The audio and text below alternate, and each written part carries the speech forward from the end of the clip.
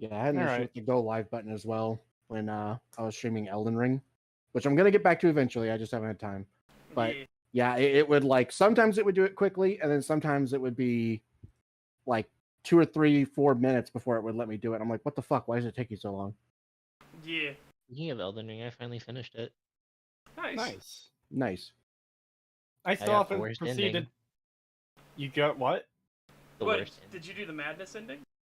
Yes. Wow. I got forced into it. At least it looks cool. Yeah. Yeah. And I still haven't progressed since the last time I played on stream. Yeah, because Cree's a bad out. Okay, you have to understand my work schedule. Yes. It fucks up my life so much. I hate it. Speaking of work schedule, I'm gonna classify it as work. I finally finished Heavy Rain for the bounty. My God, that game is ass. What are you talking about? It's the game of the century. No, absolutely not. There's never been a greater piece of art that has ever been made. Oh, easily. I'm pretty sure if you smeared some shit over a piece of paper, it'd be better art. I cannot overemphasize how fucked everything is in that game. Everything. Yeah. I guess my chat enjoyed themselves, but oh my God. It's like a terrible, terrible movie with like really god awful controls thrown in randomly at points where it's like, why is this even a game? Press X to feel. I liked it when the first time I played it, but looking back on it now, especially like thinking more critically, because I was just a casual, filthy, console goblin when I played it originally. But it's kind of a great analogy is like you ever know about those like Italian movies that try to mimic American films, and they like just like have weird ass like plot oddities thrown in. It's kind of like that, and it's perfect because he's not English is not his first language. So when David Cage writes this stuff, he's like it emulates the feeling of like a movie, but with everything about it is completely wrong. Yeah, it's kind of like his games. It's so, and he's not a good writer. Just in general, he's just not a good writer. It's very much. This is his OC, do not steal. Like, he had the same problem in Indigo Prophecy, especially. Oh, good lord. Indigo Prophecy. Good God. The shit you guys showed me of that. What the fuck? Those were only, like, a couple small segments. We didn't show you the fucking giant termite office fight. Yeah, they showed me, like, 2 or 3 clips from the last time we were on stream. And after it was over, it was torture. They basically tortured me after stream. Yes. How dare? We showed you something goddamn glorious. Were you not entertained? I'm sorry, by you're the right. Ghost angels coming out of the statues and flying at the guy incompetently. Yeah, I'm sorry, you're right. I actually ascended, guys. I'm actually on a higher plane of existence now because of them. Thank you, guys. Yeah, it was. You're welcome. Pre-Indigo Prophecy, post-Indigo Prophecy. It's about goddamn time we get the recognition we deserve for showing you this amazing piece of art. It's like Sam Gamgee coming back to, Hobbiton, changed person. Yes. I've seen shit. Shit you hobbits wouldn't believe. Oh, dude, but seriously though, I told these guys right before the stream started, I almost called the killer's motivation. Almost. I had come up with this whole thing of, well, he's punishing the fathers, clearly. I'd said that in the first stream. But on this latest one, I was like, okay, he's punishing the fathers, maybe because his father didn't do something, like, maybe he needed to be saved, like, maybe he was drowning, and his father refused to save him, and he saw his father, like, watching passively on the side, and somebody else had to save his life, or something like that. Then we get to what the actual thing is, and it's way more retarded. So, his father's a drunkard, and Shelby and, what's the little shit's name? Steve? Steven or something like that? It doesn't matter. Shelby and the brother are out playing in the fucking, it's John, that's right. Shelby and John are playing out in the construction yard right next to their shitty-ass trailer. And they're like, oh, we're going to play in the rain and everything like that. And they're doing all these dangerous jumps and everything like that. And they're like, well, let's play hide and seek. You count, and I'm going to go hide. And so Shelby starts counting, and you could skip up the numbers. I was a good boy, and I got to number 15, and then I skipped to 20 immediately. Yeah, then I went to go find him, and he's calling for help. He's like, help! Help!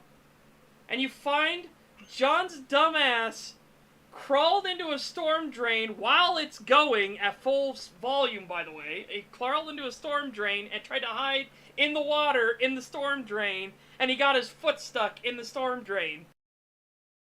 So now he's drowning, and you have to run off and beg your father for help, and your father tells you, it'll be one less ungrateful mouth to feed. Go fuck yourself, kid. You run back, and John dies in Shelby's grip from drowning, even though his head is above the water and everything. My favorite drownings are the ones that happen when your head is entirely above the water. Yeah. Maybe it's related to Quiet in Metal Gear Solid 5 and he breathes through the skin. You ever think about that? You will regret your words and deeds. For only if you knew Quiet breathes through her skin. It's like, that does not help, Kojima. And that is way stupider. Just admit you like the titties. Come on. It was so, like, stupid, and therefore now his motivation is to find a father who would do anything he wants, which explains totally why he would want to kill Ethan at the end, because Ethan is the father who would do anything for his son. You know, I've been searching so long, and I finally found you. You have passed the Now let me kill challenges you. and proved you're a good father. Now it's time to die. Yeah, and then I'm gonna let your son drown. It's like, what the fuck? I know, it's totally fucked. What were they thinking? It's like, And like there's a sliver of a cool idea in there, having one of the protagonists solving the crime actually committing the crimes. That's a kind of cool idea. But his character is really fucked, because in the beginning, earlier on, he's like helping this terrible mother take care of her baby. Wouldn't that be like a victim? Like, isn't his whole MO basically punishing the parents for their No. for neglecting their children? No, But- the It's the father fathers. specifically, Father specifically. and that woman is actually the widow of one of the men he's He's killed. tested and failed It's like the test and So I died. guess it'd be too cruel to kill the baby too, or whatever. But I And don't know. her. So he saves her. So the way I viewed it is Shelby would see the mother figure as some deity. He would deify the mother because the father was so rotten, and he blames the father for the drowning of his brother, even though his brother fucking deserved it. That's Darwin at work. That's not your father. But No, it's the spirit of Darwin coming out of the earth and holding that kid's head under the water. yes, I was about to say, that's what grabbed his foot, was the skeleton of fucking Darwin, Darwin just reaching out the being ground. like, your dumbass crawled into a storm drain in the middle of a heavy rainstorm so you could hide for fucking hide and seek. Yeah, you're dead. Well, to be fair, it was a good hiding spot. If only he didn't give himself away by calling out for help. Yes.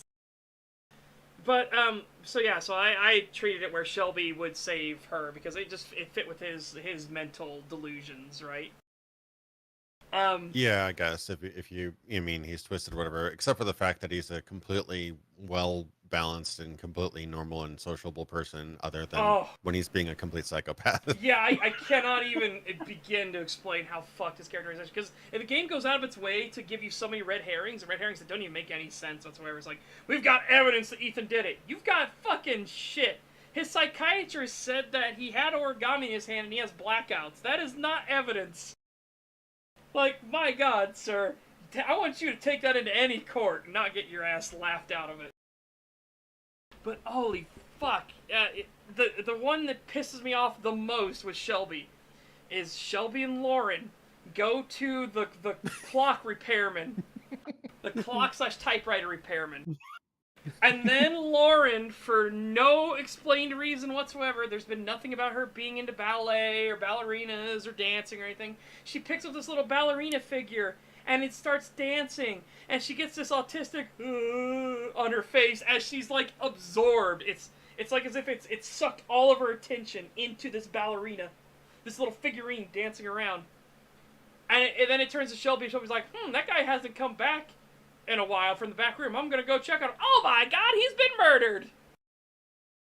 And then they play you the actual scene, and at the big reveal that Shelby's the killer, and while Shelby was there with Lauren, and Lauren got her entire personality absorbed by the ballerina figurine, he walked around behind and clocked him with a typewriter, and then cleaned off his prints off the typewriter, and then opened the window and cleaned off his prints off the window, and then went to the phone and answered the phone, or dialed 911, and then walked back out like nothing was happening as the phone is swinging there going, like, hello, sir?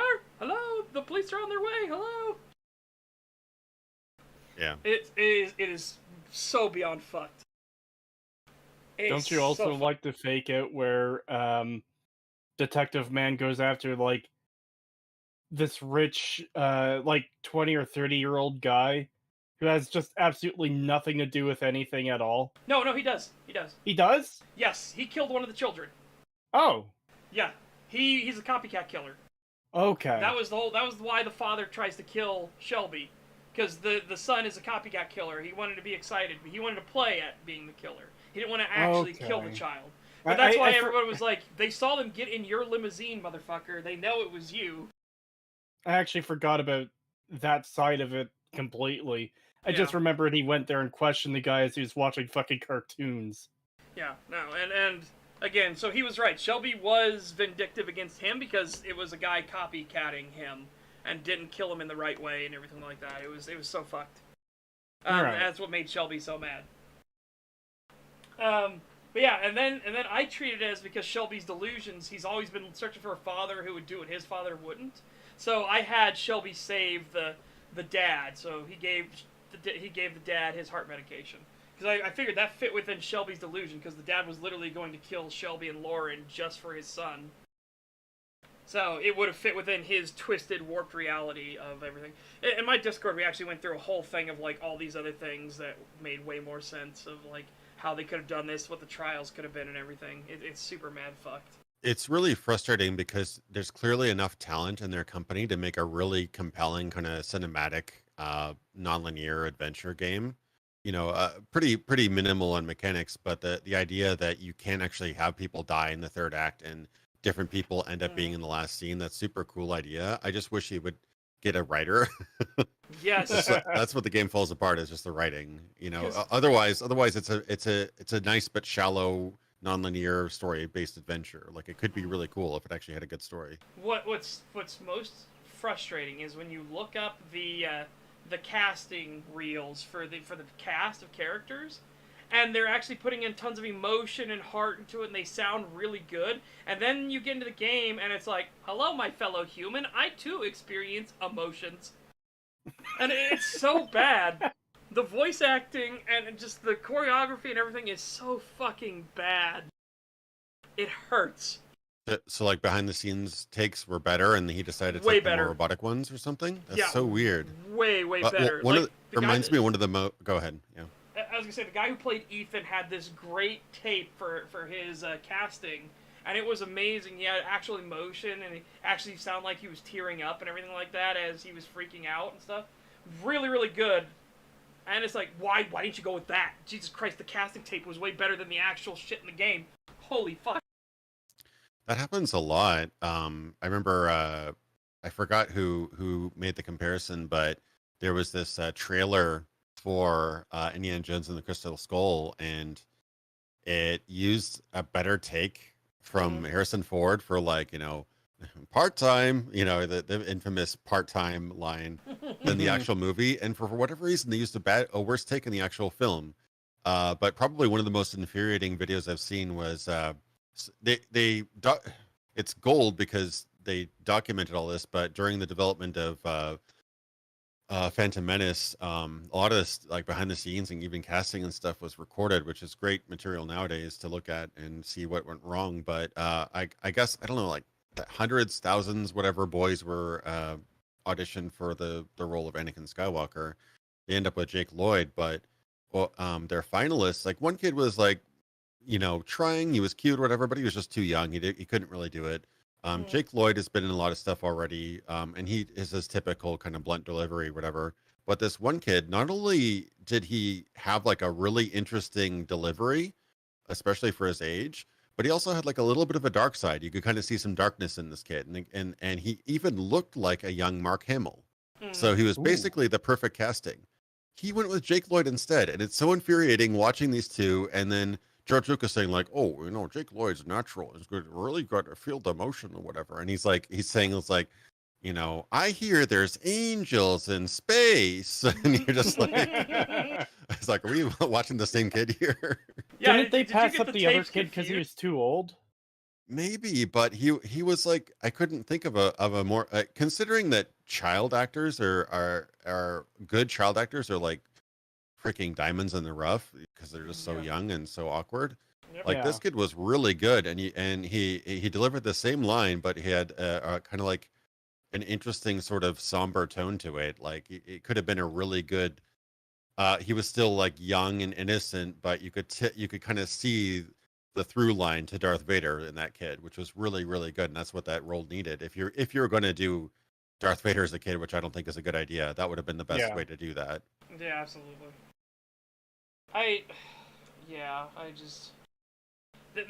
The whole Heavy Rain thing, and again, the whole characters wanting to have sex at random because it's David Cage and he needs to get his sex scenes in.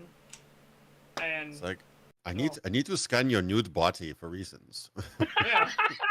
Oh God, yeah. I talked about on stream the Ellen Page thing where he scanned Ellen Page entirely, and then they made an anatomically correct version of her, and he kept it. And it's like, it's creepy as fuck. Fucking David Cage, you weirdo. And a lot of cringe too. Like there's an Easter egg in Indigo Prophecy Fahrenheit where he like replaced it. There's like a dance segment where I am assuming mocapped with a 3D version of David Cage dancing with like the female character model and like, you know, dry humping or whatever. I forgot that he put a model of himself into the game. Well, it's not even the fact that it's a model of himself, because remember, that was the tutorial for Indigo Prophecy, was the fact that he was there talking about how this is a movie set, and now that we have the pixels from the Xbox, you can now actually see the emotion, and it's like, oh my God, you're a fucking hack. But even better, he is actually one of the mocap actors they used. David Cage himself was one of the mocap actors, which explains why the choreography is so bad. Yeah, I mean it's like Hideo Kojima would be like, hey, you know, tone it down a bit, man. Yeah, you gotta cut that shit out. What you guys? What you're sounding like you're not gonna be super thrilled and excited for his Star Wars game that he's making. What's the matter, guys? You have no idea how excited I am to play that game. This is my excited face. No, I am genuinely excited to see how fucking terrible it will be. Oh my God. I am not. I'm not. I have experienced David Cage. I can't wait. I can't wait for Indigo Prophecy and Heavy Rain in space. God, I just don't even. But yeah, so that was mine. So that bounty has now been fully collected, and we're finally fucking done with Heavy Rain. Though people have now put on the bounty board Detroit Become Human because they're assholes. I saw that, yeah. Damn it. It's gonna be great. Please, for the love of God, stream that when I'm not working so I can hang out and laugh at your misery. You know what my favorite tidbit that most people don't realize about Detroit Become Human, because everyone's like, man, Detroit Become Human has way better writing. It's like, do you want to know why? And everyone's like, no, why? It's like, okay, so David Cage wrote it, as per usual. Yeah, but he got better as a writer. No. Okay, the two characters who are your favorites, Robot Detective Man, and then bitter old police officer Detective Man. Yeah, they're my favorites. Like, yeah, they threw out the script and they just ad-libbed all their lines.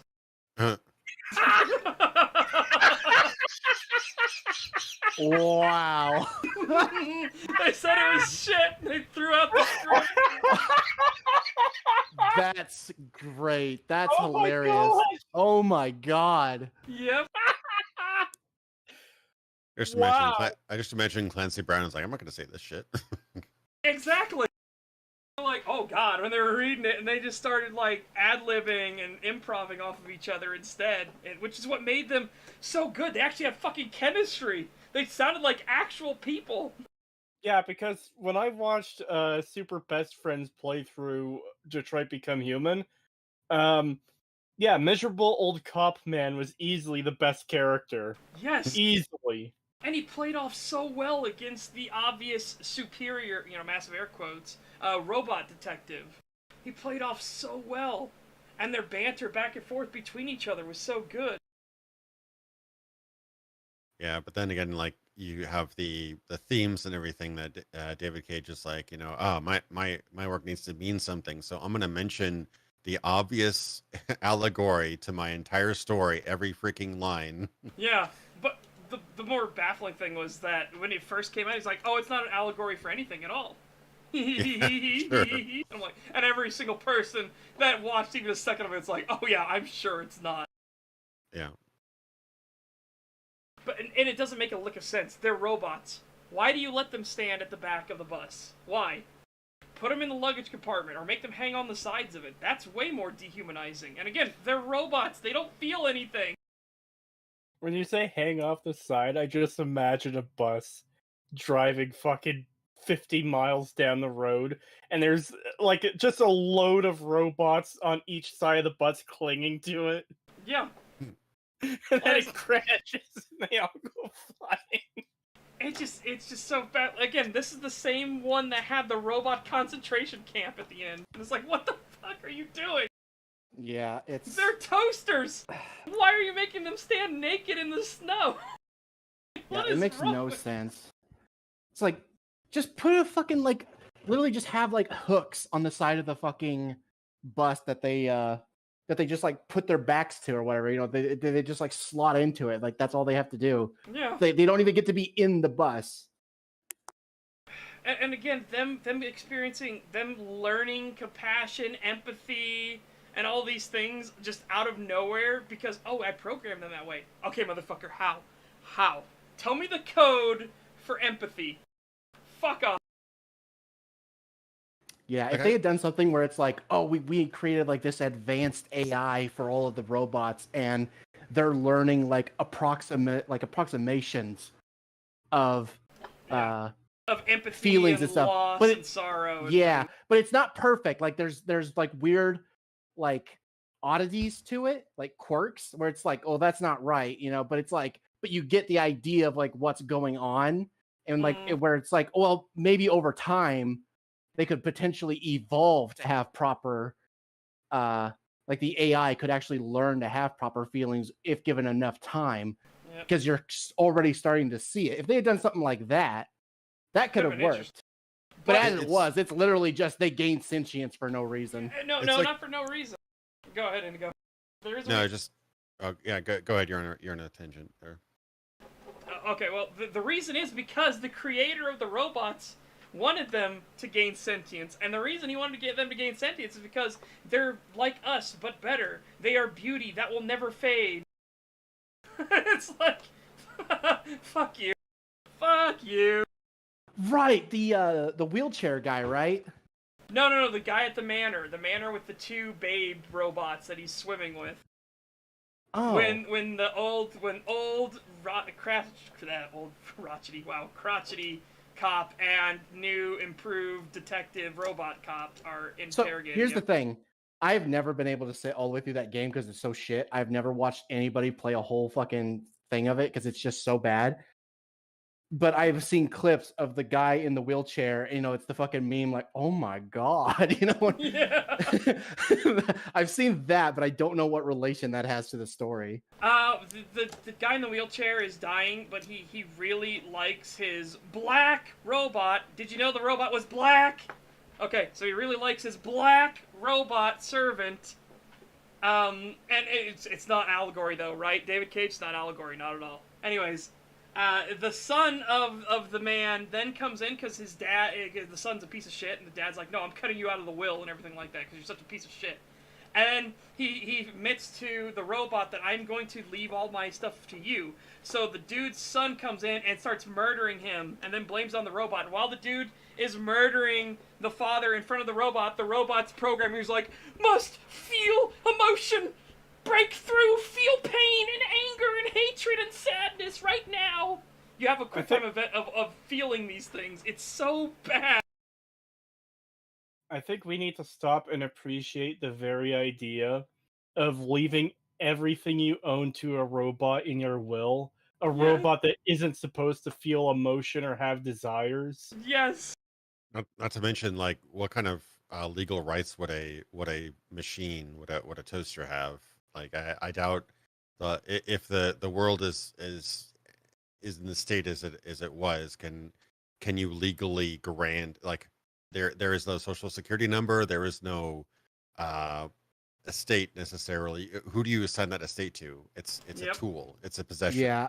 I'm sure the son could easily override it and be like, clearly my father wasn't in the right mind, clearly it was meant to go to me. Yeah, I am his son, I am family. He's trying to give it to a robot. Clearly he had dementia in his final days. If I die, I want my Nintendo Switch to have my Xbox. It's only exactly. It's like, how does that work? It's so fucked.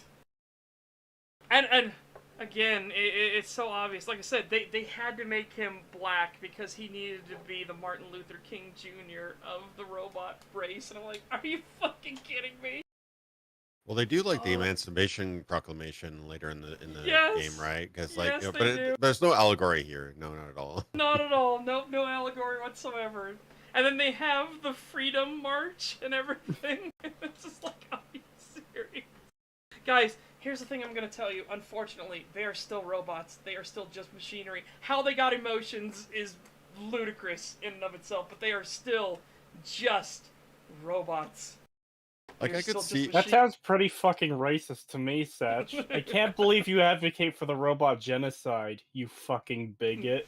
I am absolutely for the robot genocide. And that's funny. That's funny because I'm transhumanist too. I'm like, ooh, I would love to upload myself to a body that never dies. That'd be fucking cool. Yeah. And there's an interesting conversation there. There's like, how could you create artificial emotions and stuff? Like, they've already kind of tried to do that with like Chatterbot or whatever it was, and that Microsoft bot that ended up like saluting Hitler or whatever, and all those other things. Like, they've tried to do that. It was the most human thing ever. Come on, come on. It is pure humanity. No. God even bless better. 4chan. Even fucking better. In the game, one of the robots gains sentience because an old man starts beating his daughter. All right. This guy he gets angry, beats his daughter, and this robot was the maid bot who was supposed to take care of the house and everything like that while he worked. So he's beating his daughter, she gains sentience, and they run away. And later on, it is revealed that the daughter was a fucking robot. Which makes no sense. They make child robots. Why? Which has horrifying fucking implications. Oh, absolutely, because guess what? The robots are anatomically accurate. Yeah, it's very fucking creepy. Oh, yeah, like there's so many cool things you could explore with that.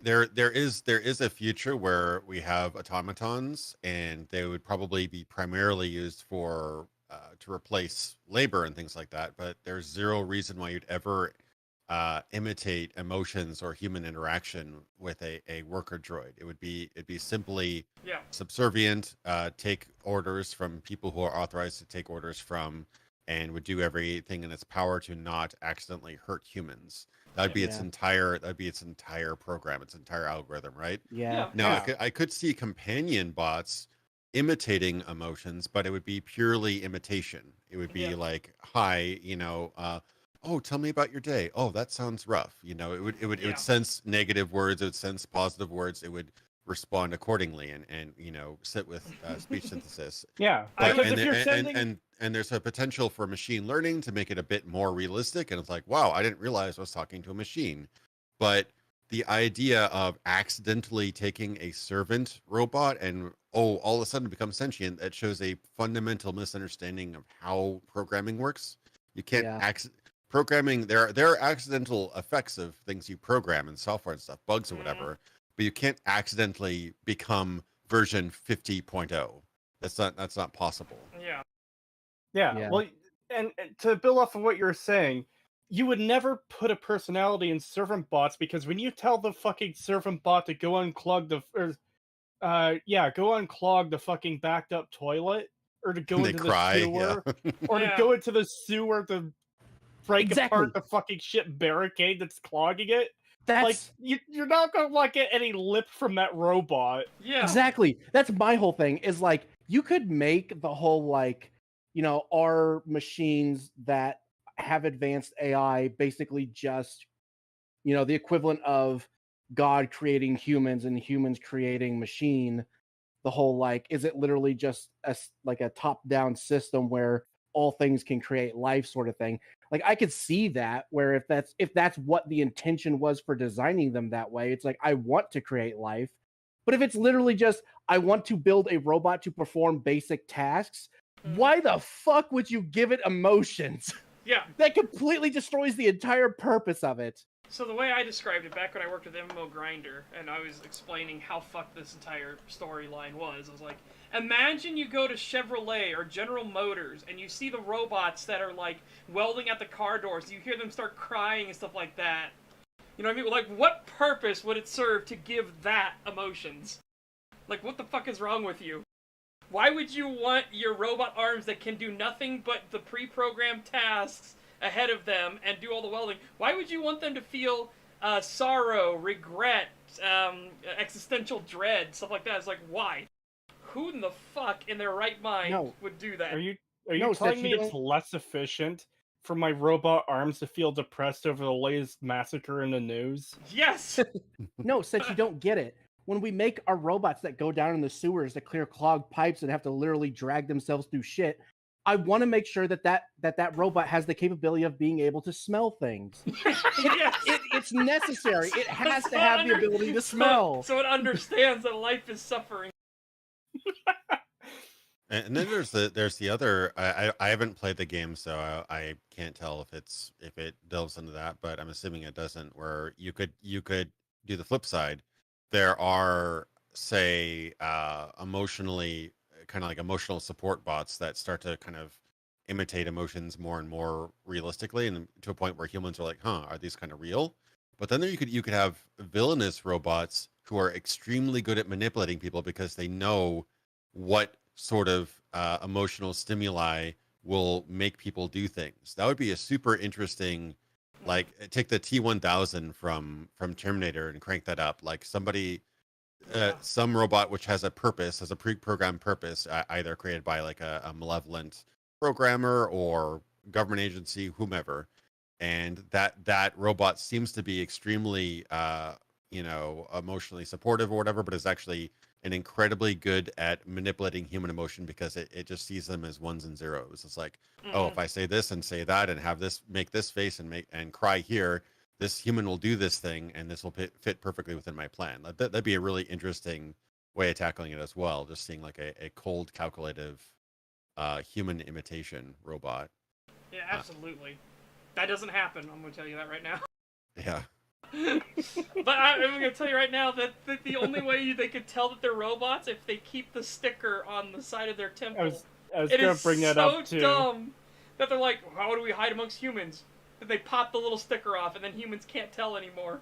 But don't they have like an actual cybernetic body? Like, there's actually really good explanations for this. Like, as far back as the 60s, like I'm going to go back to Do Androids Dream of Electric Sheep. Androids Dream, Electric Sheep by Philip K. Dick.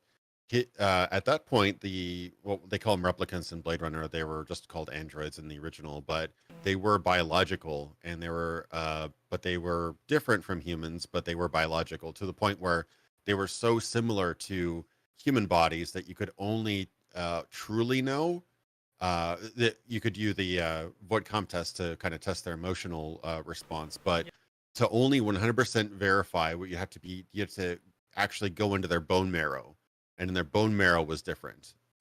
So like basically almost an autopsy at that point. So to be 100% sure, but that was the explanation, because Otherwise, you're just like, hey, are you a robot?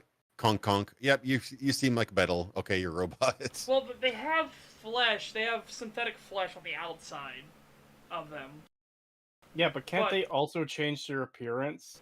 Yes. X-ray, metal detector. There's there's all kinds of things that would fuck this entire situation over. But it's just what it is. Mars Ninja did kind of figure out my game, though, here by going into Quantic Dreams. I want to talk about Heavy Rain, but I specifically want to go into Detroit Become Human, because Stag is playing 5D chess, talking about shitty Quantic Dreams games to transition to talking about actually good Cyberpunk media. And there is a point I wanted to do when it came to Detroit Become Human, because it's something about showcasing, like, these things gaining humanity, and what they do with it, even though it's really fucking terrible. And now we're going to talk about Edgerunners, which is all about the loss of humanity, and how fucking good it is. What the fuck? Edgerunners is really good. Yeah. One thing I did want to add real quick, though, to Indigo's thing was, well, obviously you would want to have synthetic flesh on these robots, because when you're hitting your child robot, you don't want to break your hand, obviously. Yeah. You want it to have a nice, soft smack when you hit it. Oh, God. Yeah. Oh, dude, it is mad fucked on every level. But yeah. How fucking good is losing humanity? Edgerunners showcases a world where we've lost our humanity. And the entire concept of cyberpsychosis is literally losing the last few vestiges of what makes you human. Going over the edge. Is so fucking good. But yeah, there's some super chats we need to get to. Real quick. Yep. Flannel McManel should be the first one. $2 from Flannel McManel. Take my Euro dollars. Those look like normal dollars to me. It's literally just saying $2, but thank you. Take my Euro dollars. Furry fap. Still not a furry. Cree, it's Eddies. It's Eurobucks. That's what they use in Cyberpunk. Oh. 10 Polish zloty from Zilanio. Oh boy. Polish names. It's the Bliskovica all over again. Zilanoya 02. Thank you very much for 10 Polish zloty. Thanks, Setch, for a tip to kill Foreskin Duo. Yeah, there you go. Anyone that didn't know, the Foreskin Duo, you can put them to sleep. They are very susceptible to sleeping pots.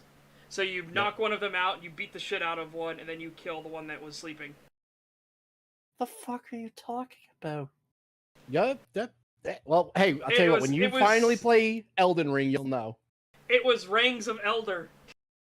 $10 from Scorchercast, thank you very much. I believe sentience is born from the ability to hold two contradictory truths, and all the gymnastics needed to rectify that. The whole I cry, therefore I'm alive thing is so stupid. Yes. Trust me, only sentience can have contradictory information, and then your brain try to ratchet through mental gymnastics to make them both work. Cognitive dissonance is a fascinating thing. Highly recommend playing Spec Ops: The Line, by the way, if you want to see cognitive dissonance in action. Euro dollars. No wonder Cyberpunk is a hellhole. The globalists took over. Yes. Don't you remember? It was the fourth corporate war. So yeah, in the Cyberpunk universe, corporations are so big and powerful, they actually have full-on corporation wars against each other. Yeah. Which is where Adam Smasher comes from. Yep. I like how they almost never mention the government. It's just corporations at that point. Yeah, it's literally just Militech and Arasaka. It's never like, oh, the government. It's like there is no government. Yeah, you have the police, who are ostensibly an arm of the government, but, you know, they're, as is made very clear in the very start of our episode here, the police are kind of fucking cannon fodder. Before we get into that, we should say we are going to be spoiling the entire show for anyone who hasn't realized that yet in chat. So, yes, just so you guys know. Absolutely. If you don't want to be spoiled, go watch the show, the entire show, and come back. Yep. And it's not a very long show. It's like 22 minutes per episode, and there's 10 episodes, so it's not actually that long. It's about a little over 4 hours in total, if you start watching it right now, there's a chance we might still be going by the time you finish. Yeah, and we'll likely be on pace with you watching the episode, so that could be an interesting experience. That'd be cool. It was actually amazing. My first EFAP, we started a full playthrough in the background of Resident Evil 8, and we finished the playthrough before we were done with the live stream. Yep. That's kind of Well, it tends to be what happens. That's just the way discussions go when you really get into it. Yeah.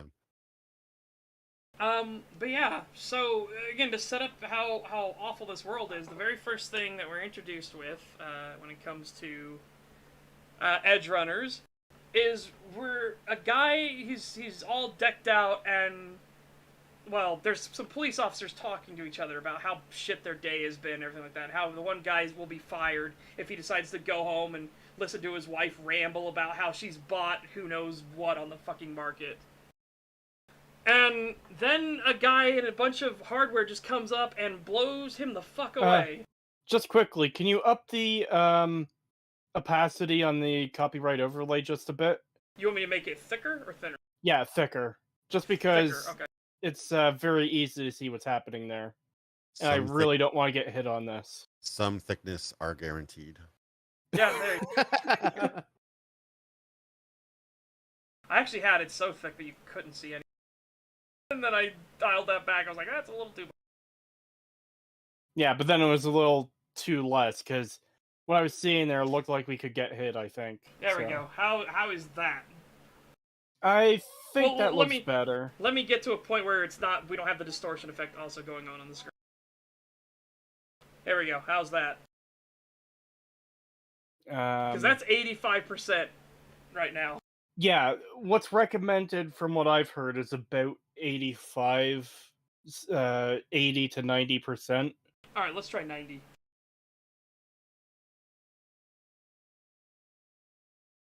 Part of the reason I designed the overlay to have all the lines across it too, it's part of the design that's in the current thumbnail as well, is because that should fuck with detection as well.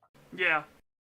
So here, and I also like this, that little thing they did right there. I actually like that as a method of showcasing cyberpsychosis. The eyes. Yeah. You watch the eyes flicker. Stylistic choice. Yeah, I like that a lot. Yeah. So it fits perfectly if we should see any other characters and their eyes start bugging out like that. You understand immediately without needing to be told what's happening. That their brain is literally short-circuiting. That they're going into cyberpsychosis. And what cyberpsychosis is that they lose their humanity. They completely go off the rails. They collapse into delusion. They've lost their humanity. They don't recognize anything else for what it is. It's full-blown psychosis. To the point where, like, they can't even register what's real or not anymore. That is one thing that did confuse me, is how does it function exactly? Because you've got someone like Atom Smasher, who's like 99.9% machine. He's perfectly fine. Yep. I get that he's a unicorn in that sense, but like, how can people like him or a certain other character be fine when for everyone else they have like different limits where their brain will just freak out? It's your grounding within reality, because the cybernetics, the less and less you recognize yourself as human, the more you're prone to this. Atom Smasher, what makes Atom Smasher so unique is that he knows who he is. He knows what he is. He revels in what he is. So he does have a chance of losing himself to it. But don't many of the other characters revel in the cybernetics they have? To an extent. It gets explained. Shadowrun has a similar concept with it, which is going zombied, where you have however much your soul can bear, essentially. And everybody's built differently. Everybody's built to feel differently. And so some people can handle the fact that their body isn't theirs anymore, that it is a machine. And then other people can't. Yeah, I'll have to admit I'm not 100% on the Cyberpunk 2077's lore, but a lot of Cyberpunk media have like a parallel, like you said, Shadowrun and stuff like that has a similar parallel to that. What I kind of got it was almost like it was very much it wasn't hiding the fact that it was very much like a drug where the more cyberware you implant in your body, the more you become kind of dependent on it, and if you go too hard too fast, you lose your mind and you lose your humanity. What it's almost like if you were to give like a hit of heroin or whatever to somebody who's never done drugs before, they would be out of their mind, like, whoa, this is crazy. Maybe a better drug would be, better example. But then if you gave that same shot to Ozzy Osbourne, he'd be like, oh, was that Tylenol? Like it's like Yeah. like different people have a different resistance to it. So that's the kind of thing I got. And I have to say, I really like the theme of this show, how it starts and how the whole theme, kind of unspoken theme. I mean, it's pretty on the nose, but it's Edgerunner. Like Edgerunner is basically synonymous with cyberpunk, Yep. sort of a Shadowrunner or whatever, right? It all kind of means the same thing. But running the edge between cyber psychosis and winning the game of, making it big on the streets, just kind of running that edge where you're just about to lose everything. Yep. I love that whole theme, and it starts with the cyber psychosis scene, and throughout the whole show kind of follows that even to the end, and I really appreciate that. It was a very well structured show from what I noticed. It was like they started with the premise and it kind of followed through, and there was a payoff at the end, and I really appreciated that. Yeah, absolutely. After I saw, go ahead. There's kind of bookmark words as well too that are, and again, I'm not gonna explain what character says it, but the bookmark words are "as if I give a shit," and it comes back with a vengeance in the final episode, and it is so fucking good. Which also explains why setups and payoffs are really good in this show. Yeah, which explains why this one character, why he might be like Adam Smasher. He might genuinely be somebody who can handle it. Which is what makes him unique. He's special. And again, we'll get into that character for sure when we start delving into it. But yeah. What a fantastic way to end it on those final words. Those are I believe those are the last spoken words, and because then we have the ending. I don't want to say what that is either. Yeah, there's some pacing issues in the later episodes, but with how short the show is, it kind of didn't have a choice. It kind of had to. Okay, we got to move things along here. We're coming to the end. We kind of got to skip around a little bit. But I felt they did it in a way where I didn't really lose anything. It just felt a little fast towards the end, but that's all. But the first time I watched this show, and I loved it. I actually decided, because I was actually considering getting the game, because it did such a good job. It was like, oh man, this actually makes me want to play the game. I looked into it. I decided ultimately not to get the game, but I did do a bit of a deep dive into it. I was watching a bunch of channels that were talking about it and all that kind of stuff and whatnot. And apparently it goes a bit deeper in the game. I don't want to say a lot deeper because it's actually pretty shallow, but it goes a bit deeper in the game with cyber psychosis and what it is and how it happens. And apparently you don't even need a lot of augments to make it happen. It can literally just be as simple as like getting a few. And if your mind just is not like geared towards getting augments, you can just go cyber psychosis. And apparently it's more of like a, in the game anyway, it's more of like the person who gets it feels more of an attachment to other machines than they do people, and they become extremely aggravated and easily annoyed with humans. And it's just basically they just see them as like inferior beings that just annoy them, and it gets worse and worse the more that the cyber psychosis goes on, to the point where they'll just openly start killing people that come near them because they just want nothing to do with people. Yeah, it's one thing I would have probably liked the show to delve into a little bit more is the perspective of the cyber psycho. Like you get a little bit of that later on, where you see like hallucinations and flashbacks and like kind of how they see things, and I think it's sufficient. But yeah, they delve a little bit more into the lore in the game, obviously, because the game's like 60 something hours rather than 4 hours. But it is something, and there is an interesting kind of parallel where they talk about as soon as you get cyberware, you take these shots to basically immunosuppressant shots, And it's an interesting kind of analogy or parallel to when you get a organ transplant in real life, because your body rejects this foreign body, this foreign organ. So you need shots to basically tell your body, hey, don't try to like kill this organ that we just put into you, because it's don't different. Reject it. Yeah, Which don't reject also, we will go into how that might be more evidence for a certain character being really well adapted to this. But yeah, we'll get into that. Yeah. So, like I said, we start off here, and the police are talking about how their life sucks and everything like that. We already saw the guy who's all kitted up, and you see his eyes flickering, stuff like that. He's obviously gone cyber psycho. He's here, and the police are just talking, bitching about work, everything, and the bosses and everything, and then then the fun begins. And this kind of highlights what, unfortunately, the police are in Night City. They're nothing but cannon fodder. Yeah, they're basically corporate security guards at this point. Yep. Just blows the officer away immediately, and what a perfect setup for, like, just how brutally efficient, people with cyberware are, because these police officers obviously don't have a lot of cyberware on them at all. Like, none whatsoever. And then you see this guy, and he's just mowing them down with brutal efficiency. And, like I said, it's such a good concept to showcasing what the fight between somebody who is decked out in cyberware versus somebody who isn't. And the people who aren't don't even stand a chance. They don't have a hope. They're literally doing nothing to him, to the point where he's not taking cover, he's not hiding, he's just massacring all of them. Just on the spot. Yeah. Yeah, you definitely see the divide between a kitted out, cyber head versus the average resident, which is pretty cool. Yeah.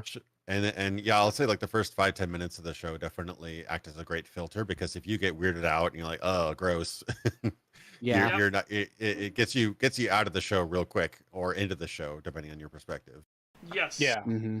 I also like the disparity between not just the cyber psycho who's killing the cops, but then the cyber psycho squad that shows up to deal with them, and how much better off they are compared to the actual cops, because they have like corporate gigs and shit. Yeah, and it's Max like, actually has military grade tech with them. Yeah.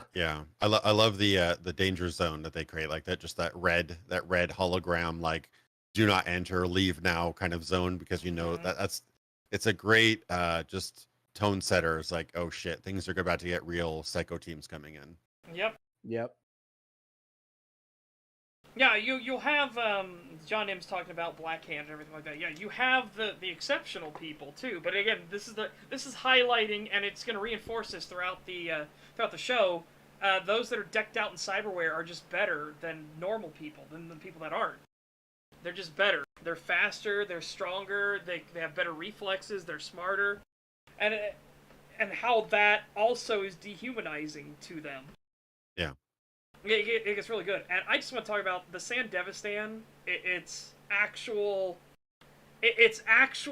like use. Every time you see the San Devistan working is so fucking cool. I think what a great artistic license for it. I fucking love it. That style was so cool. It's I love it because like I've made jokes on my server when I was talking about it with the people in my server. We made a joke that it's that card, that Windows card thing where you just like drag it across the thing. It's the solitaire thing. It's that, but done with so much detail that it looks amazing. Yeah, absolutely. Well, jumping ahead a bit, I won't say too much on it right now. I like later on in the show where it shows, the typical slowdown thing, but then it shows it in real time. Yes. Yeah, it's really so you get to like experience instant. what everybody else looks at when the San Devistan triggers. Yes. Yeah. And that's the only time we get that. Yes. Yeah, it's really good. Yeah, I don't want to go jump too far ahead, but I really appreciated that kind of artistic choice of the San Devistan effect. But also it runs the edge, but it runs the edge of becoming get basically speedster in sort of superhero movies. But I love that they added a limit and a danger of using it too much, because that makes it make more sense. Yeah. Because like the Flash should not even be able. You shouldn't ever see the Flash. Basically, if the Flash is able to do, hyper time, whatever they call it in that show, but or that Yeah. like if they're able to basically go as fast as they want, you should never ever be able to get the drop on them. You should never ever be able to surprise them. You should never ever be able to fight the Flash, because the Flash should be able to move quicker than your eyes can. Yep.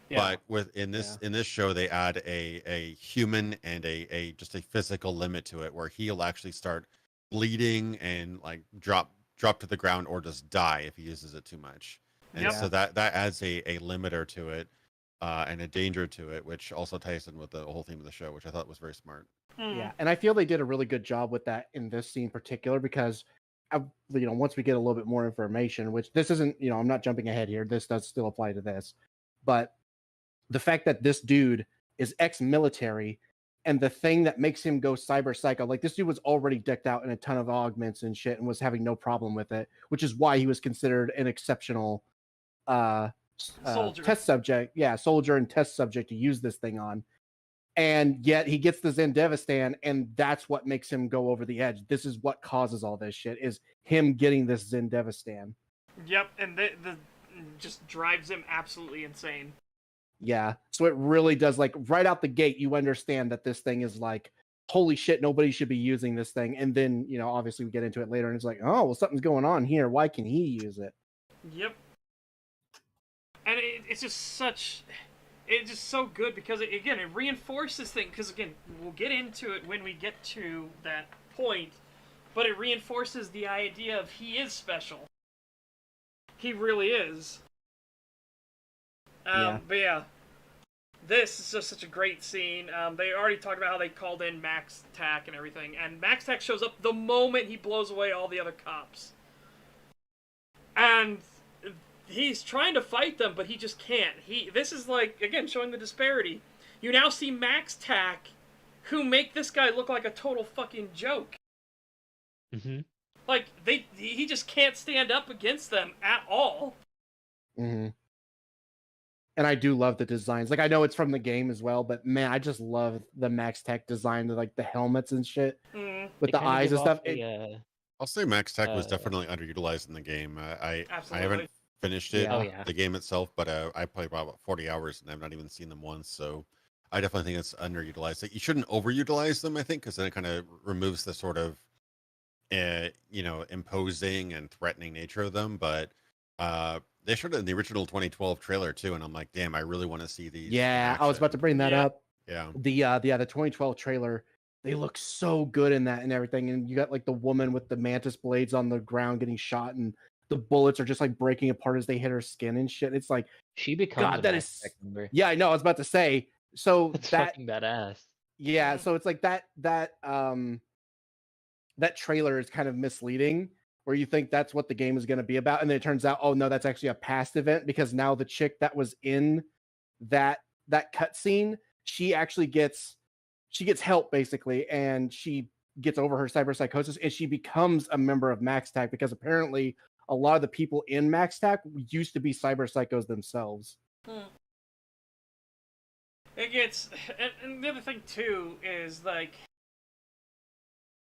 what they couldn't have done is that you couldn't have had Max Tack be the 5-star bounty thing, right? Because that would completely defeat the point. Because if you manage to get the 5-star bounty by the police in that game, and then you start killing Max Tack like it's nothing, it robs them of their entire purpose. Like, oh, they're just tougher cops. That you don't want that to happen. You want Max Tack to be the fucking game ender. The thing that if Max Tack is called in, you're dead. You're not walking away from Max Tack. Yeah, even Maine, who is like portrayed as this like really badass, like Edgerunner who basically can't be stopped. Like he knows, like as soon as Max Tack gets called in, he's like, nah, you save yourself. I'm dead. It's over. Yeah. Yeah, we'll get into that more too when we get to that point. Yeah.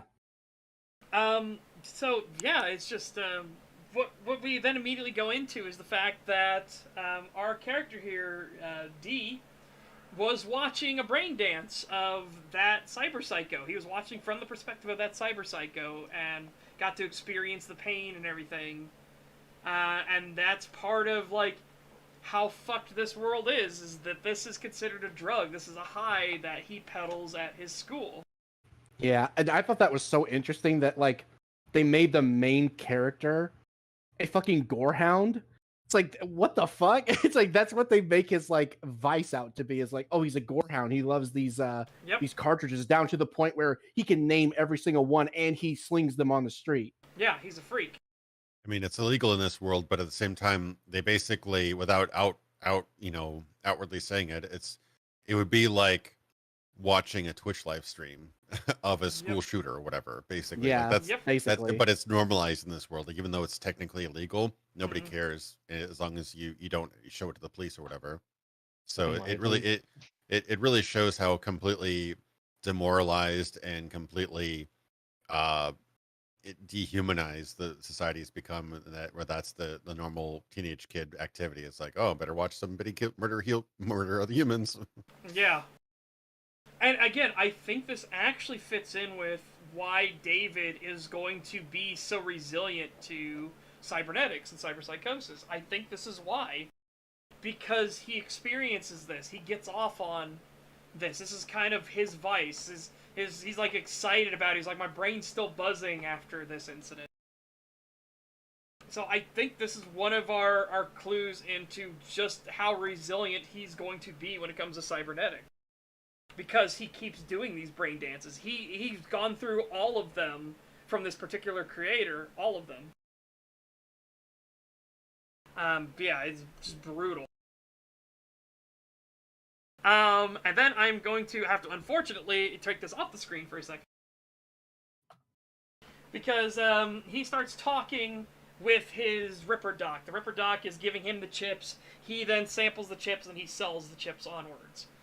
And his Ripper Doc then tells him that there's something else that he can peddle, and he immediately jumps into a porn program where, yeah, he's getting some from a busty lady.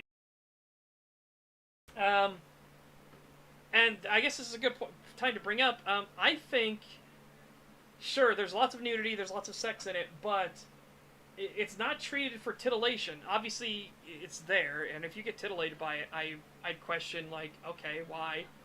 But it feels much more like it's dehumanizing. Like, they literally don't even care, to the point of, we're gonna see it later, there are guys on the street with a jack-off module on their dick, just getting jacked off on the street. They're just laying in the street, just having these fuck sessions. And how just complete, there's no morality here. There's no humanity here. There's no decency here. I sincerely hope that people are going to take the right message. They won't, but the message isn't like, yeah, let's have VR porn in the metaverse on the streets or whatever. It's like, no, this is a horror story. Yeah. This is bad. This is not good. Yeah, and you notice, and again, they're not in, like, good places. They're not like in some fancy thing. They're not laying on, like, sofas and having this happen. They're in the street while people are vomiting next to them, and there's used needles and drugs and bottles everywhere. And it's like, Jesus Christ. Very clearly not portrayed to be a nice thing. You're supposed to be disgusted by it. Yeah. Yeah, I've just seen it time and time again. Like, probably the earliest example that I lived through was probably the whole, what was it, Natural Born Killers thing, where everybody tried to emulate Woody Harrelson and everything like that. So I've seen people get the wrong message from media like this, where it's like, no, this is actually showing how messed up this is. This isn't something you want to emulate, but yeah. But I do like that it isn't portrayed in universe as bad, because that's just the norm. I appreciate that. Yeah. Thank God it's not taking moral judgment from our perspective on this universe. No, the moral judgment, it's taking the moral judgment from the perspective of the people in the universe. There's a dude getting carjacked, literally 20 feet away from a police officer, who is not even 5 feet away from a fat piece of shit and an ugly piece of shit with jack-off modules on their dick. And there's a lady vomiting over a vending machine. And nobody's blinking an eye. Nobody's helping the dude getting carjacked. Nothing. Yeah. Because that's how this world is. It is that fucked. Yeah, and I like how later we see that same police officer in that same spot, like talking to David on the step. We don't hear what they say; we just see them talking. Meanwhile, there's shit going on in the background that he just doesn't give a shit about because he's like, "It, who fucking cares?" Yep. She probably just used the burrito vending machines. That's probably what happened. Yeah, probably. Also, I want to bring up the Ripper Doc. I love the Ripper Doc. He doesn't show up a whole lot. He only appears a few times in the show. And a lot of the times it's very quick, just like a quick little thing or whatever. But man, I love him. I love him. So much personality. They give him so much personality in the short amount of time he has, and he has such an interesting design and the way he talks. I just love everything about the Ripper Dog, especially once, David starts having his episodes and shit. Oh, I fucking love the way they did that shit. That looks so great. Oh yeah, the million eyes. Yeah, and as he like goes over with the fingers and stuff, and like the machine, it's supposed to be like his fingers going over him. He's like, "Oh, you're gonna lose it, Choom." Yep. Yeah, it's such a really interesting role too. I really like the Ripper Doc as well in the game. I think he had a pretty interesting portrayal. Like they don't emphasize him too much, but yeah, it's such an interesting role in this universe because he's like your pusher, he's your doctor, he's also like your psychiatrist, all in one. Yeah. But at the same time, all that really should matter for him is the money. But at the same time, you can kind of see how like they've been so desensitized to, because they basically sent thousands of people essentially to their deaths. But at the same time, they kind of want to say, hey, there is an out. Maybe you should slow down. Yeah, they do. Yeah, they do give them like, like they try to talk them down and stuff, and they're like, "Oh, you're going too fast, True." Be like, "You don't need that," and stuff like that. Yeah. And here's your medicine. Make sure you take these and stuff. But then eventually it gets to the point where they go too far, and he's just like, "Whatever, dude, take it and get out." Yep. Yep. And again, just emphasizing how completely fucked this world is. He's here. We have David here in front of a washer and dryer, and the washer and dryer says, "You ran out of money. Get fucked." Yeah. And he's like, "What the fuck?" So then he has to go wake up his mom, and his mom is exhausted. And oh my god, I just realized there was some Monka TOS on stream. Thank God it was off in the corner and hidden by the STAG logo. But yeah. So he starts yelling at her, and this is setting up the situation of David is the have-nots. David comes from the ghetto. David is somebody barely making it in life. Though my favorite aspect of David is he's very childlike. He doesn't understand the sacrifices his mother is making for him. He doesn't appreciate what she's doing. Yep. He doesn't appreciate anything about his mother until it's too late.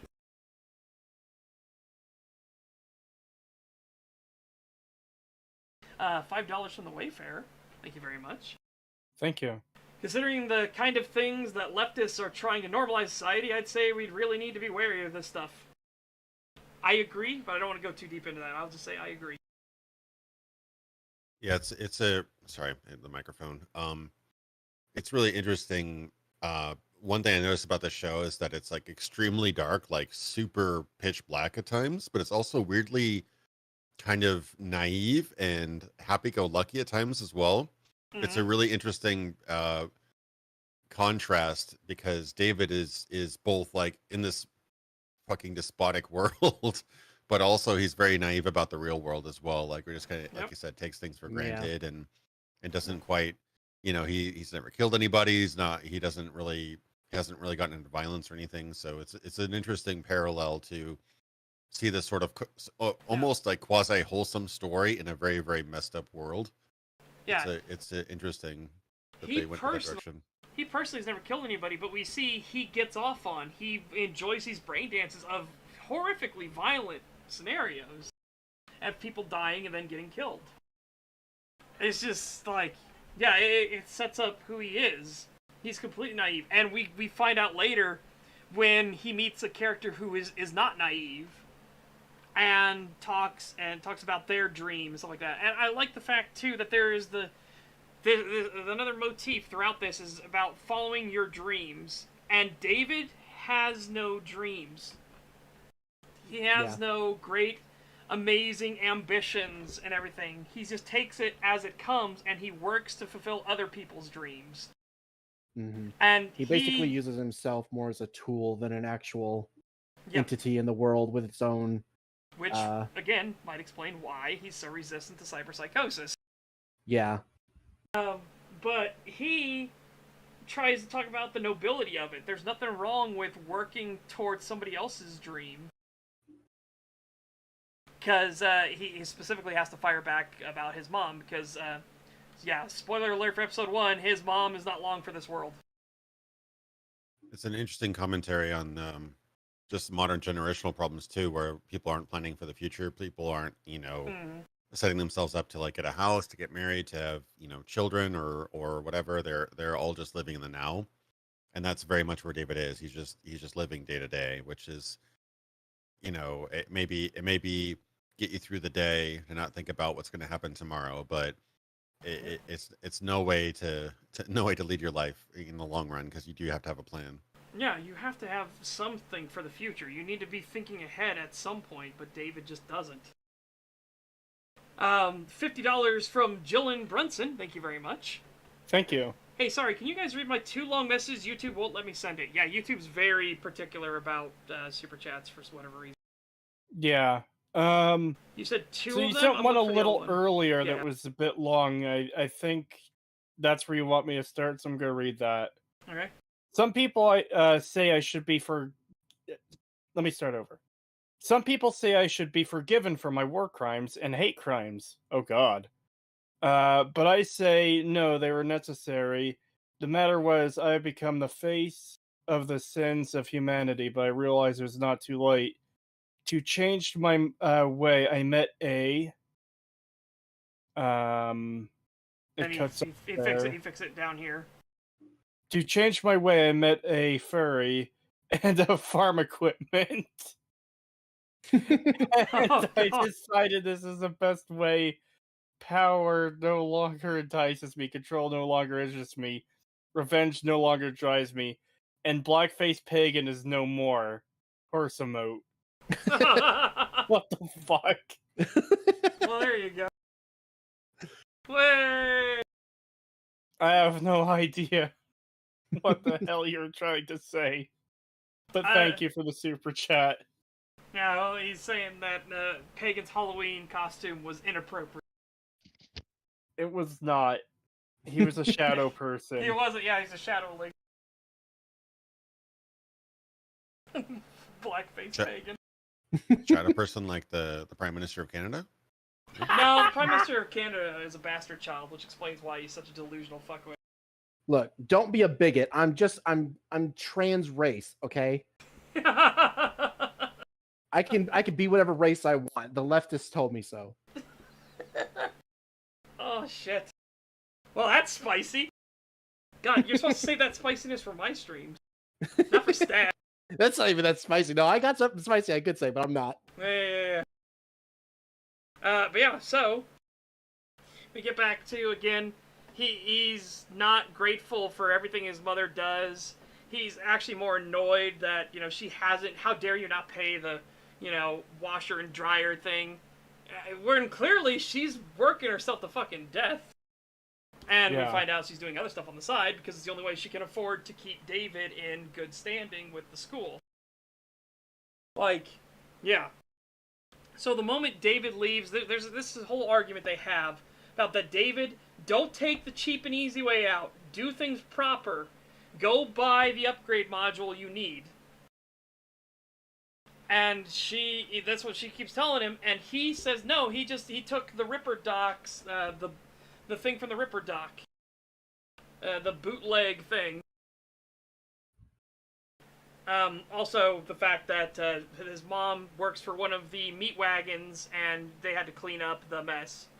In the meantime, she calls Maine. This is our first introduction to the name Maine. She's like, hey, Maine, I need to talk with you. And Maine's like, what's up?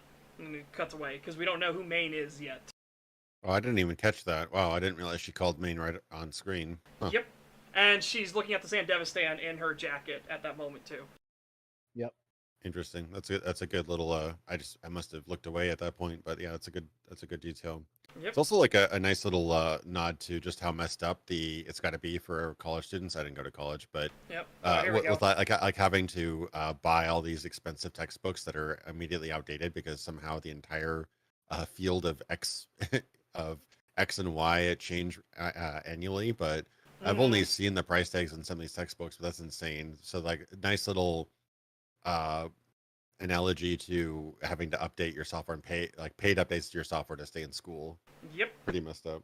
Also, here, I'm just going to take the tag off for a second. This is what I'm talking about. See, here's a guy, he's literally getting fucking carjacked right here. And look, there are kids just right across the street like, hey, hi. While David's walking by, he doesn't give a fucking shit. Nobody cares. Nobody's coming to help this guy. And this is what I mean about, like, how fucked this world is. It's just completely Is he fucked. getting mugged, or I thought it was his wife about to kill him for something. I don't know. I think either way it doesn't matter because it's somebody who is holding somebody else at gunpoint. And Yeah, true. I just thought that, you know, it looked more like, oh my god, it just reminded me of the fucking movie we watched, Petey Wheatstraw. You know, the scene, the fucking, it reminds me kind of that. Yeah. And then here's what I'm talking about, chat. Look at this dingy, dirty thing. And you have one guy behind the cowboy who has a jack-off module, and then right up above him, there's a dude who's a fat lard ass who's got a jack-off module on him. And again, look how it's not treated as like, oh, how wonderful, you know, you can have cyber sex in the future. And it's like, but it's not treated that way. Look how dingy, disgusting, and awful this place looks. It's run down, there's trash and garbage along the ramp, there's grime everywhere. It's like, this is not a good world. This is not a nice, noble place. This isn't like humanity going past the singularity. This is what happens when humanity's morals fall. Grime and Grimes, the world of Cyberpunk. Yep. Point of view, Los Angeles. Yeah, basically. Yeah, pretty much. This is what a blue state is. Oh shit, man, our chat's getting spicy. Yeah, I did notice the main thing where she calls Maine. I didn't notice that the first time, but I did notice it when we watched it with Cree. Because I was seeing a lot of. I didn't notice that when I watched it. Yeah, because I was, because I was talking about like, man, you notice a lot of things that you didn't really notice before when you watch it a second time and stuff like that. And I was like, that was something I mentioned. Again, this is just such a great, like, concept. It's highlighting how completely fucked this world is. And here, I'll just take it off the screen. See, look, a police officer not doing anything, just watching a lady vomiting her fucking guts out on top of a vending machine. Like, this is just a nasty, disgusting world. And look at the sign. What's the first thing it said? It's a security post, and it has fucking Gatling guns on it. Because, like, Jesus Christ. Yep. They do have, in the game, they have these like turrets that pop out of the side of buildings and stuff whenever there's a threat around, and basically like they have this weird like television show in the world where it's like a cop dog that tells people what to do, and it's kind of funny. It's actually, there's some shorts of it on YouTube that's pretty funny. And basically it just tells people like run to your nearest like turret and hide until the threat is neutralized. But whatever you do, make sure you don't walk in front of it and try to run away, or it'll gun you down too. And it's perfectly legal for it to do it. Like we are not liable for you making a mistake and running out into the line of fire and getting shot to death. Yeah. And shit like that. And it's like, but apparently it's like also, cops without augments are also meant to run to it. Yeah, because again, if it's the whole thing of like, if it detects a threat and a threat worth activating these miniguns for, likely the police are outgunned. Yeah. Significantly. Yeah. But again, the safe and sound. Yeah, this is the whole like thing of you then see him like going towards the school, and this shot right here has so much more meaning when you get later on. This shot right here, as he's going to school, He looks dour and down, and then the moment you see this rocket taking off into space, he looks up. And again, it's a highlight for what's coming in. This is part of the setup for stuff that's coming later. And what a great, like, image of this. After coming out of the slums and everything like that, you see this rocket, and the scene is much clearer, brighter. It doesn't look as trashy and run down anymore. It is a great setup for a dream of another character that we will be running into.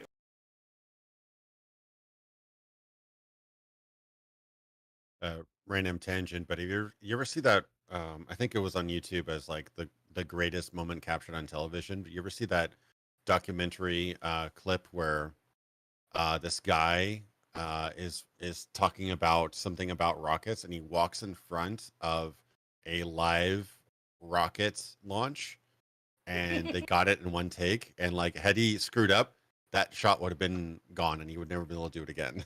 Oh, that's fantastic. It's pretty amazing. It was all done in frame and everything. It was pretty amazing. I'd recommend looking it up. It's pretty cool. Yeah, I'll have to check that out.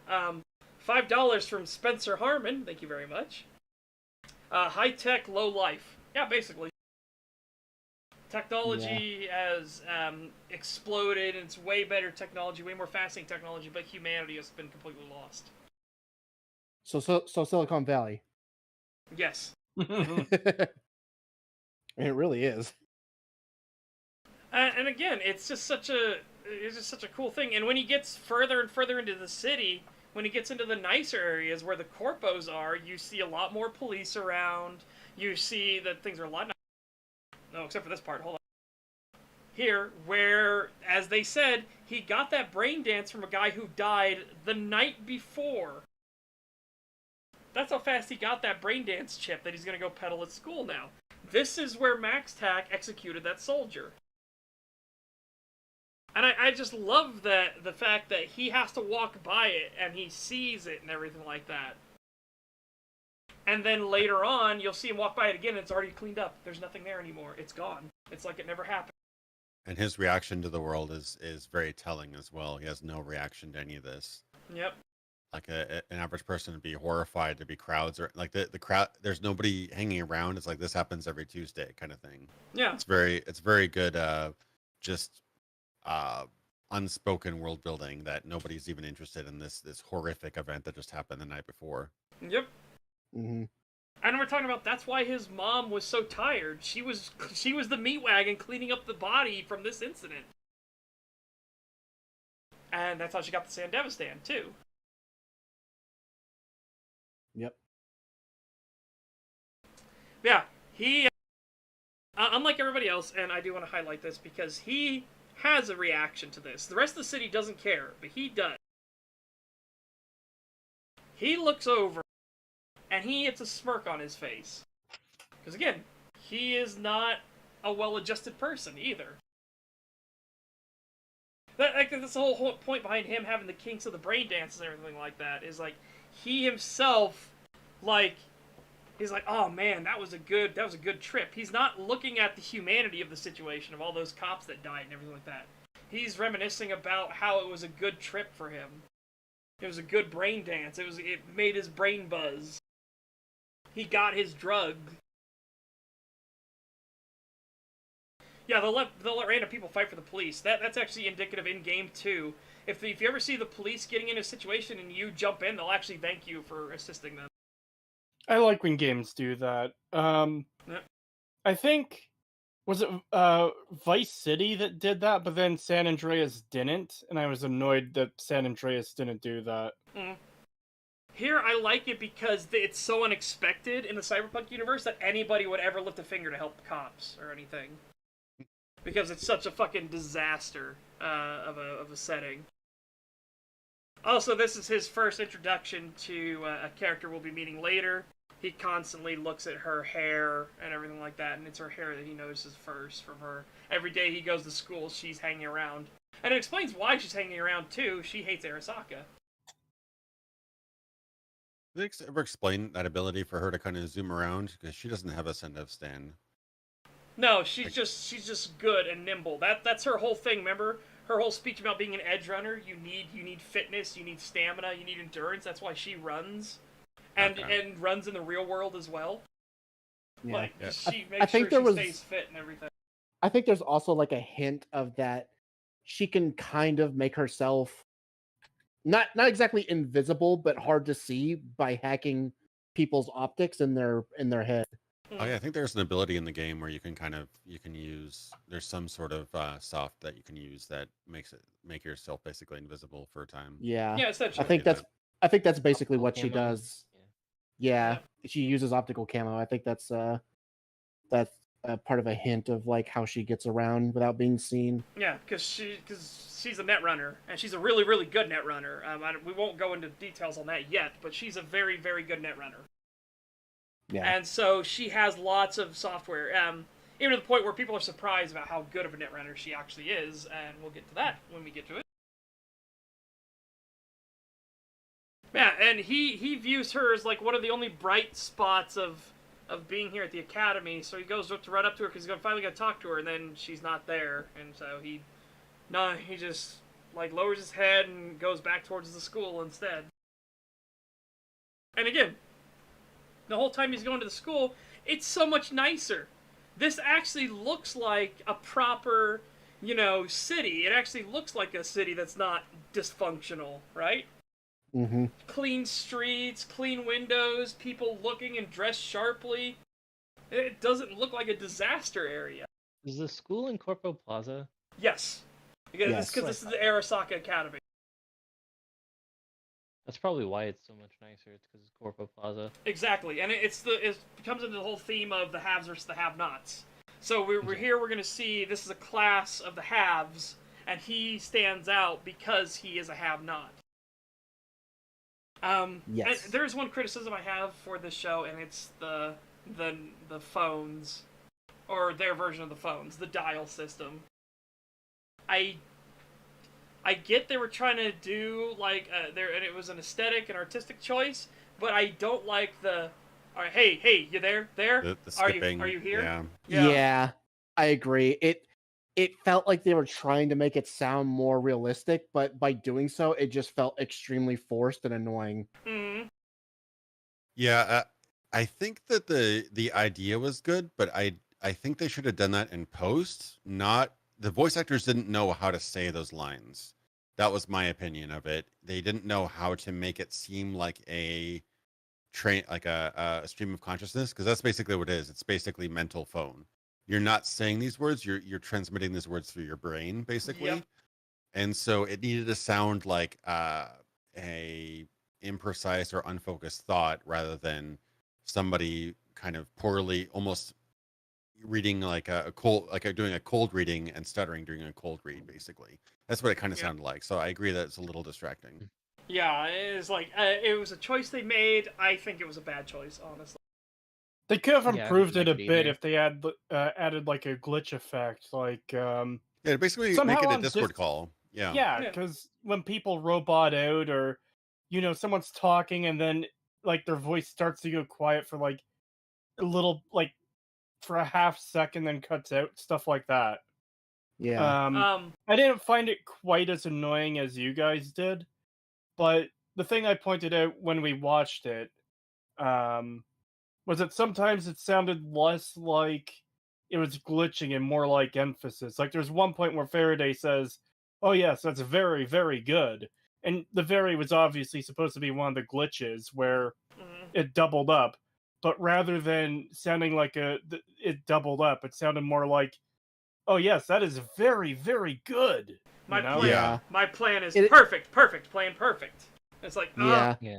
It annoyed me more on the second watch than it did my first. The first one, it didn't bother me that much, but the second time we went through it, I noticed it a lot more, and it became a lot more annoying. Yeah. I just don't know how you would even direct a voice actor to say those lines correctly. I think they should have had the voice actor say the lines correctly, and then done basically the Shodan effect, Shodan System Shock 2 effect. Yes. You skip, Yeah. you do a little bit higher pitch, lower pitch. I've done that manually before. It's time consuming, but I mean, this show had quite a budget, you can tell. So I think it would have been better to have done that. Yeah, and then you could have done like the kind of Discord skip, time out, whatever. Kind of make it obviously stylistically different, but I don't see how you could have instructed people to say those lines the way they were trying to make those lines spoken. Yeah. I would have done it in post.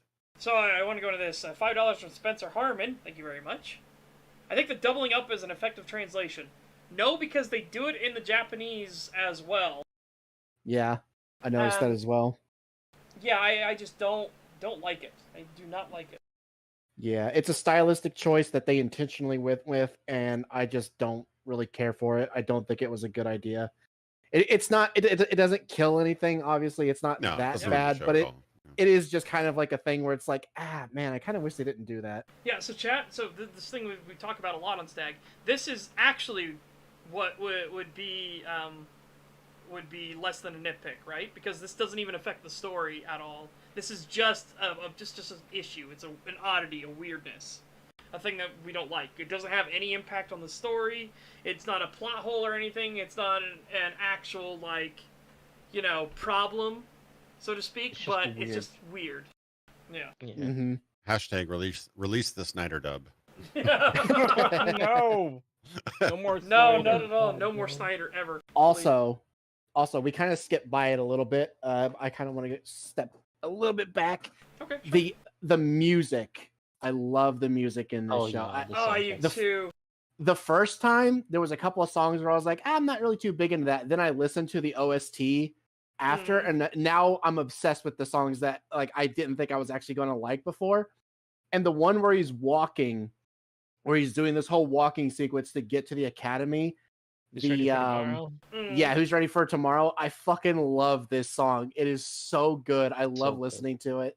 I wish we could actually play it. Yeah, me too. We are going to have some bits where we can do the dialogue a little bit, but oh my god, YouTube is so fucking anal.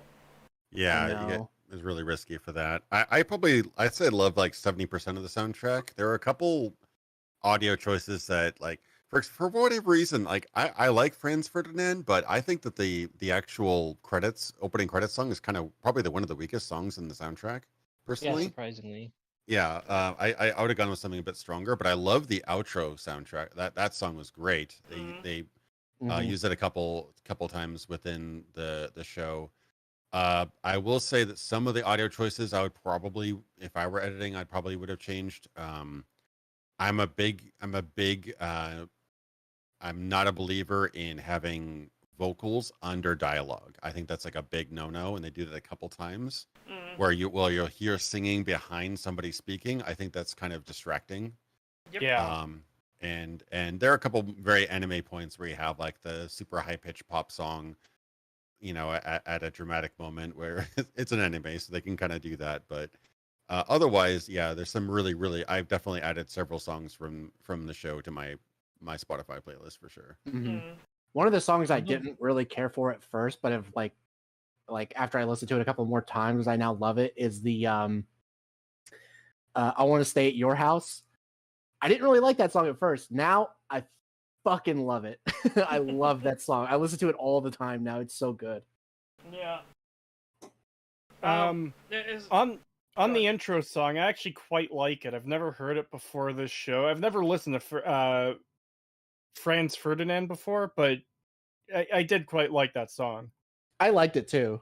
I do think it's maybe a little bit weaker than some of the others in the show, but I did still really like it. I like the intro. I like the intro sequence just in general. It was a pretty well done intro sequence, especially in keeping with the themes of, there's a fire in me, a fire that burns, and it just fits with his character of who David is. Yeah. Again, he doesn't have a dream, but he is incredibly passionate about the things he believes in. Yeah. I also like the visuals, not just because of the style, but also it sort of abstractly tells the story of the show in the intro, but you wouldn't know it until you've seen the show. When you see him getting as he walks towards the camera, he gets bigger and bigger and hulkier.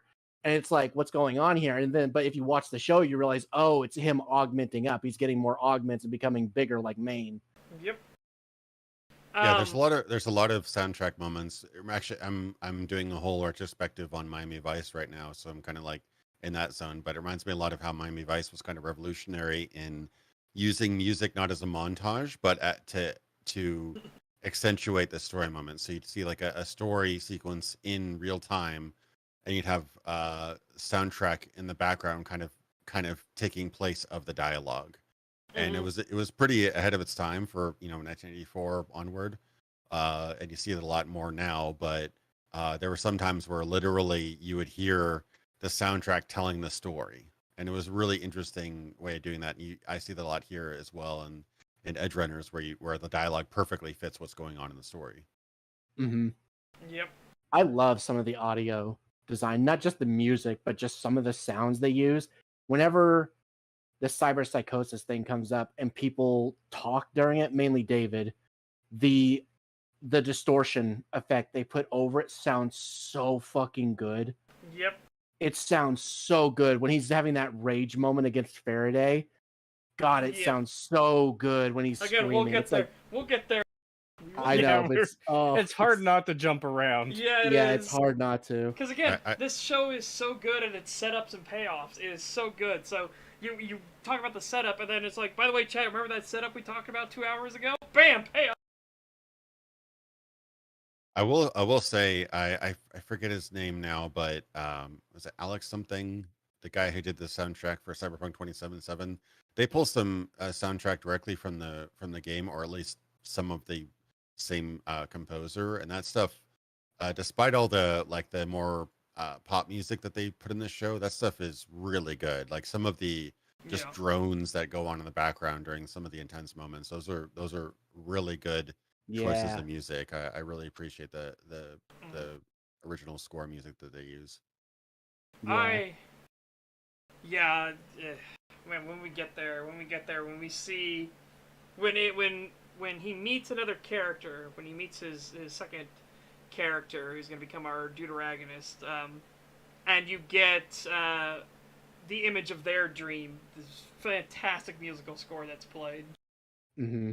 Yeah, some of the ambient music in the background, like there was a couple that reminded me of stuff like Industrial Monks and stuff from Fallout. Like there was some background stuff in there where I was like, "Ooh, that sounds." I really like that, like weird. Yeah, Mark Morgan stuff. Yeah. Yeah, I did like some of the industrial stuff. Yeah, it's Adam. Holy crap! I can't say that that name. It's a very Polish name. Adam something. Yep. Or no, PT Adam something. I don't know how to say it. Mm. Yeah, definitely noticed some Polish names in the credits. Yes. Polish Japanese production. That's a weird one, isn't it? Oh, absolutely. Yeah. Yeah. And it worked out really well in this case. So they melded together very well. Yeah. I would genuinely be curious to see other stuff like that happening. I would have been curious to see what a Witcher series in this style would have been like. Because I think the Witcher TV show was pretty bad. I'm just going to lay it on the table that I think it was pretty awful. Well, that kind of happens when the writers fucking hate the source material. Yep. Mm-hmm. That shit pisses me off so much. I got to nerd out a little bit and say that this reminds me a little bit of Avalon 2001, which was a freaking weird moment in history. It was about 21 years ago. Mamoru Oshii, who directed the Ghost in the Shell movie, did a live action film, but completely Polish production. So a Japanese director who's known primarily for anime did a live action movie with Polish actors, and it was very strange. I wouldn't say it's great, but very interesting movie. I know which one you're talking about. I haven't seen the whole thing, but I've seen bits and pieces of that, and it's wacky. It's very wacky, yeah. That's like we were talking about it earlier with those crazy Italian films. That's the good, the bad, and the ugly. Where it was an Italian-made film, and the people would speak their native tongues on screen, so that you just had to do your dialogue, whatever your dialogue was, whatever your language was. So it didn't matter the fact that like Clint Eastwood couldn't understand what the fuck his co-star was saying. He still had to deliver the dialogue. Yeah, even weirder than that. It was set in Civil War America, Italian production, shot in Spain. So some of these people were Americans, some of them were Italian, some of them were Spanish, and they're all speaking whatever language they could, and they're all dubbed later. Yep. Very Yeah. weird, but it's an incredible film that really shouldn't have has no right to be as good as it is. Yeah, absolutely not. It is such a disaster on paper. Like, you read through and you're like, what the fuck, Jesus Christ? And it turns out it's a fantastic movie. Highly recommend it. Which It movie kinda- was this again? The Good, and the Bad, and the Ugly. That's actually one I've been meaning to watch for a while. Yep. Yeah, I guess I love because that movie. the actual in-scene audio was so unimportant because they were going to dub it all later. I guess in some sequences they would actually play out the soundtrack that I forgot his name, the famous in a road and whatever it was name was. The soundtrack, they would actually play it out loud during the scene just to kind of set the mood, and it actually worked out pretty well apparently, but they had to obviously dub all the audio later. I think minor spoilers. I think one of my favorite scenes is when they're talking about they're in disguise and the cavalry shows up. They're like, "Don't worry, boys. It's the Confederates. We're fine." And then the cavalry officer gets a weird look on his face. He looks down at his uniform and he starts patting it. It gets rid of all the dust, and you see it's blue. And they're like, "Oh shit." Yeah. I watched Gettysburg a while ago, and I was so confused because the freaking two uniforms that the people used were like a bluish gray and a grayish blue. Like they were almost identical. Like it was very, very subtle, the difference in color uniform, but those were the two sides. Like they couldn't pick any, they couldn't do like red and blue or whatever. Yeah, I know it was Union blue and Confederate gray, but then the Confederate gray was kind of a grayish blue. Yeah. And so, yeah. But, So I mean, if there was ever a historically situation accurate, where but- lighting was slightly, where it wasn't midday lighting, seeing who was on your side was kind of difficult. Moonlight would have been basically impossible to tell the difference for Oh, sure. absolutely. Which is why Stonewall Jackson got executed by his own troops. Oh no. They didn't realize it was Stonewall Jackson. They couldn't tell what uniform it was because it was a dark night. They couldn't tell if it was Union blue or if it was Confederate gray. They told him to halt. He didn't respond. They fired and they killed Stonewall Jackson, one of their greatest generals. Jesus. And I love Oversimplified has it where Stonewall Jackson gets shot, falls off his horse. The horse turns and looks at the body, then looks at the Confederates and like, "You boys done fucked up." Yeah. What a mistake. But I mean, it's historically accurate. But goddamn, like, pick a different color. Yeah. It's like, oh god. Yeah. I just love, like I said, that was my favorite scene, though. They see all the cavalry show up and they surrounded them. They're like, "Don't worry, boys, they're Confederates. They've got gray uniforms." And the cavalry commander pats off his uniform and it shows blue underneath. And they're like, "Ah, shit." Because they're all going to jail now.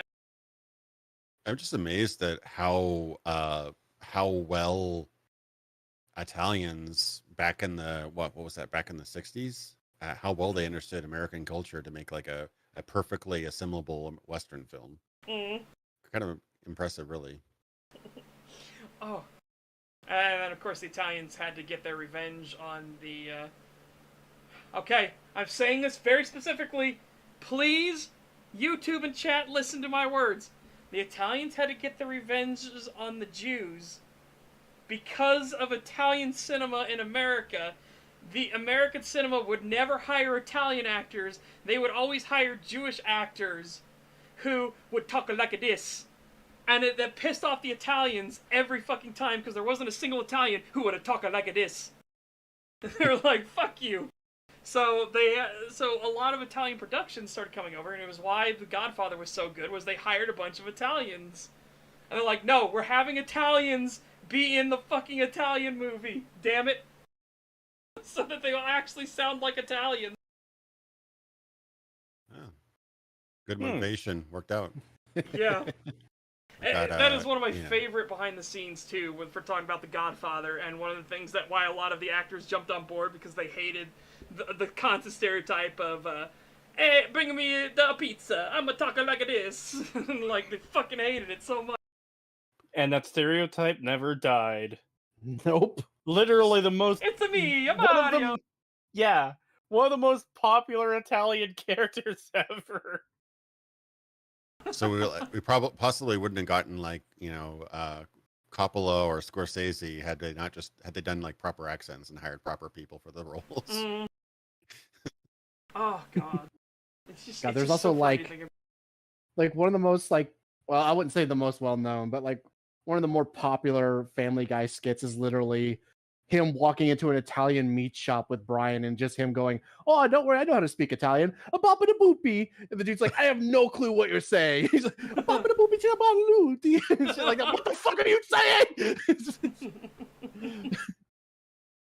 Oh, that actually reminds me. One of my favorite scenes in Godfather 1 was ad-libbed. He just added in. He's like, leave the gun, take the cannoli. Fucking fantastic. Fantastic. Take the cannoli. It was something that was not in the script at all, but he added it in. It's so good. That's why you see these photos go around their rounds every once in a while. Like, the latest one I saw was a scene in I want to say Winter Soldier, where you see a perfectly practical scene of Samuel L. Jackson holding a gun on a couch in an apartment, and you're like, cool, he's holding a gun on a couch or like on a chair in an apartment. And like half of that scene is CG, half of the gun is CG, the entire background is CG, there's CG on his eye, there's CG everywhere, and it's like, why did that have to be CG? Yeah. And you really like moments like that where there happened to be a cannoli on the table, probably inspired his ad-libbed dialogue about the cannoli. That's so important to give that energy and those props and that environment to actors so that they can create those moments. Yes. I really believe in practical over whenever possible. Yeah, same. I'm a big proponent of practical effects over CG. Even though CG's gotten really good, you just can't beat the tactile nature of practical. Like when you're fighting the xenomorph in the Alien or the Aliens movie, it actually looks like a proper struggle. They're not just wailing and throwing their arms around, and the artist has to create something that looks like, oh, how's it gonna fit with this guy autistically having a shit fit? No, instead it's actually when they're wailing and throwing and trying to get the xenomorphs off them, it's because it's a guy in a suit. They're actually struggling with some other human being. They're struggling with something grabbing them. Yeah, and I love CG, and there's a lot of CG in. I mean, I think probably computer aided. The entire show is computer aided design. You know, in some regard, the Cyberpunk Edgerunners, there's a lot of CG models and things like that I noticed. So I love CG, but in a movie, if you can do it with real props or practical walls crumbling or something crushing through, a fake wall or some sort of physical stand-in that you're going to put something else in post, absolutely worth it, because you get that somebody's actually seeing something happen, or somebody's actually struggling with something. I really can't stand the CG model jumping on the walls and nothing moves or cracks or like there's no weight to it. That's the thing that really upsets me the most, when there's just no weight to anything. This huge hulking monster that just is barely putting a dent into the environment. I really get ticked off by that. Yeah.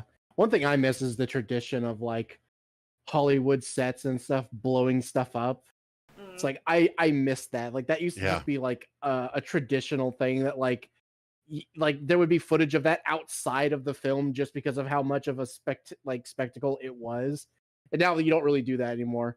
Yeah. And it's like, God, remember back when Tremors had actual explosions and shit, and they actually filmed that shit? Just like watch a Paul Verhoeven film, and you'll just like enjoy all the squibs and like 50,000 squibs and the guy being blown to pieces by a gun. It's like, this feels so great. Yeah. But what surprising amount of work goes into some of these shots. Like again, I was watching a Miami Vice episode, and there's a scene where somebody's watching their car get exploded, and it's actually way more complicated than it should ever be. You see the car itself explode, you see the car there, then the car itself explode, and then you see a reflection of the explosion on the glasses, right? Today that would be done with, just do it in post, just add that reflection in the post, or project that onto a screen in front of them and have it reflect off the glasses. But no, in this particular case, because they wanted explosion to go in a certain way, they actually built a miniature model of the car, exploded that as the live in-camera explosion, and then they pointed the camera at this guy with his sunglasses, and exploded the real Ferrari in the background to reflect off of his glasses. So they actually made a fake explosion for the camera and then exploded the real car to bounce off of his sunglasses for his reaction shot. It was like way more work than they should ever have done, but it completely sells you on the fact that his car just exploded. Absolutely. Pretty great. Yeah. And I guess pointing it back towards Edgerunners though. What then gone happens? Quite off track. Yeah, what happens when you get this whole CGI versus thing is that then it comes entirely down on the skill and understanding of your animators and your choreographers and everything like that. And I think Edgerunner does a fantastic job of, like, these are people who obviously understand anatomy, they understand how the human body works and reacts, and you need that way more when you're not doing practical. And so many problems with Hollywood productions is these animators and stuff like that don't know a thing about how the human body reacts, anything about physics or interaction with the world or anything like that, and so it comes off as that cheap and fake stuff. Whereas here, everything feels grounded. Even when we get to the absurd things that the cyberware lets them do, it doesn't feel like it's fanciful. It doesn't feel like it's ludicrous. It feels like it makes sense because of the cyberware.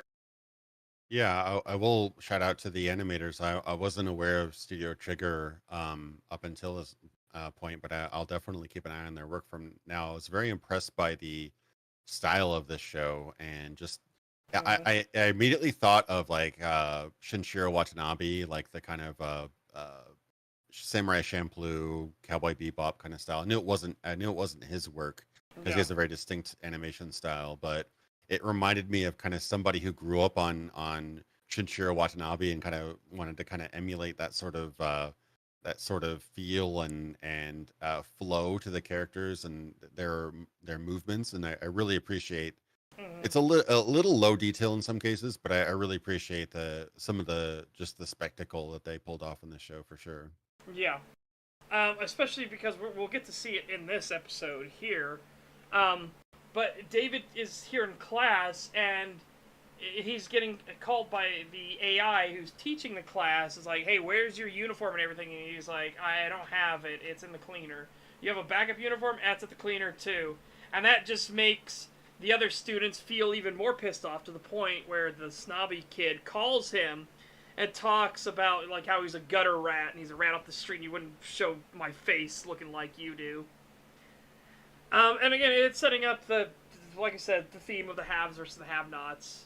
But it also calls back to what his mother said. Hey, take the time, do it right, buy the actual upgrade, don't get the bootleg, and everything. But he can't be bothered, because again, David doesn't think ahead. He doesn't think of the consequences of his actions. He's a leap first, look second kind of guy. And it becomes a part of his character. So the moment that they go here into the VR classroom, instantly, David's bootleg software corrupts the system and totally fucking destroys this classroom. Just instantly. And of course, everybody in the class knows it was him that did it. Everybody knows that it's this kid off the fucking street that did it.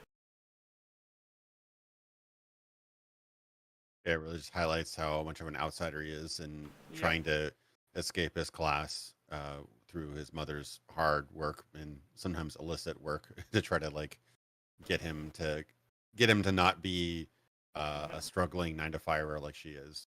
Yeah. Again, his mother's dream is that he will be at the top of Arasaka Tower. Because, as we find out, David is actually really clever. David is actually smart. But he has that naivete. He doesn't think of his consequences. He doesn't think about tomorrow. He thinks about the current moment, what's happening today.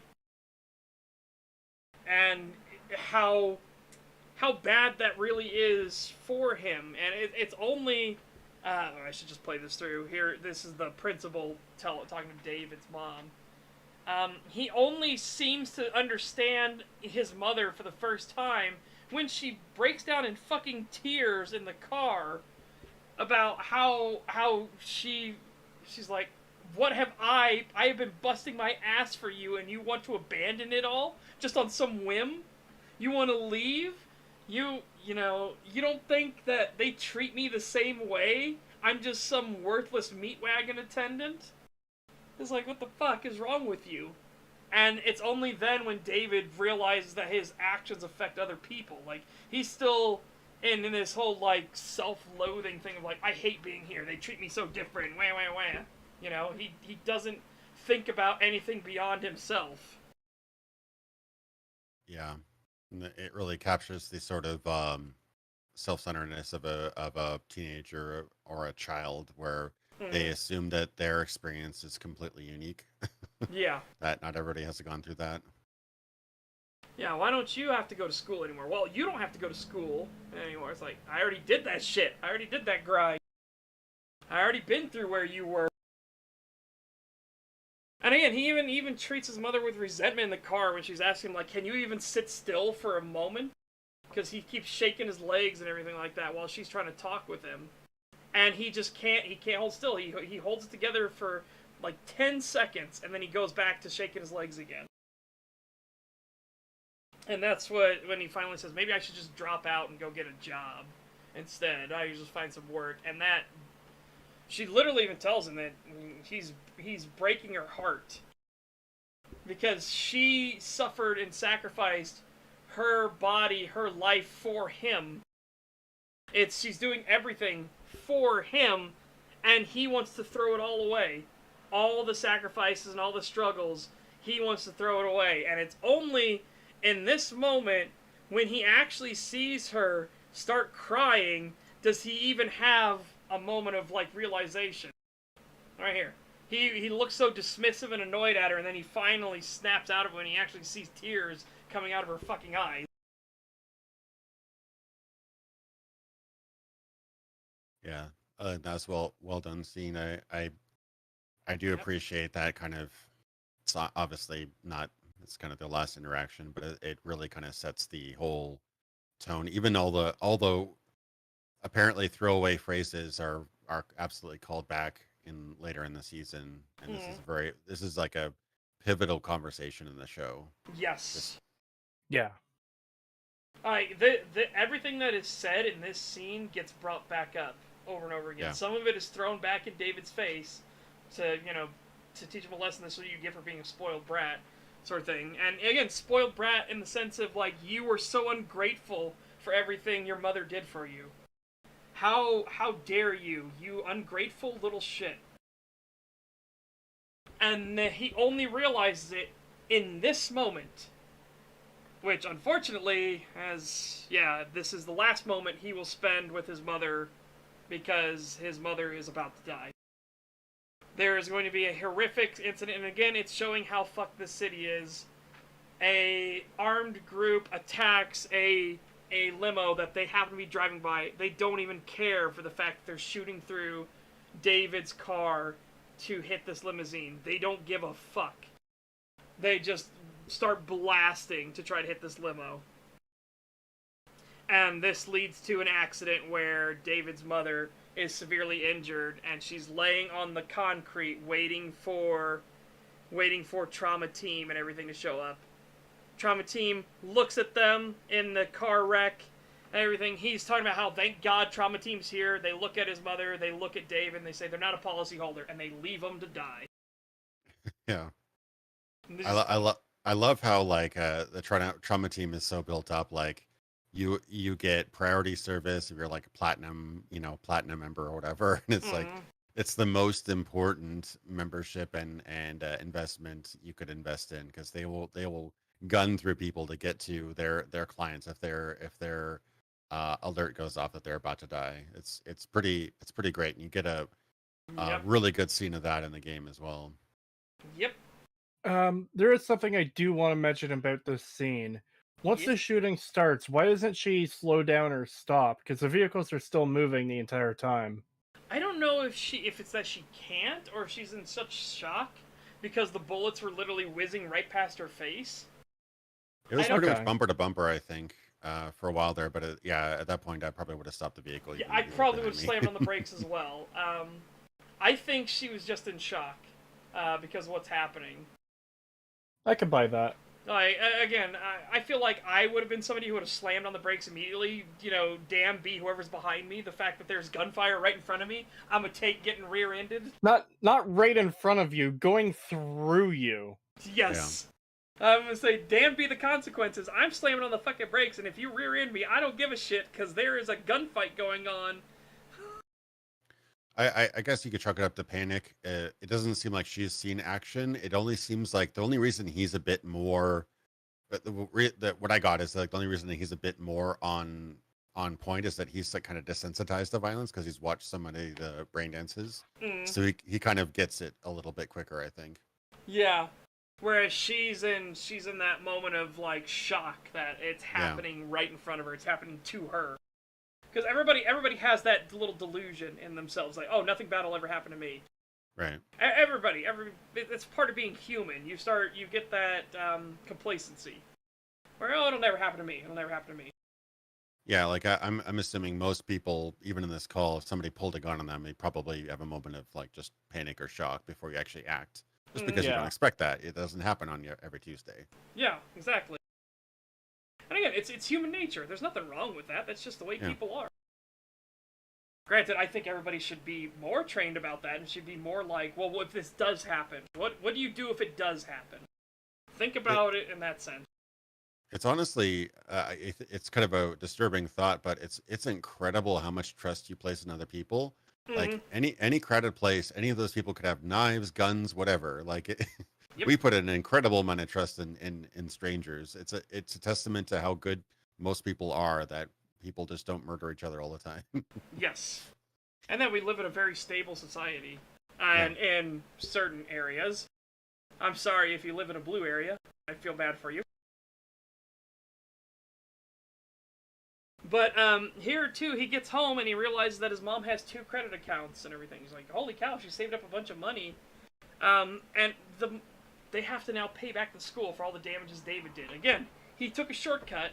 He didn't want to follow the rules. He didn't just buy the upgrade like he was asked to. No, he just tried to take a shortcut and it cost him. And now it's going to cost him, as she says, 10 times as much as if he had just bought the fucking software upgrade. We live in a stable society, clown.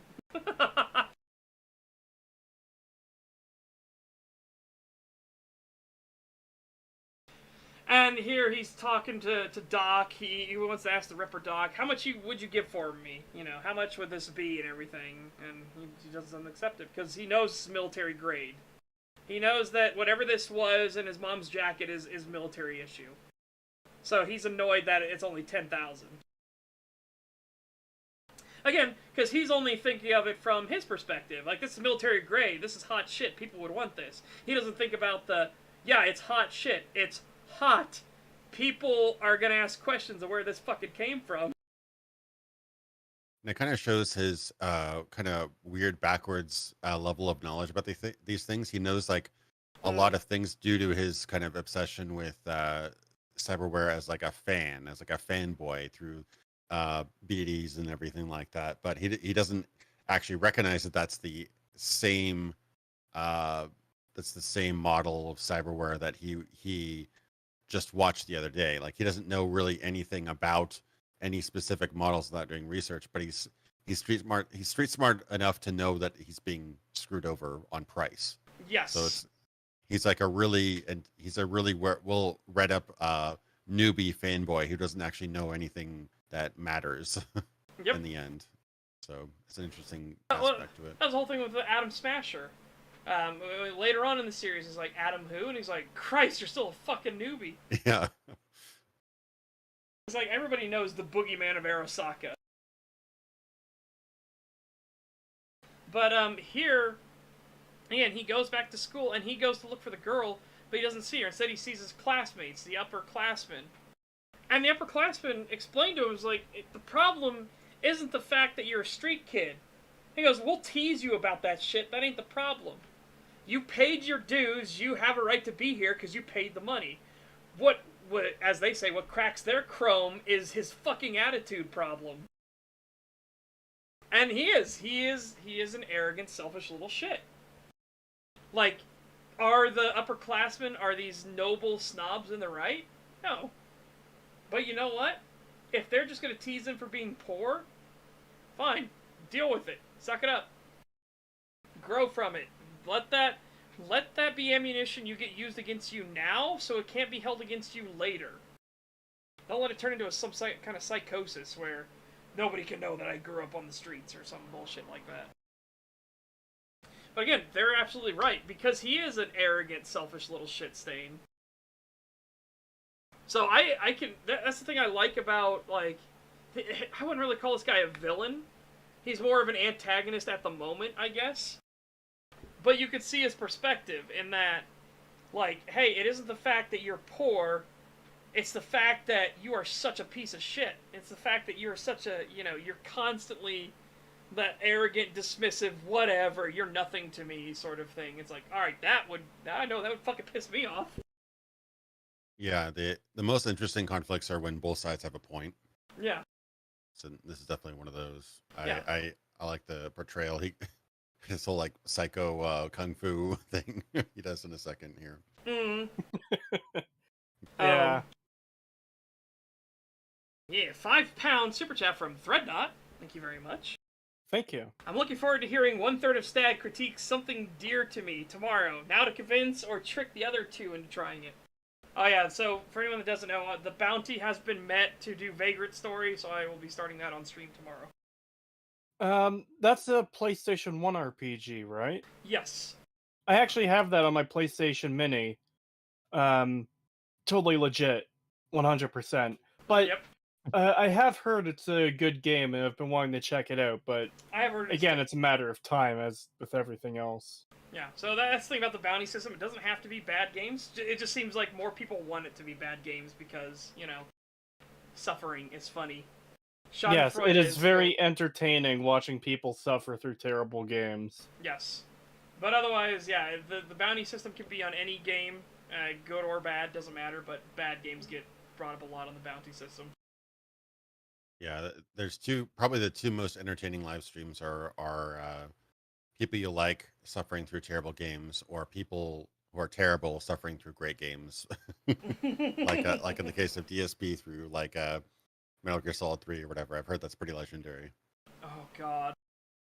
DSP going through Dark Souls is the stuff that makes your brain melt.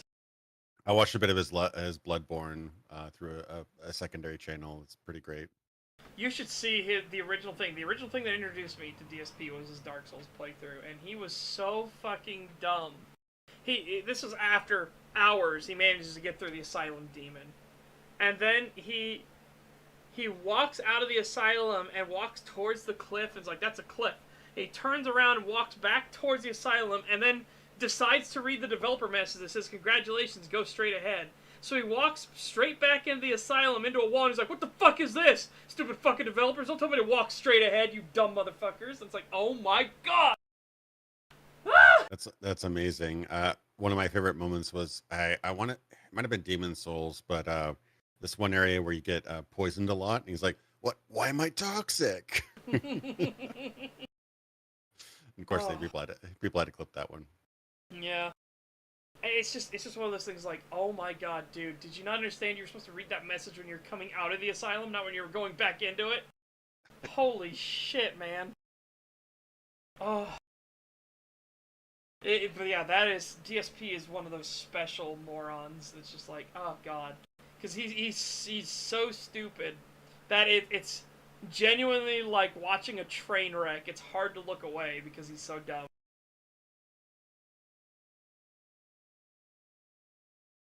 He's been around for a long time too, and he's still kicking it. So yeah. Well, that's why people call him the cockroach. Nothing can bring him down. Yep. He's had entire groups of haters that have collapsed before he has. Yep. He was masturbating on stream. And that still didn't bring him down. Yeah. Oh, God. The legends of the fucking pig roach. Yep, the pig roach is alive. But yeah, so... Now DSP was fired by Twitter. I saw that the other day. Yes, because fuck. Dude, I saw that. That was amazing. Yeah, I saw that. Like, somebody had tweeted about how Daddy wouldn't be able to make money and keep their house because he was fired, and they used a DSP's photo, and that ended up in like a real newscast where they showed his face in front of like the Twitter files. Yes. Yeah, it's Remember, incredible. these are the same people that when two random people dressed up like typical leftoid crazies and even gave their names as Johnson and Ligma, believed that they were Twitter engineers, and they ran it on MSNBC and CNN and all the usual suspects for fake news nonsense. That was great. Did you see the tweet from the Ligma guy afterwards? No, I didn't see the tweet afterwards. It was something to the effect of, our family, the Ligmas are a strong family, and we'll be back on our knees soon enough. Yes. Oh, it's fucking great. I loved Elon's response to it. Ligma Johnson had it coming. It's so good. Yeah, that was so fucking funny. I can't believe they fell for that. Again, these are people. They're not interested in actual journalistic integrity at all. No, this is all about, like, we've got to show that Elon is evil and bad. Oh my god. Yeah. I'm seeing a lot of people on another server I'm in just absolutely freaking out about the $8 a month verification thing, and then also that hate content will be pushed down instead of banned. Yeah. So like, if you're not verified, your comments will not show up on the top. They will be at the bottom below the verified users and stuff, and people are losing their shit about that. And it's like, but why? I mean, I don't care. It's like, sure. And There's also that rumor that went around that they were soliciting people who had a lot of traffic and a lot of followers for $15,000 to get a verification badge. Like, oh no, this is is what Twitter did beforehand. Yeah, that is actually true. I think Elon confirmed that, right? Oh yeah, Elon confirmed that did happen, and he is investigating just how much corruption there was at Twitter, and it is shocking. But granted, we also got the DHS leaks, which proved the Department of Homeland Security was colluding with Twitter and Facebook and Google and Apple to... what's a nice way to say it? Demonize the Republicans and conservatives. So, yeah, that's... oh boy. Yep, and they were directly involved in... making sure that Twitter and Facebook did not allow the Hunter Biden laptop story to go anywhere on their platforms. Yep. And they were actually talking about, because they were actually talking to a Microsoft engineer, this is where one of the leaks they found, Microsoft was actually like, we don't know why the higher-ups of Microsoft aren't capitulating to you guys in the government. That just doesn't work. You know, we'll work on them. Don't worry, they'll eventually come around, because we should be much closer to the government. It's like, oh no. No. Yeah, if you wanna see how shocking everything is, read the 1,050-page document on how corrupt the FBI and the Department of Justice are, and then read the Department of Homeland Security leaks. And oh god, it was way worse than we thought. These fucking tweets. Yeah, it keeps. I copied the other one. It keeps pasting the side. No. I'm just gonna read them out though, because these are fucking hilarious. Thank you to everyone for the kind messages today. Well, it's been a rough 24 hours. I'll take my father's lesson in stride. Ligmas are not quitters. I'm hoping to get back on my knees shortly and recommence through a job search. As a senior data engineer, I am prepared to swallow my pride amongst other things and take this challenge in stride. In the meantime, I'll be taking some time off to travel. Might visit Tahoe, Yosemite, or the Tugunma Mountains. Whatever it takes to decompress from 6 long years of working a couple hours per day.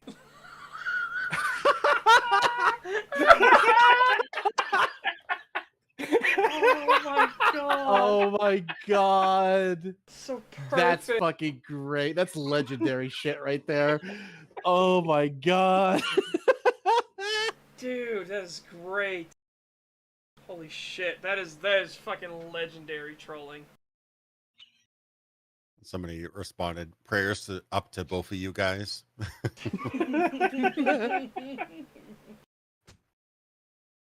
Anyways, yeah.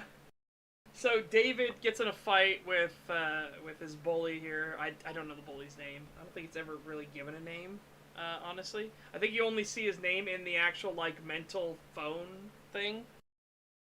But yeah, he gets in a fight with him, and David just absolutely gets the shit kicked out of him. I'm just gonna do this real quick. That's what David's against. He does not stand a chance.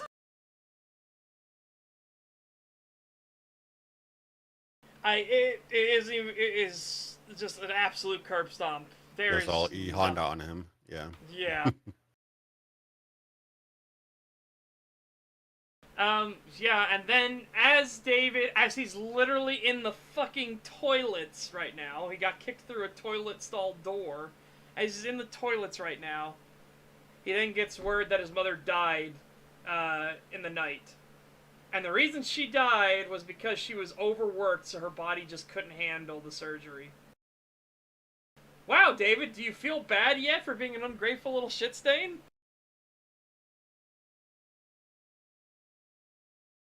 Suffice to say, he didn't have a good day. Yeah. Yeah, and that's another thing about this world is, you know, if you are forced to use the budget clinics and stuff, you have to have coverage. So you have to buy certain plans, and it's very specific what these plans will cover. If there's complications on their low budget one, they just won't do anything. It's like, oh, well, there was complications, which falls outside of your payment plan. So we just didn't do anything, and she died. Yep. And he then says, there's a reason why people want corporate gigs, kid. And he hands him the data pad that says, hello, dear valued customer. We're sorry to greet you in this time of your bereavement. Where would you like us to send the body?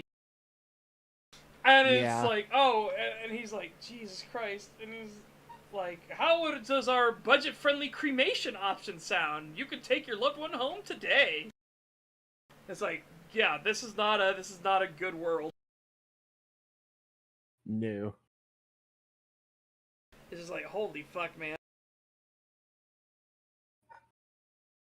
And that cremation can kind of makes an appearance through quite a few moments later in the series. Yep. And it's good to him thinking about what? Yeah, hell, even the picture that he puts next to it of him and his mother plays a role later. Yep. There's so many good setups and payoffs in this. Holy hell. Yeah, I know. It's really a testament to good writing that the first episode is so important to later in the series, because we see a lot where whatever happens at the beginning gets completely dumped and dropped for something new. So a lot in like the recent Star Wars stuff and everything else, but here, like, it's all very cohesive. Everything that's set up in the first episode absolutely gets paid off later. Yep. And then here he is going by where the Cyber Psycho incident was, and he's carrying his mother's ashes. He's just like, again, like it never happened. There's literally nothing. You could not tell at all that this is where, 27 police officers got killed. You wouldn't be able to tell at all. I didn't realize it was the same place. Yeah, it's completely cleaned up, and it's like the next day, right? Yep. It's a nice day, except for him. And again, I like that contrast, too. See, look. When he looks over at it, too. He just looks over at it. He doesn't have that smirk. He's not thinking about how that brain dance left his brain buzzing and he got his fix or anything. He just looks over at it. Everything's moved on without him. It's all good. It's a nice day outside. There's not a lot of like crime going on right now in the streets near him or anything. He doesn't see anything horrible. The city is literally as if saying like, it's so much good today, except for you. Yeah, it's really interesting to see how you can see him kind of growing in this moment, where before it was literally, I don't care, I'm having a good time. Who cares if everyone else is suffering? And then now it's the other way around, where it's a nice day, but now his mom's dead, and he's looking over like, Jesus, like I didn't even give a fuck about these cops dying the other day. Now my mom's dead, and nobody gives a shit. And it's like, it's like this is how it is. This is how you were. Yeah, the world itself does not care. It's nice sunny day out. You know, people are just going about their normal business. No one gives a fuck.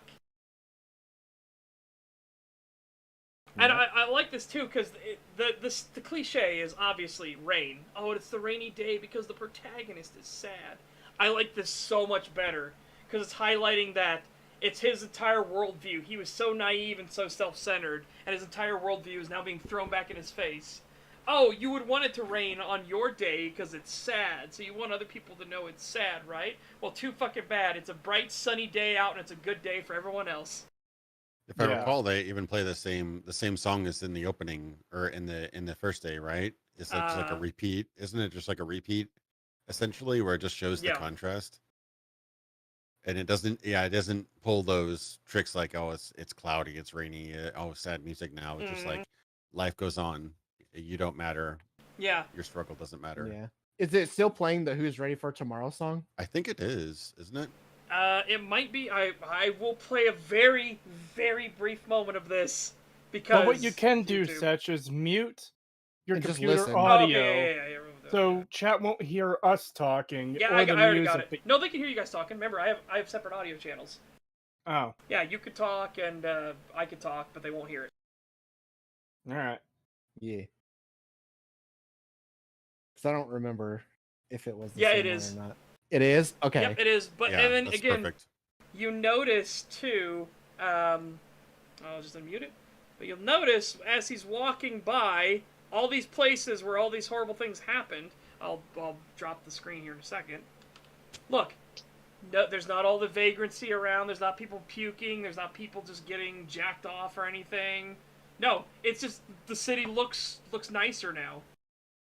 His mom is dead, and the city looks nicer than it ever has before. And it's like, oh, Jesus. You know, it's trying to hammer home the fact that you are not special. The world doesn't revolve around you, David. Get fucked. Yeah. Oh, God, it's so good. Yeah, and I love the fact that they, now that we've confirmed it, that they reuse that song for this specifically, because it's such an upbeat song. Yeah. So for it to play over what is supposed to be a very sad moment, it's like, it's like it really shows how little this fucking world cares. They do the same song, but they slow it down some. Okay. So it has a little bit more of a somber edge to it. Yeah, it's really good because it's like the opposite of what you'd expect. Like weird reference, but I immediately thought of like 101 Dalmatians, the original animation. Like when the puppies get abducted, London gets very dark and foggy, and it's like an evil has been committed. So like the whole world has responded to it. Here's the opposite. Like the world didn't notice. Yep, nobody cared. Yeah, it's a very interesting kind of, it's the opposite of what you'd expect, but it's just as effective, or possibly even more effective. And even better here, near the end of the episode, first thing he gets for the first person to offer condolences to him is Katsuyo, that upper class, that snobby rich kid. Katsuyo here. Heard about your mom. I'd offer my sympathies, but find it hard to sympathize. Bam! Right. Just, again, salt in the wound. Immediately. First person to offer any sort of sympathies, and they tell you, nah, I can't really sympathize with you. And it just reinforcing what made them fight to begin with. God only knows what she had to endure to send her delinquent son to an academy he does not belong at. It's like, fucking hell. This, of course, starts making David have flashbacks of the car incident, the car crash and everything, and his mom lying there dying. And he's just getting more and more tense. He's freaking out. You can tell he's getting more and more pissed. And this one, I'm going to have to pull this down off the screen, because it jumps to the Ripper dock. David's going to go to the Ripper dock, and he's going to get this implanted, because now David is going through the second phase of growing. He's going through delusions of revenge. He starts thinking about the Sandevistan that his mom has. He starts going back to the Cyber Psycho incident, and he's going to go get it chipped. And the reason I had to take it off screen is because the Ripper Doc is currently having a foursome when he gets the word that there's a customer at the door. So yeah, there we go. All right, now we're back. He's enjoying porn in the metaverse, aka Zuck Hub. Yep. Oh my god. Did you hear, by the way, that how big the alleged user base of the metaverse was? There was that one metaverse, yeah. It was like a metaverse slash NFT project, right? But it had like 12 users or something like that. It was 10 yeah. users, $1.6 billion project, 10 users. Insane. Jesus Christ, that's just a waste of money. Oh god. Yeah, what a fucking woof. So yeah, they made it look so shit. It's like, of course, it's not gonna get a lot of things.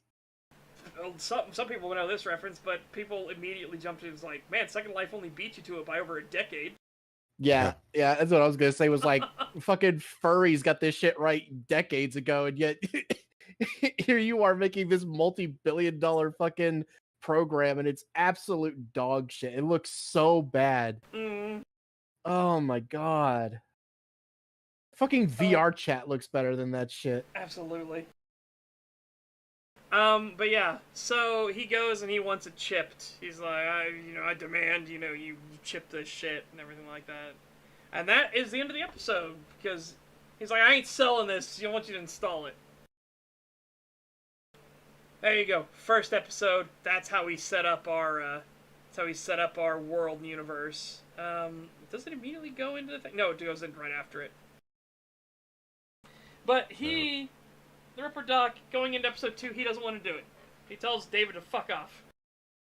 And David's like, why? He's like, fry your brain. You're not built for this. It's, you don't have the body, the physique for this. It drove a soldier insane, and you think you're going to use it? Fuck off.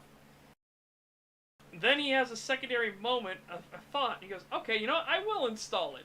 But once you come to me crying that it's going to fry your little fucking brain, I get it for free. So, yeah. And then this is when we get to see the horrifying way that everything gets installed. I do kind of want to show this animation of him changing out his arms, because this is what I mean by how... we're talking about how good, the animation quality is here. So here, his entire Ripper arm setup is changing around. He snaps up, his arms come off, and he snaps into new arms. Pop! So that way he can do his tasks. It's like, what a great animation. What a great setup for, this character. Playing a little too much there. Pause it. No, I did already pause it, and I already shifted over to the screen. Okay, because you played a lot of it just now. If we actually get tagged for that, tell YouTube to fuck off. Dude, they tag for very little. Yeah, and if we do get tagged for that, tell them to fuck off. They won't tag you. They'll just take the stream down if it's live. That's what happens, yeah. But yeah, so this is our introduction to the Ripper Docs, and then we get to see just how fucking horrifyingly painful the whole Ripper Doc situation is. He literally has to bite down on a metal bar. But no, assuming no painkillers or anything like that, just live surgery. That's barbaric. Yeah. And I'm just like, on a metal bar, for God's sakes, you can't wrap that shit in leather or something? Jesus Christ. Yeah, that would hurt. That would just be insanely painful. Yes. It'd probably break your teeth. My teeth hurt just even looking at it. Yeah. But especially since that thing goes right on your spine. You ever have a pimple on your spine? It's the most painful thing in the world. Imagine having surgery on your spine while still being conscious. Yeah. Yeah, no, fuck Even Vic in the game gives you anesthetic whenever you're getting Ripper work done. Yeah. But this kid isn't a paying customer, so yeah, he's getting this for free, so he's getting the free treatment. It's like you ever get teeth work done and they don't give you Novocaine. I had that once. It was really awful. Don't ever do that.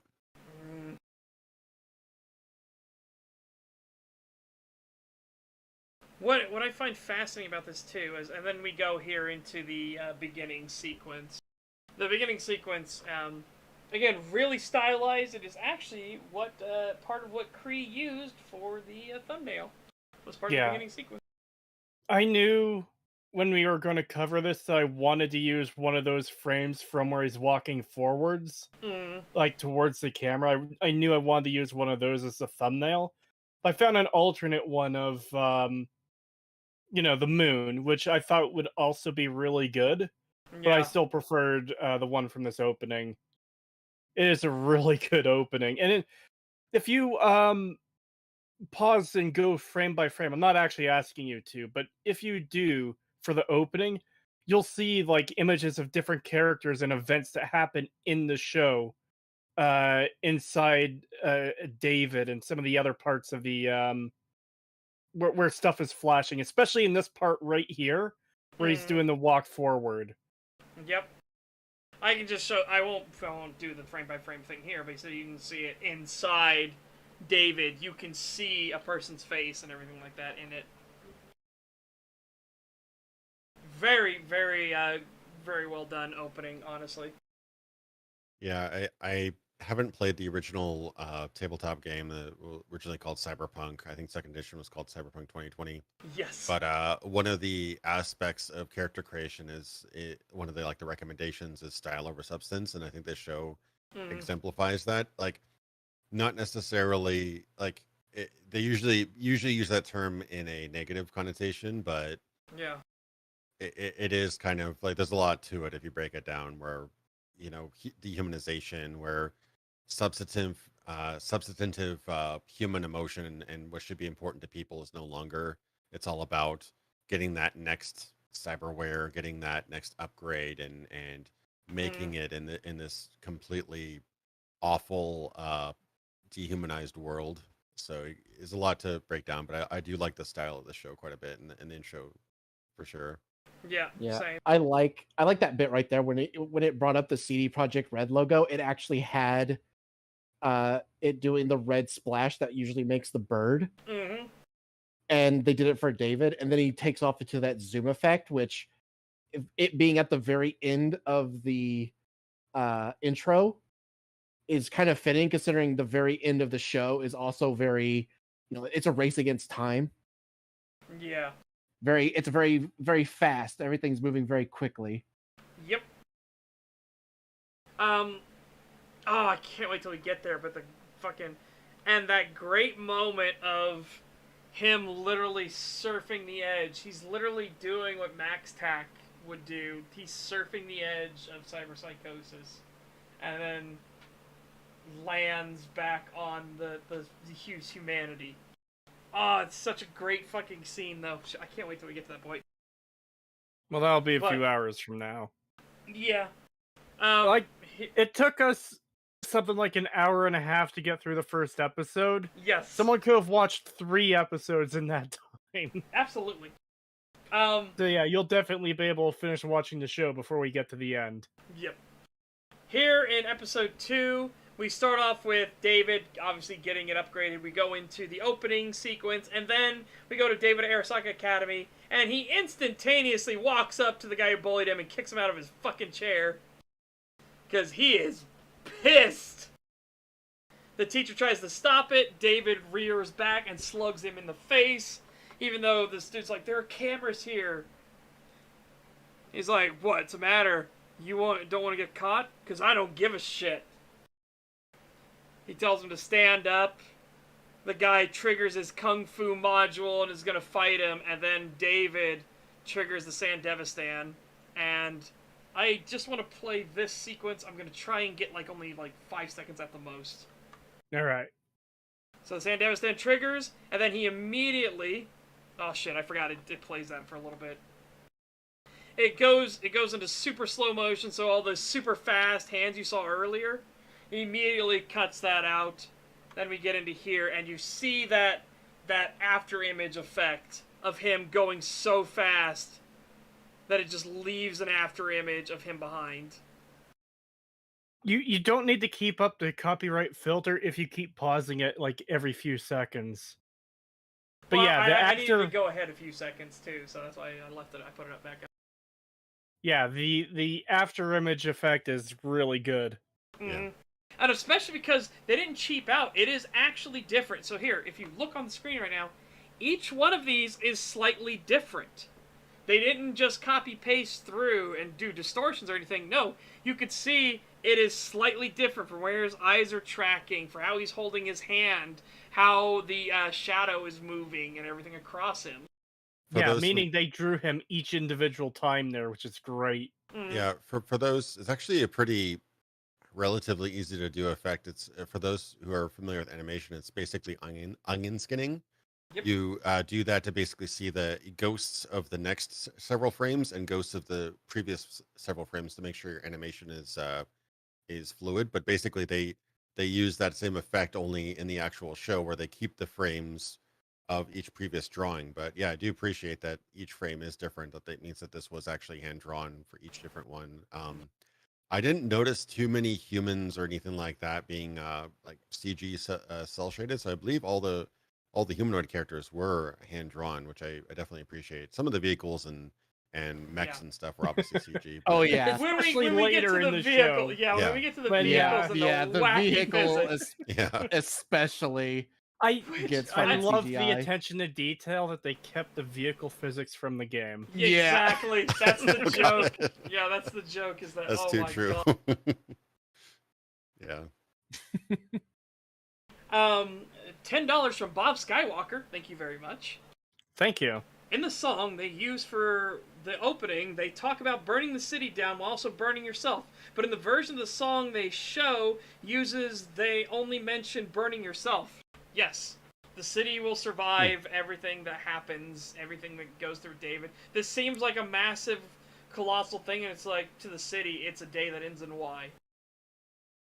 That's how much that even while the series of events we're going to go through with David seem like these huge monolithic things, the city does not give a shit. Doesn't care. He's just gonna, as gets brought up by the Ripper Doc, go be the next story for somebody else's dream. That's just to highlight exactly what David's importance is here, because it doesn't matter. You're just going to be a tale told to the next dreamer. That's it. Nobody is actually going to care. And again, just how much it reinforces this world. It's like, holy shit.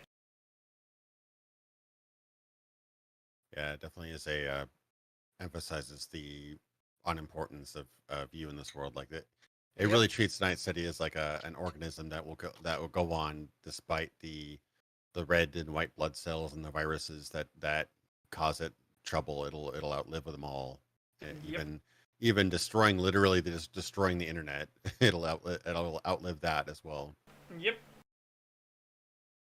It is actually crazy how much they actually put into the amount of effort they put into the setups, the themes, and everything in this show. It is genuinely so fucking good. It'll survive everything except for Keanu Reeves. Oh. No.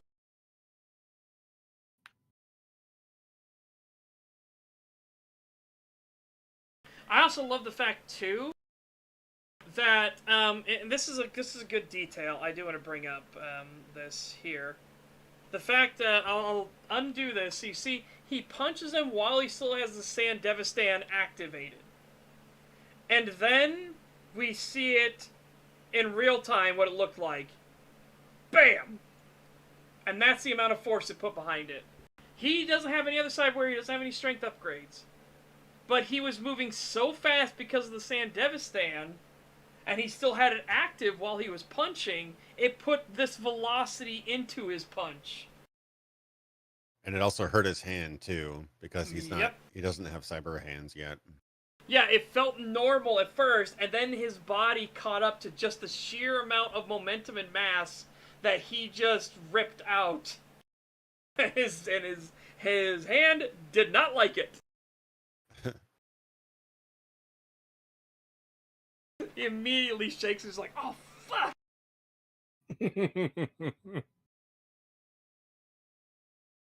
Yeah, I mean, in reality, doing something that quick would just shatter your entire hand. But Yep. you know, take it with a grain of salt. You gotta have a story, I guess. Yeah, but I did like that detail of that instead of just doing a normal punch, because we saw his normal punch, it just knocked him off his feet a little bit. Here, because he kept the Sandevistan on, it sent him into the fucking screen. It knocked the guy 10 feet from him. And now that he's bleeding and everything, it's like, that was a devastating blow.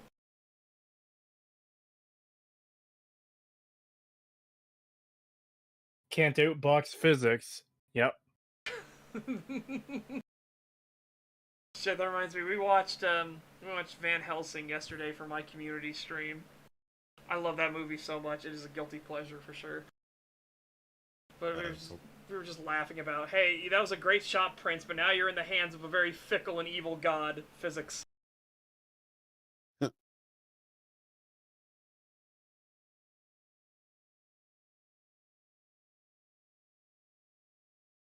Yeah, so yeah, he basically signed off on the fact that, you know, he's now out of the academy and everything. And it's funny that the Arasaka guy here, I'm just shocked that he didn't understand that was the Sandevistan, you know what I mean?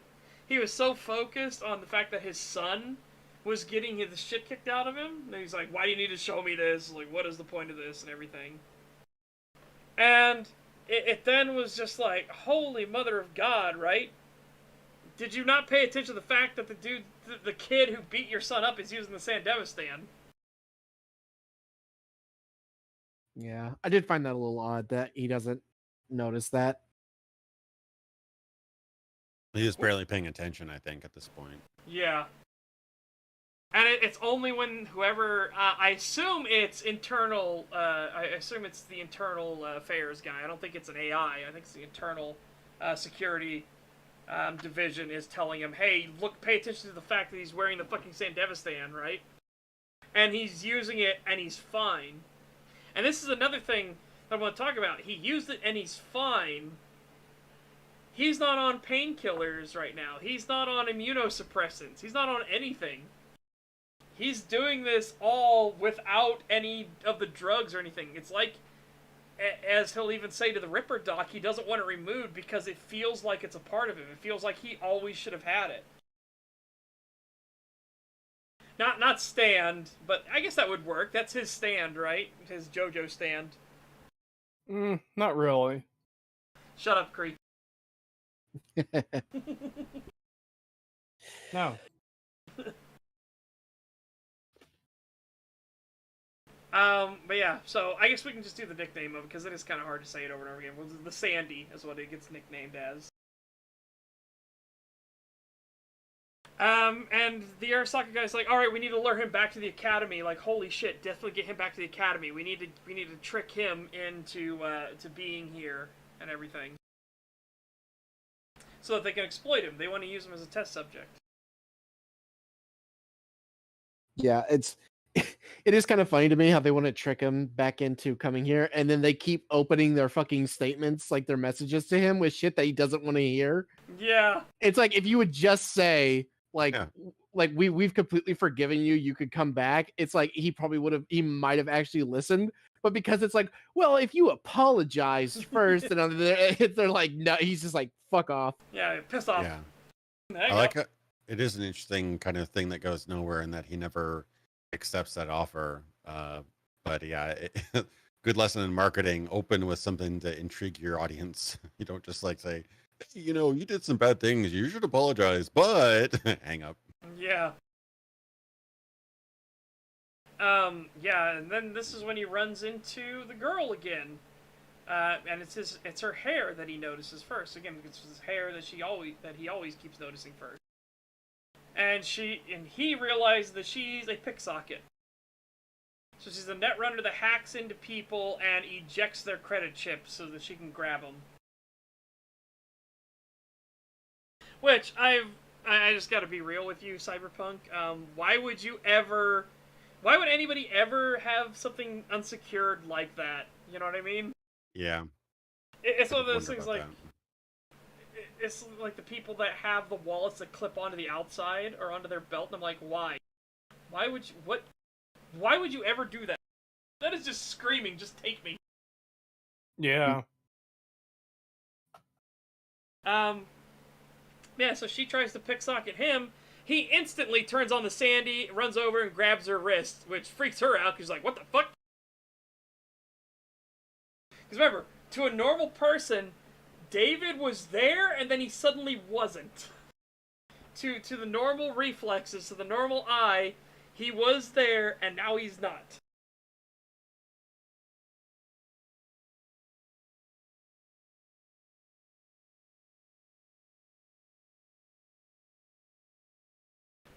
And this is his introduction to her as a netrunner and everything, and he asks for a job because he needs something to do. He needs something, and he always wanted to talk with her to begin with. You saw her at the academy, he always wanted to run up there and talk with her, but she always left him.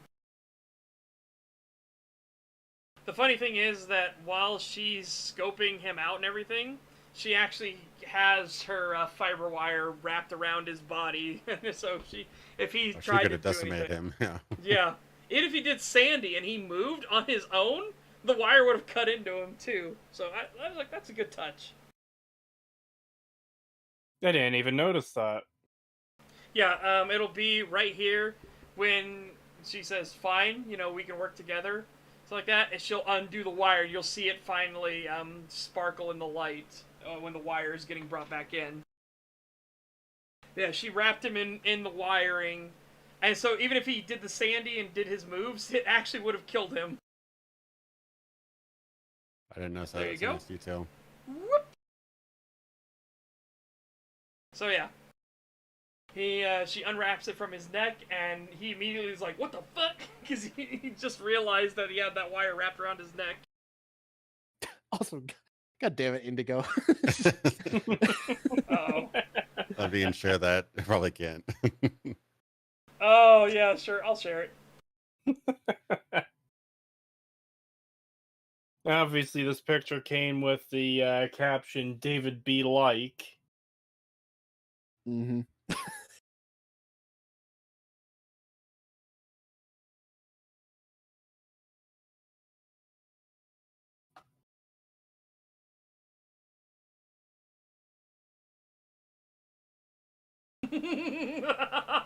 Fast as fuck, boy. I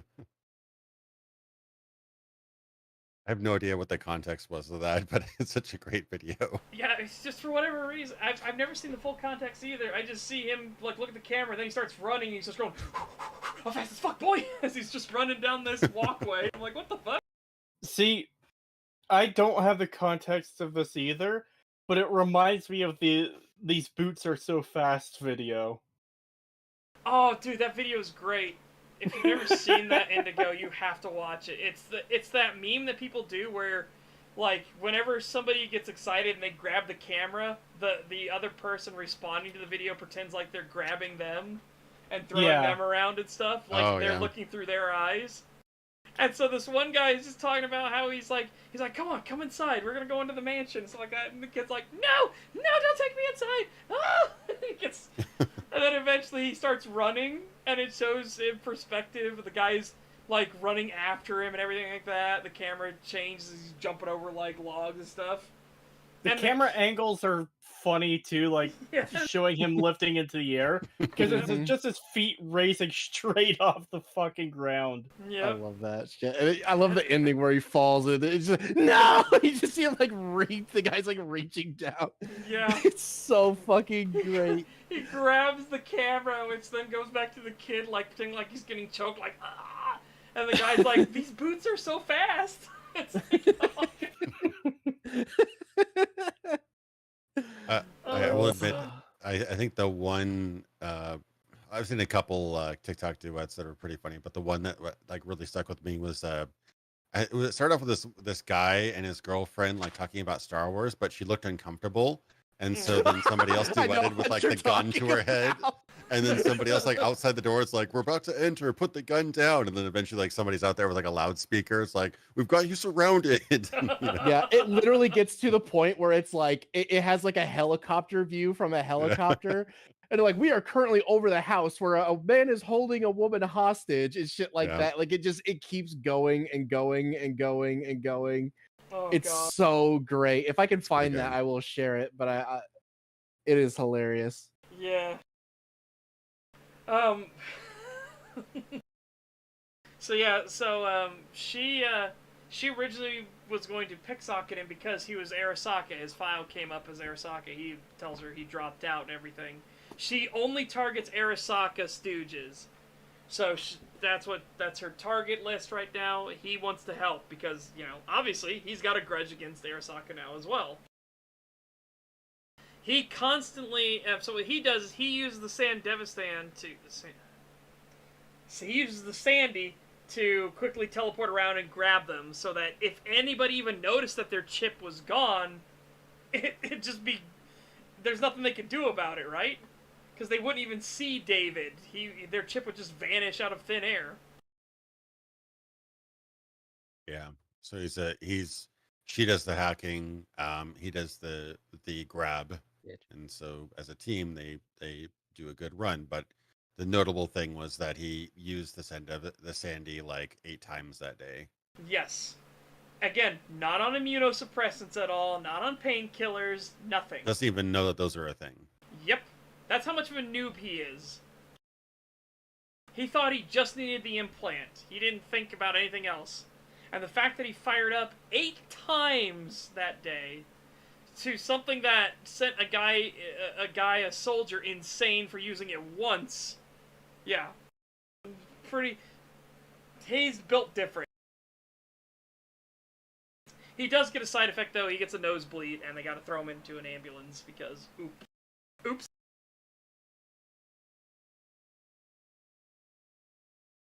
Yeah, he gets a nosebleed and faints. Yep, and actually falls downstairs while he faints, so that's even more like, oh God. Yeah. And then we get a little bit more context for the world and how shit it is. Yep. Oh yeah. The meat wagon realizes that he's wearing a Sandy, and they're like, wait a minute, that's military grade and everything. So then they decide, well, you know what? We're gonna go do a little off tour. You're gonna go off road here a bit. We're gonna take that fucking Sandy from you and sell it.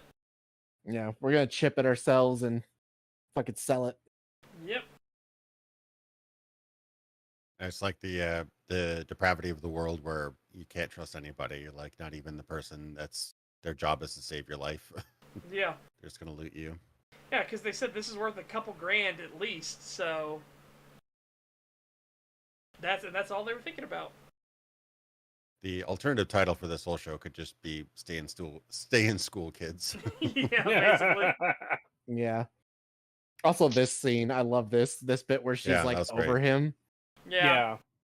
And he because he can't see what's going on or anything like that, he feels like he's tripping because he's watching her expression. She's like talking about how cheerful, excited it is. She's dodging traffic and gets them all the way back down the hill.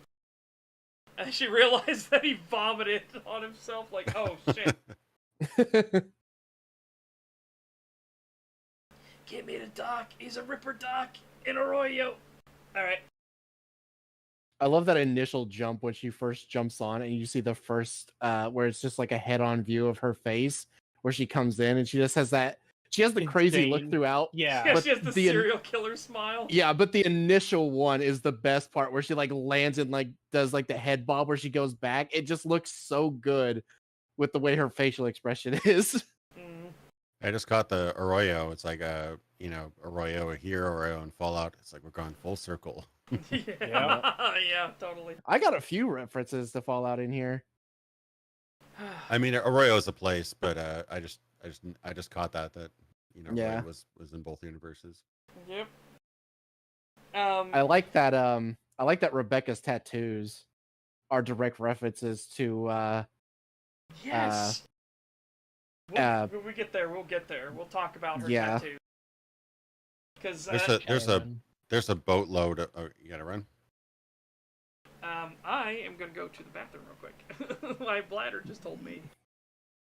No, one thing I'm I not do. going anywhere. Oh, I thought I heard somebody was running. I was just saying that one of her tattoos is a reference to Shadowrun. Oh, Yeah. Yes, it is. And we'll get there when we get there. But yeah, I will be right. there's a lot of good references. Some of them a little on the nose, but there's a lot of like old school Cyberpunk references in the game as well. Like anything from Blade Runner to Strange Days. I know several of them when I was playing the game. Yeah.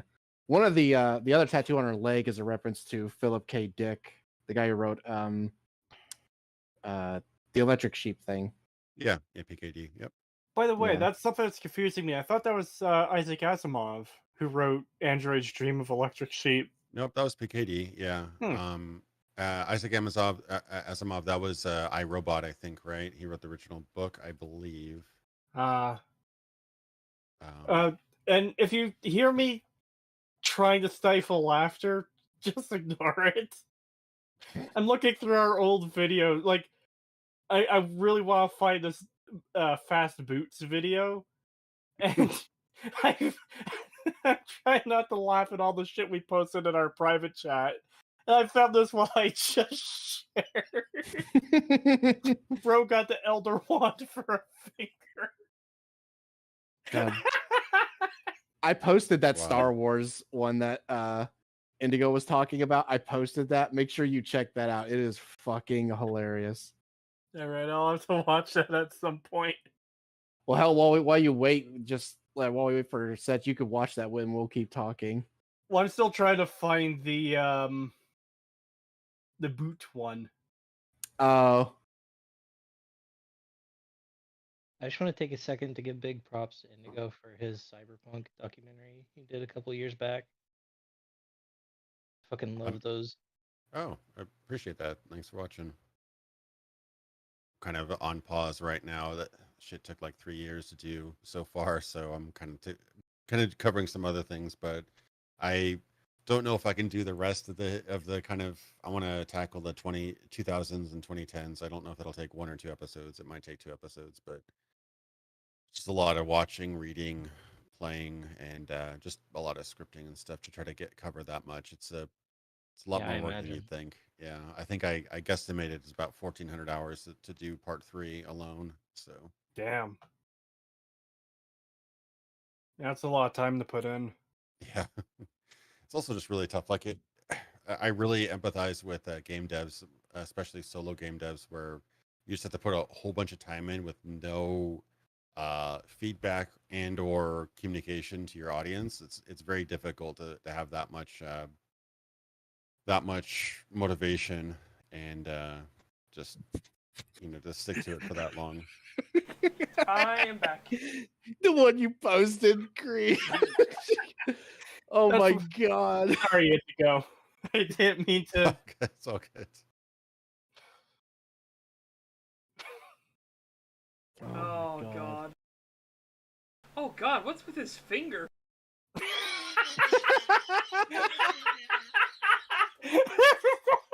He has too many knuckles. Look what his caption does. Wait, broke out the Elder Wand for a finger. Oh my god.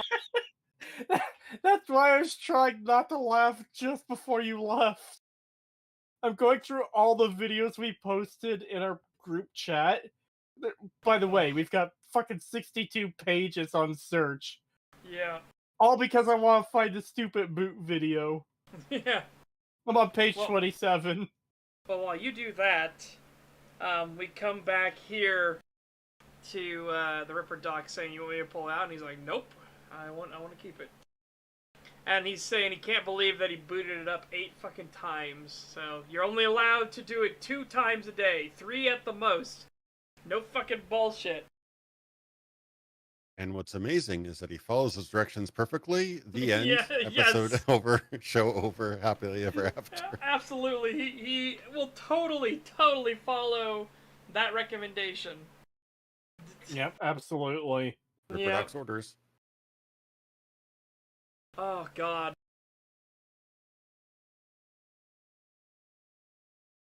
I also like, too, where you can tell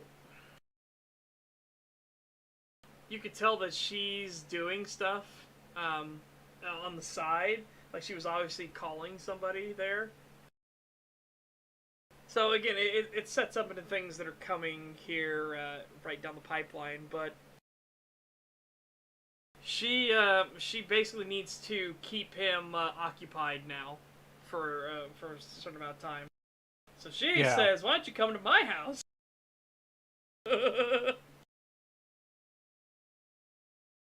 Because he's desperate to keep running. He wants to keep running. He wants to keep doing jobs for the day. And she says no.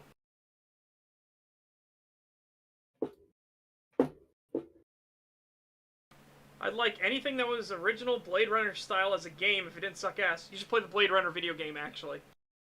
Genuinely, no bullshit. Play the Blade Runner video game. It is really fucking good. It actually has multiple different endings. point-and-click one, right? Yes. It has multiple different endings depending on what you do. And it actually will randomize elements of it, too. Yeah. Sorry, go ahead, Creed. I saw Vinesauce play it a few years ago. Pretty good. It's pretty good, yeah. I mean, it's got the 90s CGI syndrome, but I've heard the remaster is not good. I've not played the remaster yet. Yeah. So if you can get the original, it was re-released on, like on GOG, there's Blade Runner and Blade Runner Enhanced Edition. You'll notice a disparity of about 2 to 3 stars out of 5 between the two. Oh, God. People have not liked the Enhanced Edition. I don't know exactly why. I think that they kind of messed up either the game or the visuals, and they didn't have access to the original art anyway. It'd been like 20 years or something like that. So if you play it, try the original. Your mileage may vary on the remaster. It doesn't look that much better either anyway. But yeah, no, that it's an interesting kind of like parallel story to Blade Runner. It's actually, the events are actually happening kind of along with the events of the movie. They did, but it's one of the better like licensed games, I think, and it really does capture the atmosphere really well. I recommend it. Yeah. Here though, we see her dream, right? And this is why the thing I was talking about in the beginning, in the first episode, when you see the rocket launch each time that he goes by. And this is them talking about your new life awaits, and it's about going to the moon. He talks about it like it's a prison camp, like that you go there, it's so harsh and strict, and they've been trying for years to make the moon into a place that's really like good to visit or anything like that. And they try to present all this information as it's very sunny and hopeful. But she counters with the fact that living in Night City is a prison. This is hell. So what? I want to go to a place where there's still hope. So that's her dream. Her dream is to leave Night City and go to the moon. And he was originally talking shit about it until she says, "You have a fucking problem."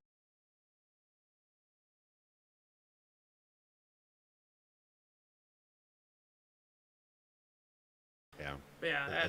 And that's also very important, obviously, as that's kind of called, we don't see much of the moon, but it is a recurring kind of visual and recurring theme in the story, and that dreams, goals, life, you got to have something you're shooting for, or else you're just going to burn out in the system.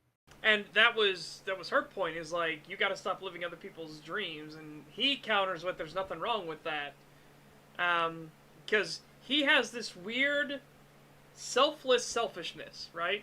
Where to make himself feel better, he will try to leap into fire. He will try to help somebody else fulfill their dreams.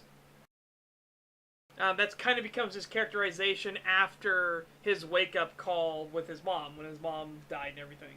He stops becoming the type of selfish person he was. It's a catalyst event. He changes who he is, but he's still selfish. He's still very self-interested, because it makes him feel better that he's helping other people live their dreams. Which is why he'll constantly call back to the fact that he wants to help her get to the moon. You know, that's his goal. And he's also the kind of guy who'd like jump into a fire to rescue somebody, but then somebody else has to pull him out as well. Like he got the heart in the right place, but he doesn't realize that his actions have consequences too, and other people have to suffer because of them. Yep. So it's a lot of learning, a lot of growing as a person by the end of the season. Oh, absolutely. And it just keeps in the motif of, like, when she says what he is you're a hero. He goes, no, I'm not. He says, yeah, you're the kind of guy that would jump in without thinking. It's interesting that she says that it's basically a negative connotation. Yep. Like that you're not gonna get far with that attitude, kind of thing. Yeah, exactly. And then here we go with her showcasing her dream to him, and she says, and she reaffirms this multiple times, and we even get this through knowledge from other characters, that she literally has never shown anybody this sort of dream. She's never shown them this brain dance before. This is something personal. This is something special for her. This is her dream, and she's choosing to share it with David. Granted, she needs to keep him where he is, but you can tell she's already starting to warm up to him as a person, right? She's already starting to feel that bridge, that bond between the two of them.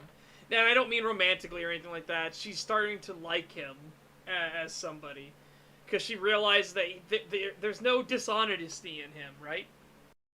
She's been constantly told from everybody that you can't trust anybody, and here she feels like he is who he is. There's no fronts. He's not putting on airs or anything like that. He's not living some double life. He is himself. David is David. There's also lots of problems with David being David, because he's a bit of a naive twat, but yeah, he is who he is, and if you don't like who he is, well, he's not going to change. And I like how much there's a callback to this idea of being able to trust anybody, too. I like how that's another running theme throughout the series. Yeah, that's good. I'm trying to figure out a way we can get rid of these awkward pauses, but I pretty much agree with your summarizing, and I don't have a whole lot of commentary. Yeah, same. We just have to maybe we have to find that elevator music, like that. Dun, dun, dun, dun, dun. Oh, we got a little exciting there for a second. John M. says, martyr is more correct than hero. A hero has to understand what they are doing and not endanger or hurt anyone else. David is doing it to be what he thinks is a good person, living others' dreams. Yeah, I can agree with that. She uses the term hero, though, but I can agree more with what you're saying, is that he's much more of a martyr case. He is much more of a, like, he will self-sacrifice himself thinking that he's doing it for somebody else, even though it was really all for him. Criminal savior, like where he is a hero to a fault. Yeah. And then I like this, while he's in the brain dance, he just gets a call from Maine on the screen. You fell over the edge, punk. What? Yeah, they don't use this effect very often, but that typography over the screen, that's very effective, and I like that. Yeah. It's used in very, very key moments in the show, and I really appreciated that particular effect. Yep. And as John M. says, he does not think of what is next or what his death could cause. Exactly. Which is a fault. It is an actual character flaw of his. He doesn't think of the consequences of his actions. It's like he's almost allergic to thinking about the consequences of his actions, because how many times are people going to tell him to do something in his best interests, or for the interest of helping other people, and he refuses because it isn't what he thinks is going to help everybody?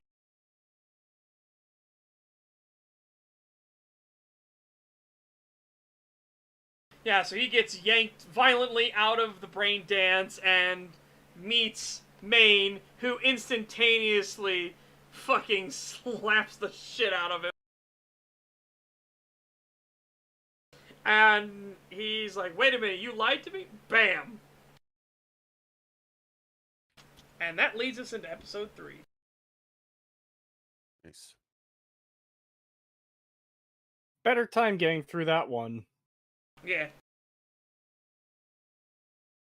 So yeah, episode 3. Obviously, we're going to basically jump right back into where we were.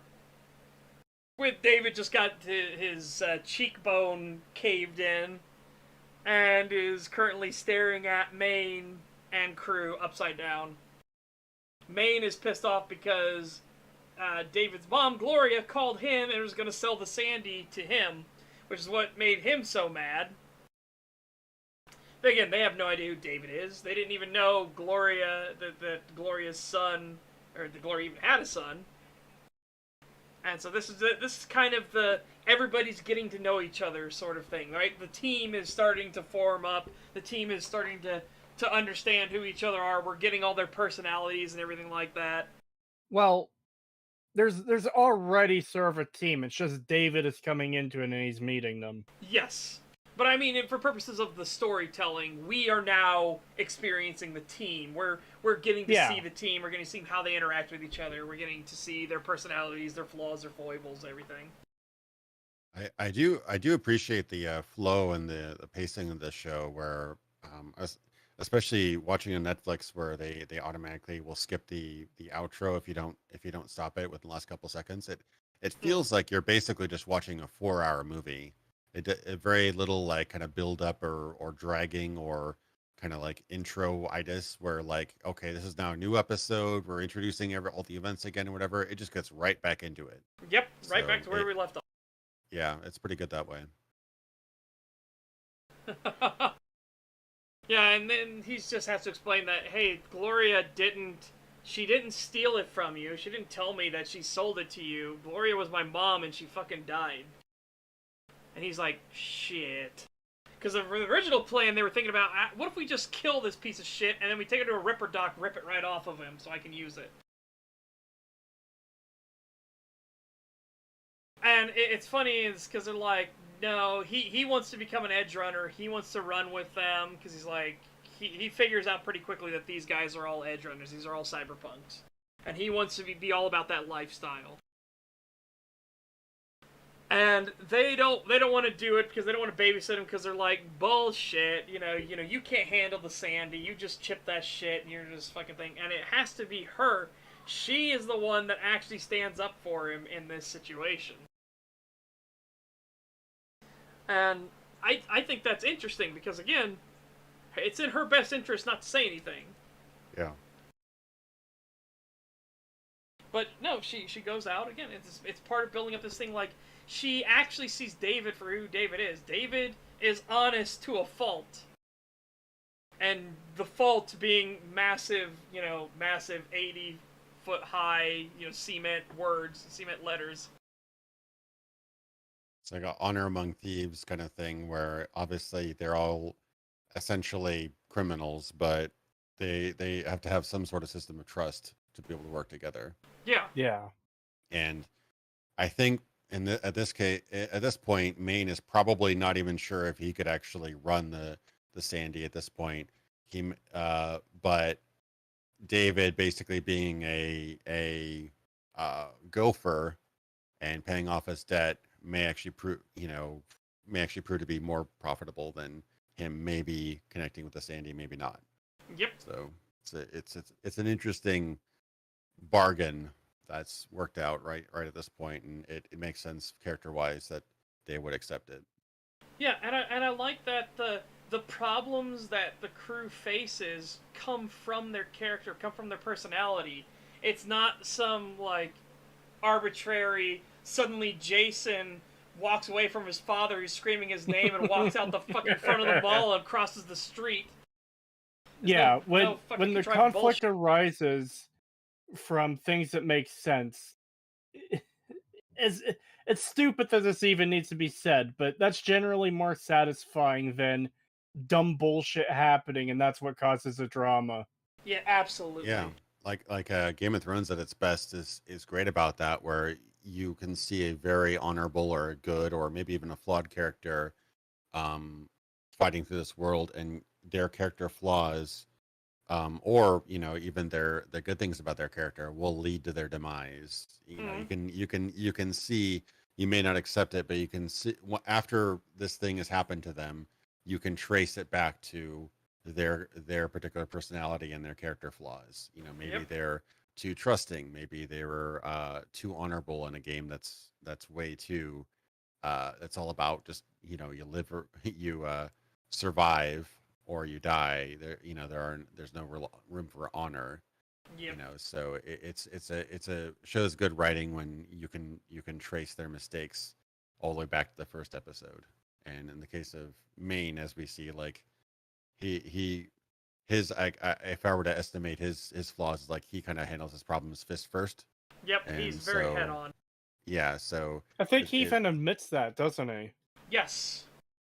When they talk to Faraday for the first time, he says it's Faraday who gets to hold all the cards. I'm the one that gets shit done. Yeah. And that can be very, very useful and very profitable, but it can also be very dangerous. And you know, what's the expression? It's like throw caution to the wind. Mm-hmm. And he just goes after it, and that obviously proves dangerous later on. Oh yeah, absolutely.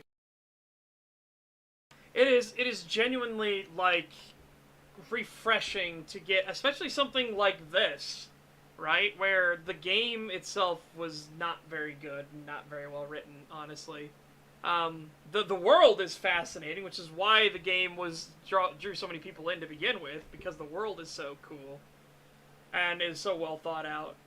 But then we get something like this, especially in the modern day, where there's so much emphasis on style over any sort of substance. Here we get a style, but it's clear that they focused on the substance of it. They focused on that story. They focused on these characters, their flaws and everything, creating the conflicts and creating the problems. Yeah, it's deceivingly shallow. It looks shallow, but I guess it's the opposite of that, deceivingly deep, where it looks like it's all style, no substance, but it's actually quite a lot underneath. And I don't know the entire. I mean, it was in development for 8 years, so I don't know the whole story. I know that there's been entire directors and writers and stuff that have started and stopped and left the company since the game came out, but I will defend the first act of the game being really solid in the story department. I think the first act was done very well. It kind of loses a lot of steam after the event a few hours in, but the overall, like, the intro, you know, the I guess the origin story is pretty weak, but the whole, once you kind of get into the meat of the first big couple jobs are really well done, I think. I would say, like, that was the thing I would push back against. I think the first act isn't that good, but it's because it was marketed as an RPG where we could do choice and everything like that. And I wanted to be a corpo. I wanted to see and experience Night City from the upper crust, having to and see what their problems, what their faults were, what the company intrigue, the politicking and backstabbing and everything. And then I know Jackie for some reason, and I'm now in the streets. So my choice mattered at all. Yeah, like I said, the origin story is like a joke.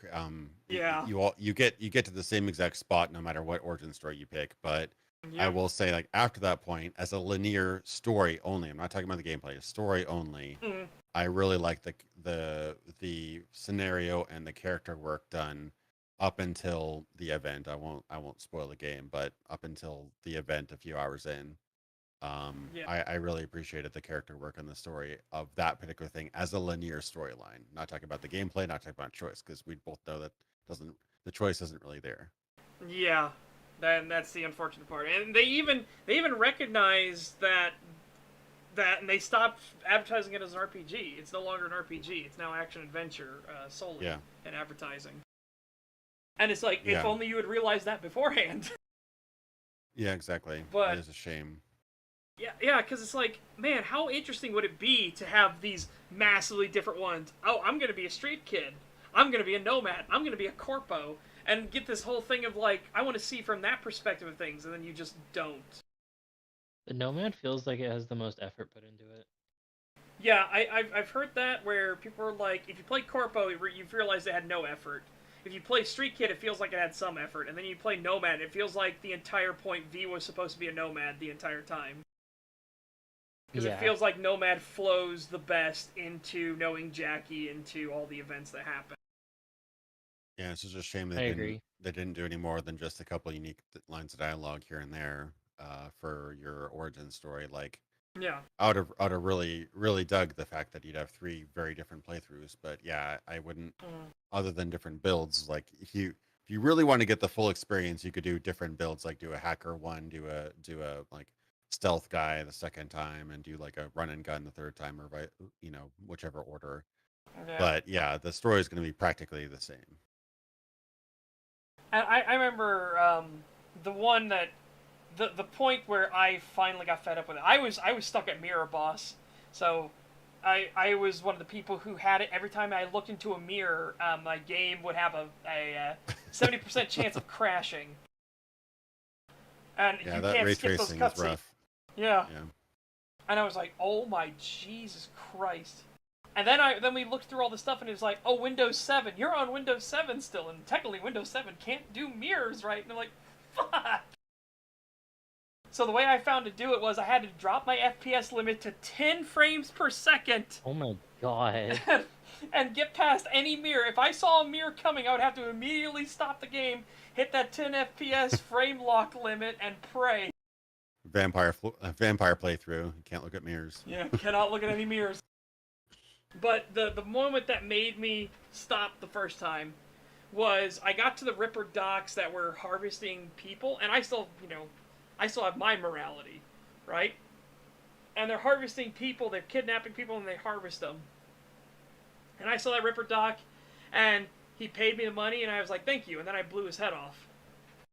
And there was nobody else around, there's nobody nearby, and suddenly police started swarming up from the basement like, there's the criminal, there he is, get him! And I'm like, oh, fuck off. That's when I realized that they just teleport police, just out of view to come get you. Yeah, I can't wait till they fix the police system. Yeah, and I was like, oh, Jesus Christ, this game has, like, nothing in it. It's been about 2 years. I think they're just going to save that for the sequel, but yeah. What kind of broke me, the 2 scenes kind of broke me in terms of gameplay.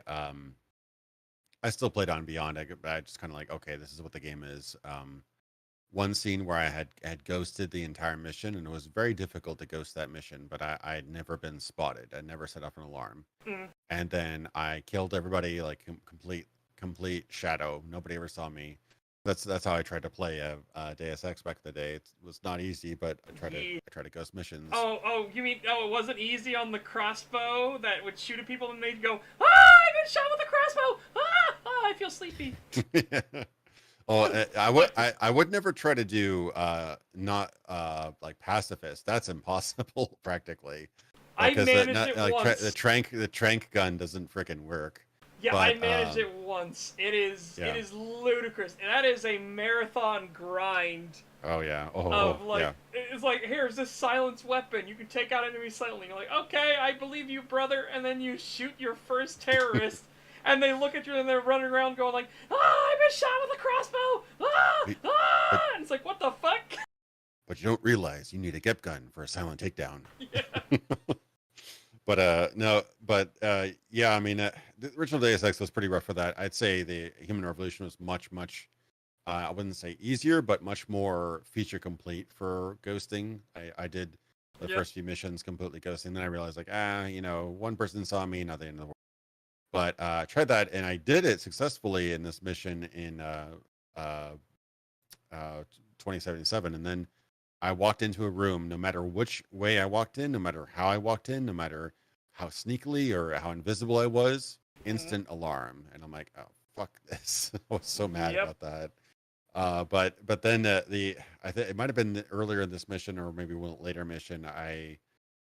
I was infiltrating a base, and I was like, okay, this is kind of cool. I like infiltration missions. And there are some guards that just simply were not programmed to be assailants. You could not hurt them. I'd throw a grenade at them, and they would not react to the grenade. I was like, what? I was shocked. I was like, at least put them behind some bulletproof glass or something. Like, I was just shocked that they was such a.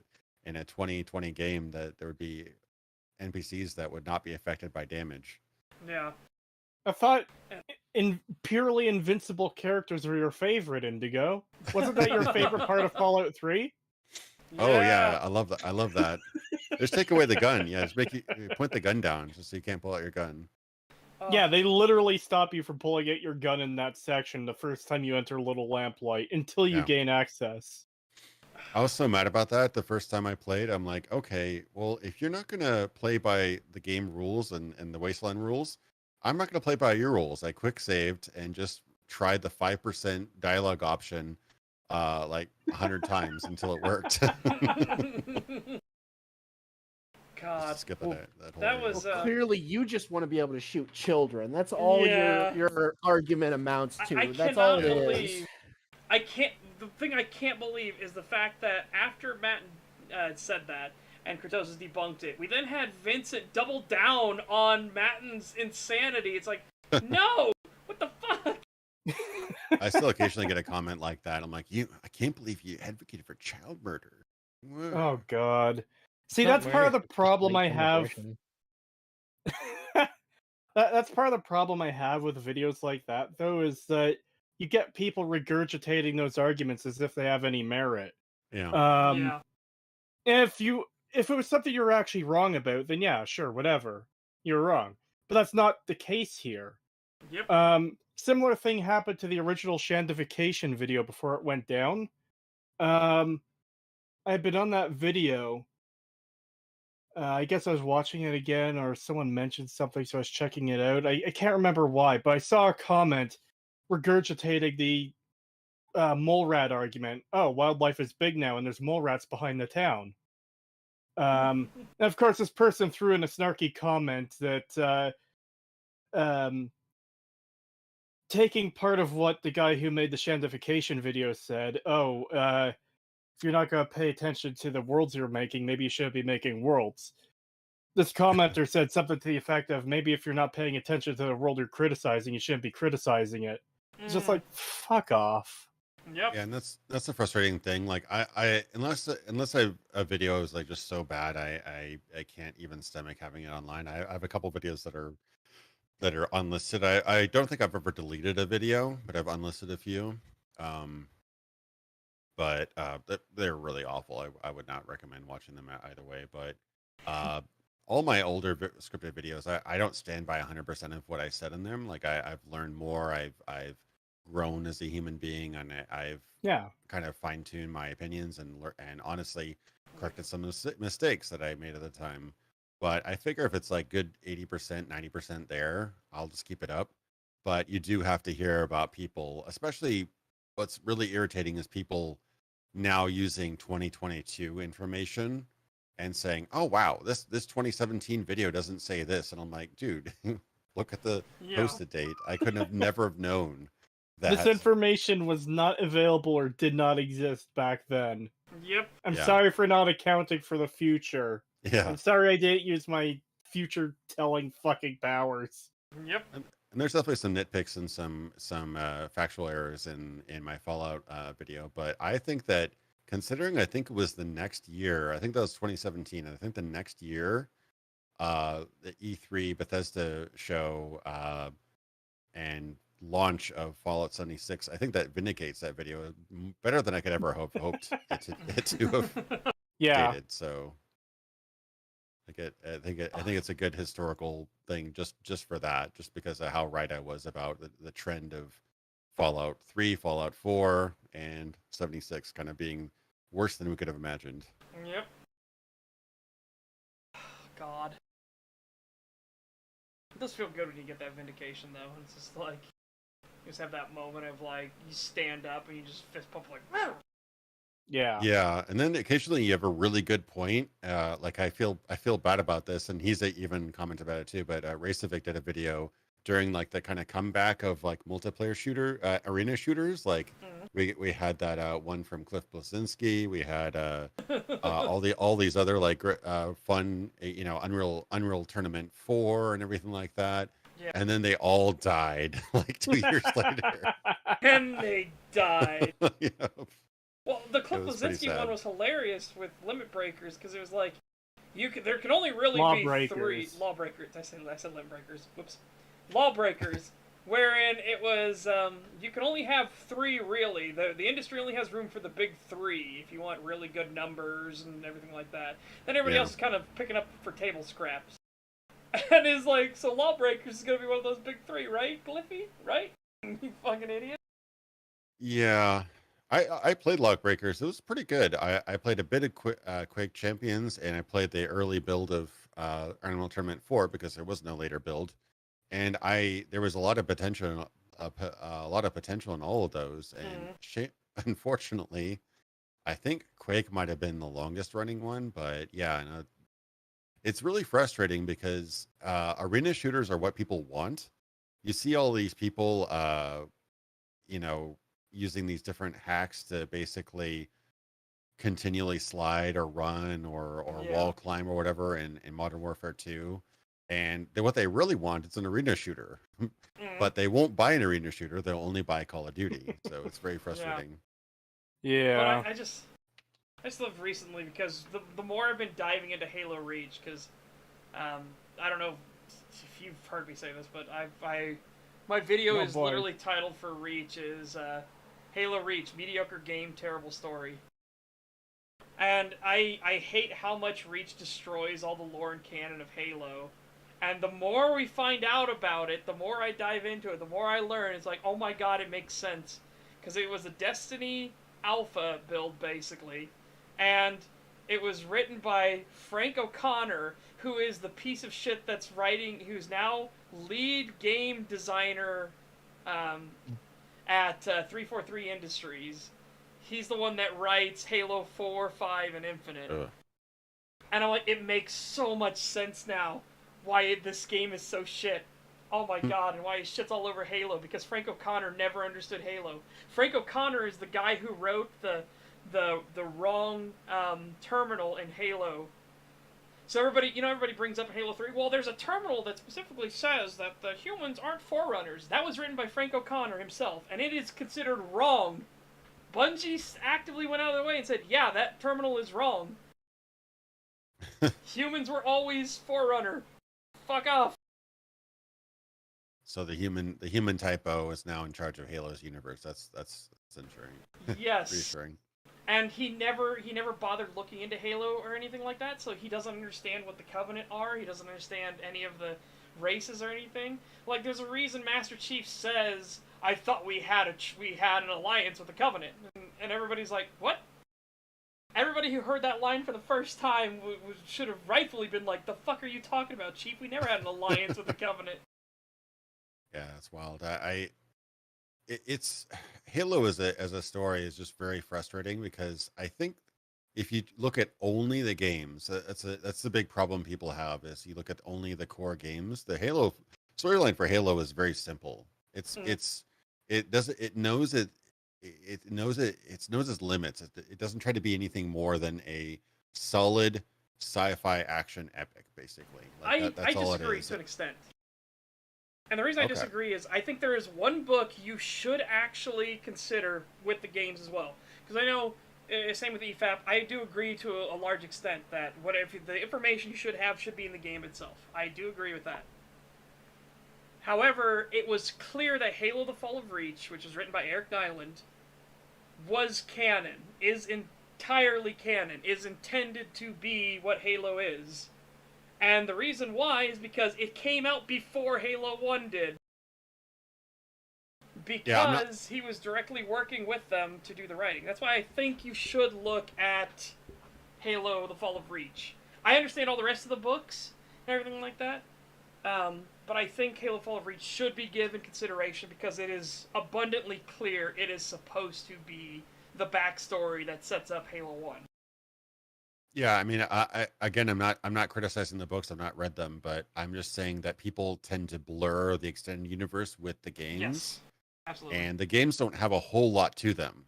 Not saying what's in there is bad. It's actually pretty solid for what it is, but probably 99% of Halo 1 is playable. There's very little dialogue, and Halo 2, Halo 3 similar, like probably 98%.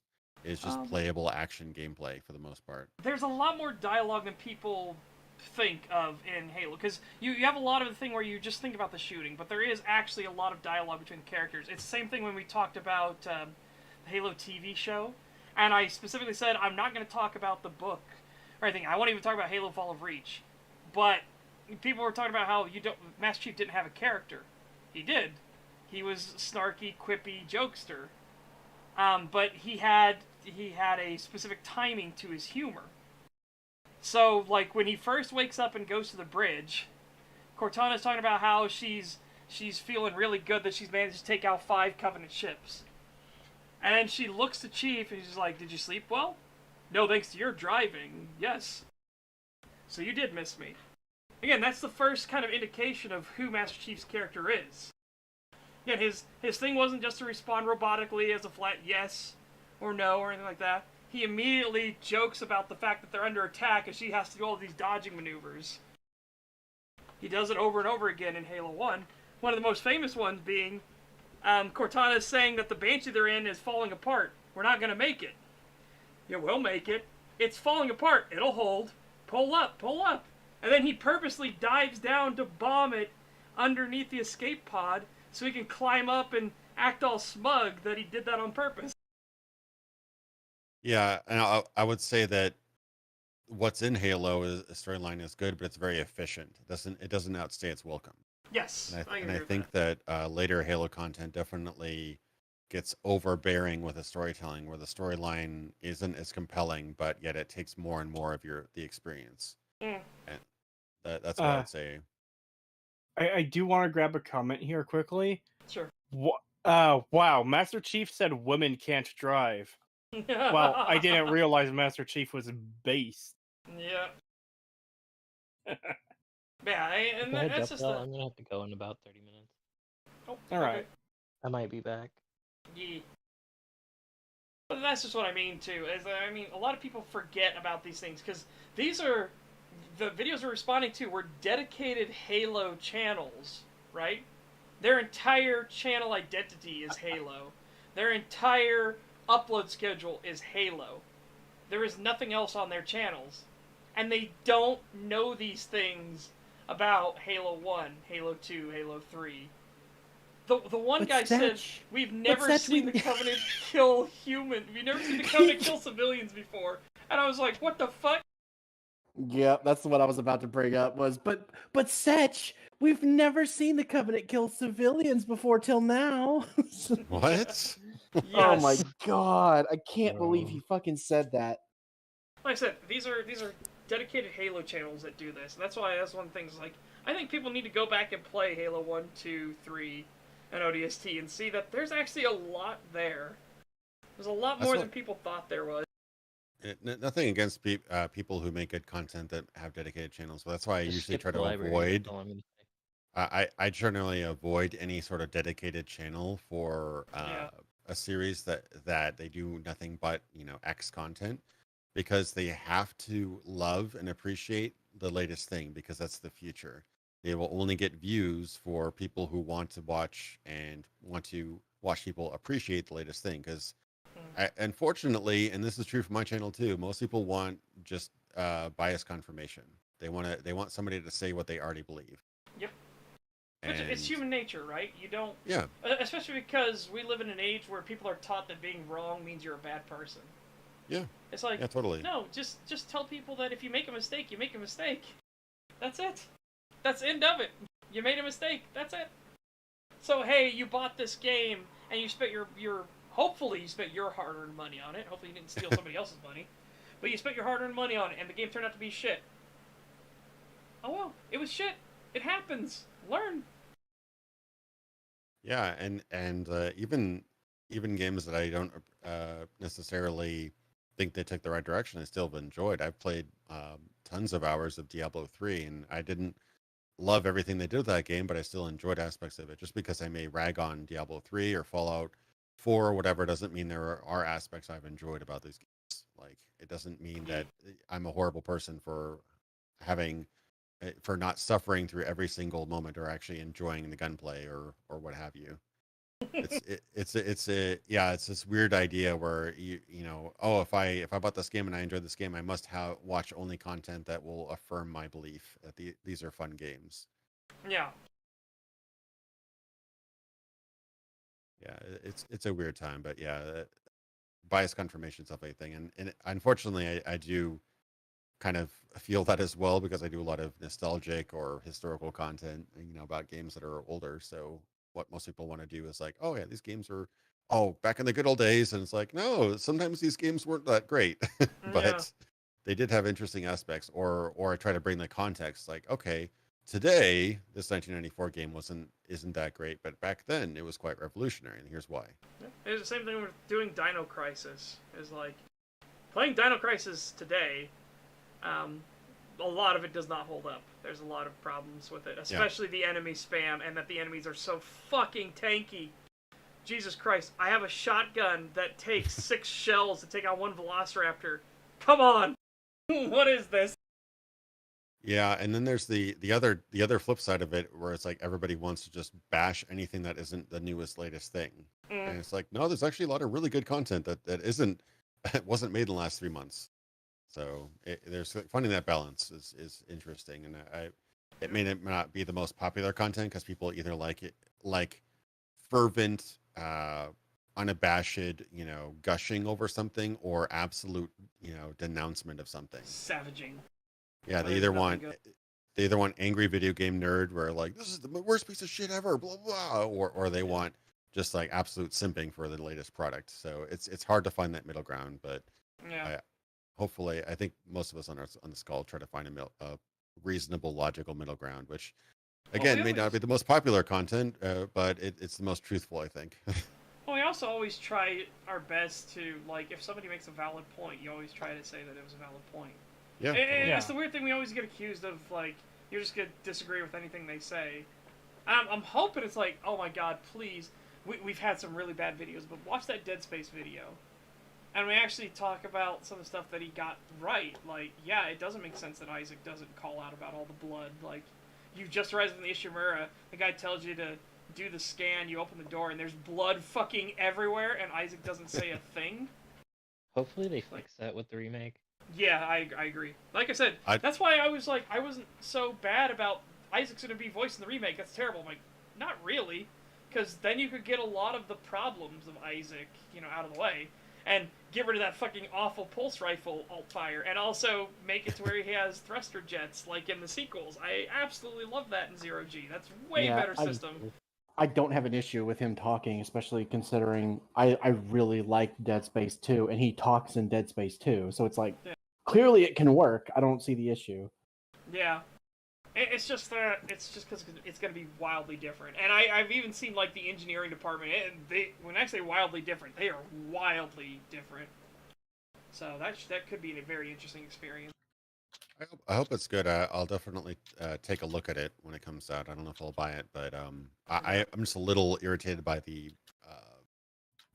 deceitful marketing where they take screenshots of the original on like the Xbox 360 and then crank up the gamma to like 90% so that nothing in the room looks dark, and they say this is how bad the original looked while like, showing the remaster. It's like, no, if you play the game with the correct gamma setting, it actually looks pretty good even today.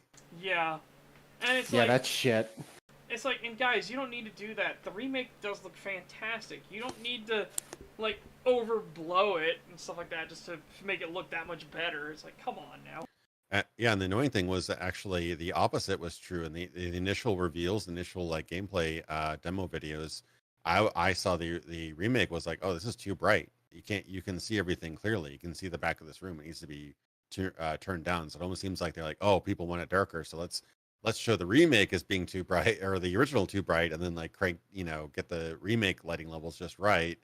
And it's like, I'd rather just honest comparison, because the original was, 2007, 2008, still looks pretty good, especially on PC. Except with the one problem with PC is the controls. Like, oh my mother of God. I still to this day do not know why they developed full Xbox 360, X input controls for Mass Effect, and I did they do that for they did it, definitely did it for Dead Space. I don't know if it works in PC that way, but the entire Mass Effect trilogy original did not support X input on PC, even though they obviously built X input control for the Xbox. Yes. It was so frustrating. But that's like a EA Games thing. I don't know. A lot of their games had that. The Dead Space, the problem with Dead Space is that it's and in Dead Space 2 it does it too. The sensitivity of your aim is tied to your frame rate. Oh yeah. My Lord Almighty! God. Yeah, I got it to run pretty smoothly, but I believe I had to.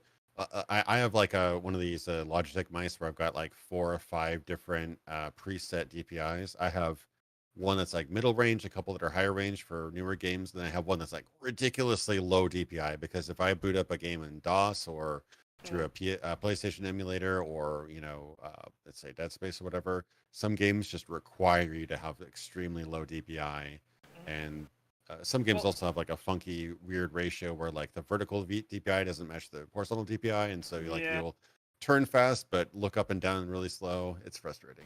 Yep. Alien vs Predator 2, back with Monolith on Monolith Tech hardware, actually requires your polling. So how many inputs your mouse sends to be really low? You need to be 125 instead of the standard today, which is like 600, 700. Yeah, I think I have like a DPI 150 setting as my lowest, just in case I need to play an old game and switch to that. Well, this one isn't the DPI. This is your polling. Polling is the amount of times per second it sends the information, and if it's too high, it overloads. Yeah, I've had that exact problem. I forgot which game, but I had to turn that way down. Otherwise, it would have almost like a stickiness where if I didn't move the mouse much, it wouldn't move the mouse at all.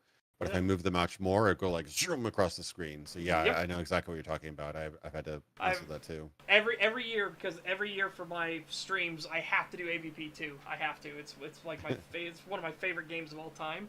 But that is one of the problems with AVP 2 is that the polling, and I have to go in and I have to change my polling on my mouse. But yeah, it's just funny. And then you play a newer game and you're like, your mouse feels really sluggish and inaccurate and everything. And you're like, oh, what's going on? So, wish they had a setting for that. They're probably a different I think they have game profiles, but I've not bothered with that. They do. But at least my Logitech G600 has profiles I can change to. So. Yeah.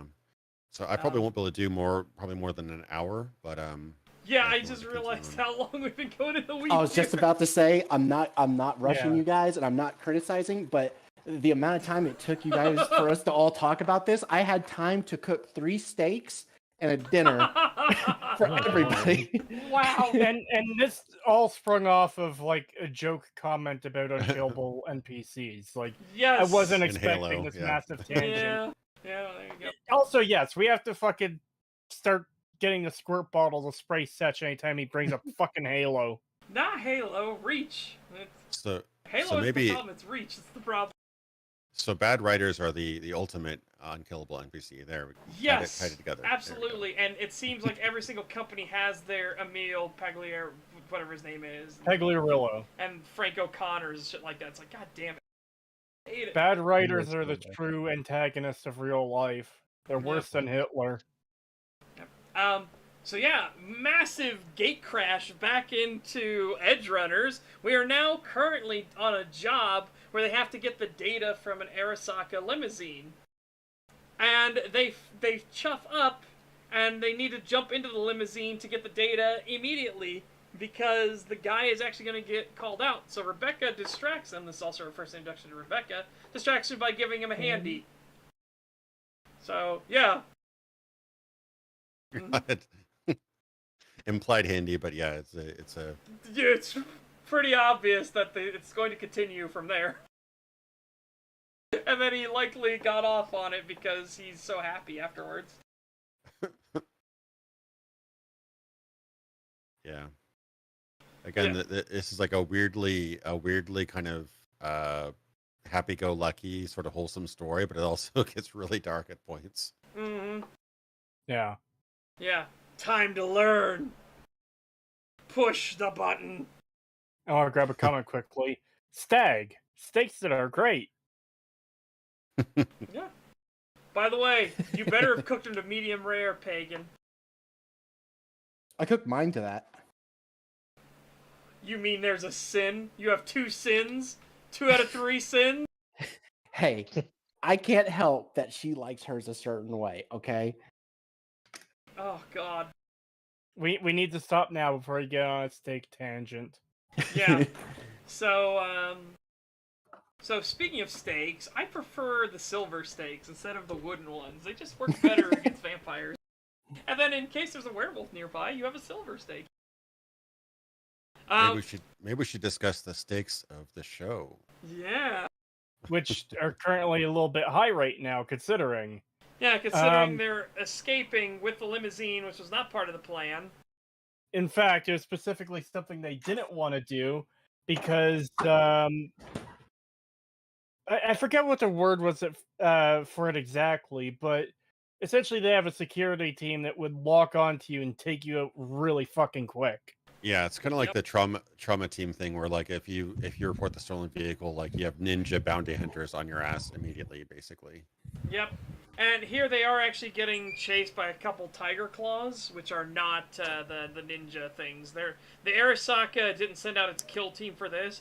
All Arasaka's going to do is they're going to try to recover the limousine, and then the executive who this limousine belongs to is going to change his routes and everything, which is what Militech did not want. They did not want him to change his routes or anything like that because they wanted to take him out. They wanted to nab him. Yeah. This is also when we get an interesting interaction where he freaks out about his mom, the car incident. He doesn't want to see that happen again, so he activates the Sandy, while driving, and that causes all kinds of crazy taxi physics. Yeah. Whee! There you go, chat. I had to pull off the overlay for that so you could see the fucking flip over the thing. I gotta admire the handling on that thing, right? Yeah. It's just funny to see that he like triggers the Sandy like 12 times or something like that as they're going down the road. Yeah. He's just constantly doing. Yeah, this right after he's told like don't fire it up maybe more than 3 times at most a day. Yep. Yeah, and he's sitting here just constantly like just doing it over and over and over again. Admittedly, it makes sense he's trying to boost his reaction speed to ludicrous levels because he's going against fucking traffic. But still, yeah. He thinks he got away. They pull into the lot where they're going to try to ditch the ride. A tiger claw shows up and tries to kill him. Maine shows up, though, to save his life and blows the tiger claw to smithereens against some barrels. So violent, in fact, that teeth and bone matter smack into the barrel with interesting sounds. Even causing Lucy to go, ew. Yeah. That's one thing about the show. It has over-the-top gore, but it doesn't do it in necessarily a distasteful way. Like, it doesn't do it the way something like The Boys does, where it's just kind of doing it for fun. Yeah. You know? So here's the scene. It does it infrequently enough to still be horrified by it when you're supposed to be horrified by it. Yeah, whereas it's something like The Boys, it's just kind of so common, it's just like you're more surprised when it doesn't happen. Yep. Mm-hmm.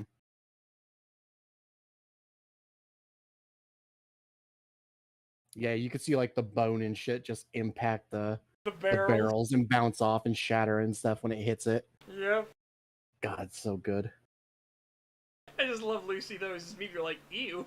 Yeah. That got a chuckle out of me for sure.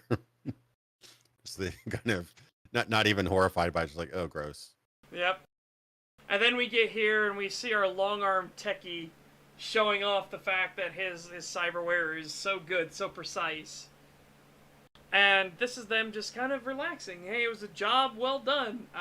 It went sideways, it went south, but you know what? We got everybody out. We're all alive.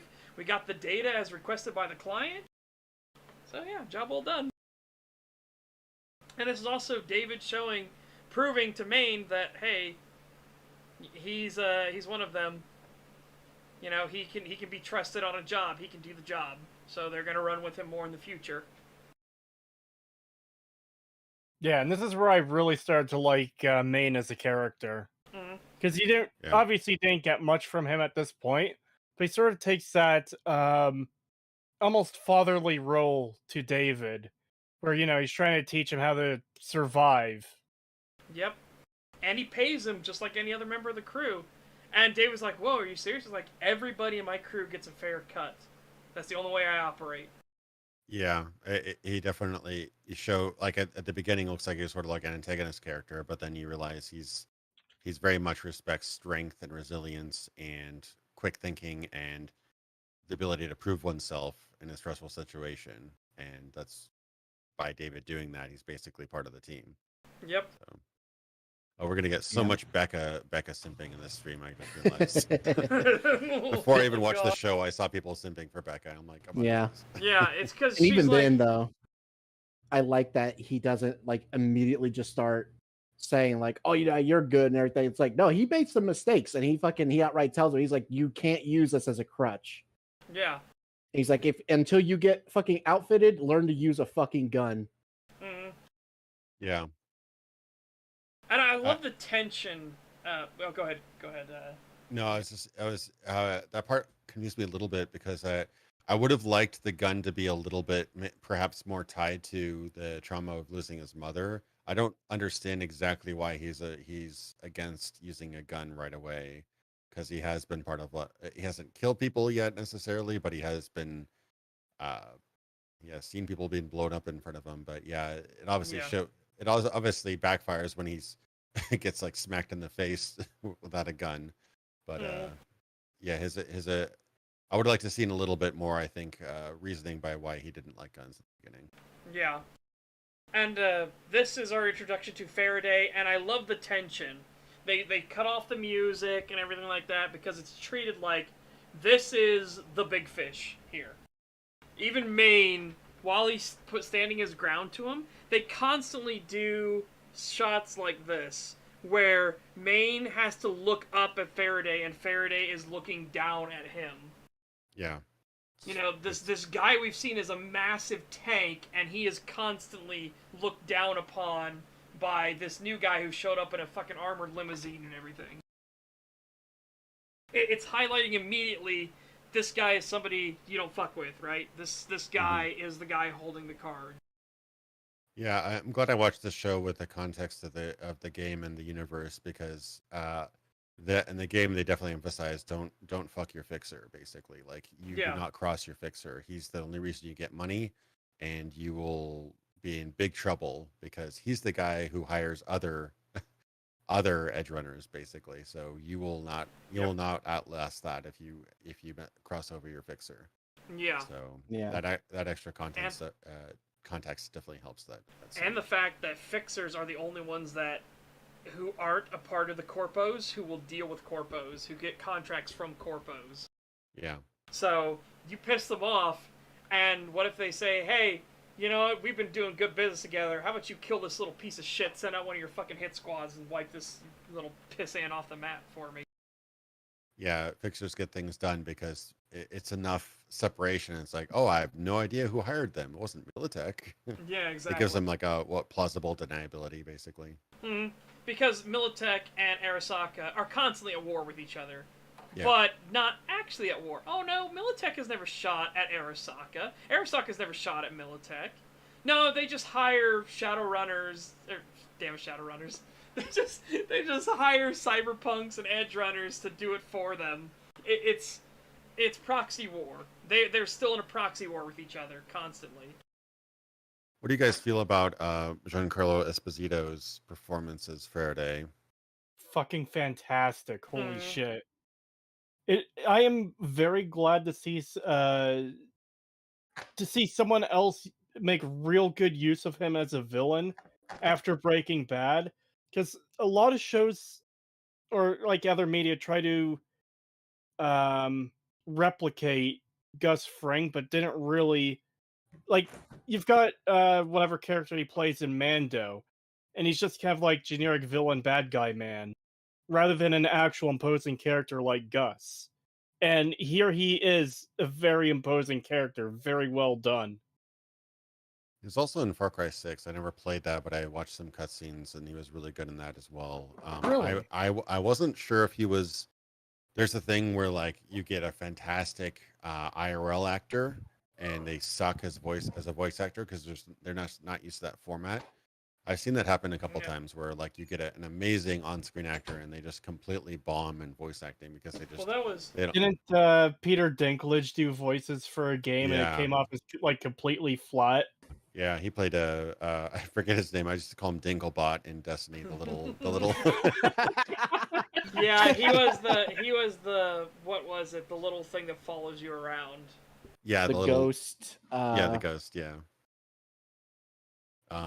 He basically was your guide in the world of Destiny, and I didn't think he was as bad as some people said, but he definitely he gave us some odd emphasis in some lines for sure, and some of the lines were just weird too. Well, then you see like Ron Perlman, who, despite when I think of him as a person, I think he's a piece of shit, but despite that, he's a fantastic fucking actor.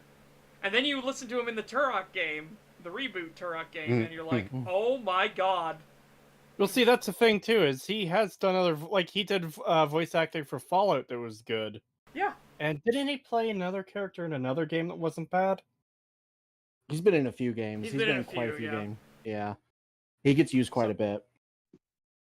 I have to go, you guys. I'll see you later. Oh, okay. Take care. One thing I've noticed about this show, Edgerunners seems like it's a better version of BNA.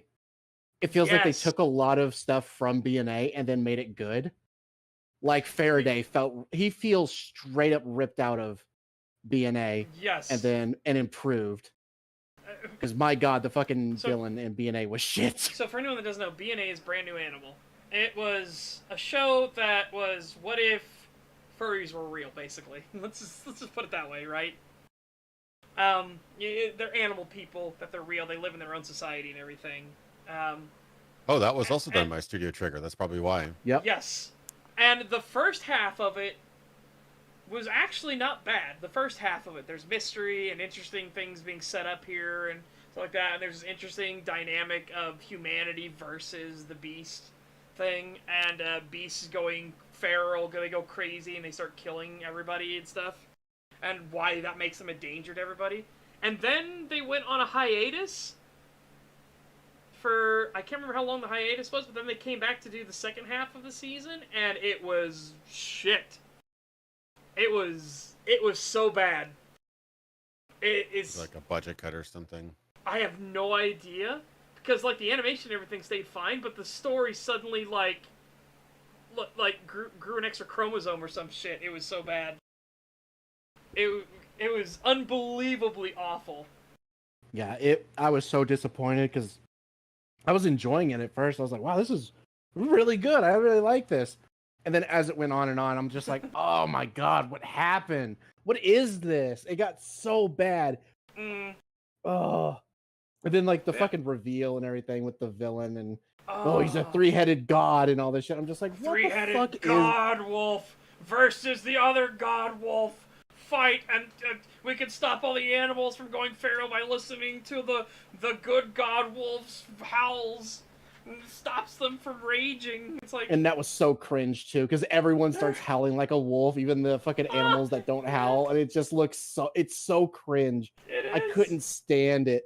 But yeah, Edgerunners feels like an improved version of BNA. It feels like they took characters that they liked that were in BNA and then repurposed them to be in Edgerunners and made them good. Yeah. And it is hard to overstate how awful it was, because the reveal of why the animals go feral is because they lose hope. The moment they lose hope, they suddenly turn into mindless killing machines. Which makes no sense, because they clearly would have lost, like, there was clearly cases and shit where, like, there was no hope. During World War II, the Holocaust? Which is... The fucking... The Holocaust, the shit where there's literally like sex trafficking being involved and shit, and like the animals are being sex trafficked, and they would rather die than keep going. It's like, how come they're not going fucking feral? Yeah, and meanwhile the other ones are like, size. but But then all it takes is literally like, well, my pop idol lied to me. Yes. I'm just like, are you fucking kidding? So Japan has an obsession with idol culture, absolutely. But it's so fucking stupid that their idol, their pop idol, actually lied to them, and that loses all hope instantly, and every single animal in the city goes feral. It's so stupid. Oh, it was so painful. It was like, what happened?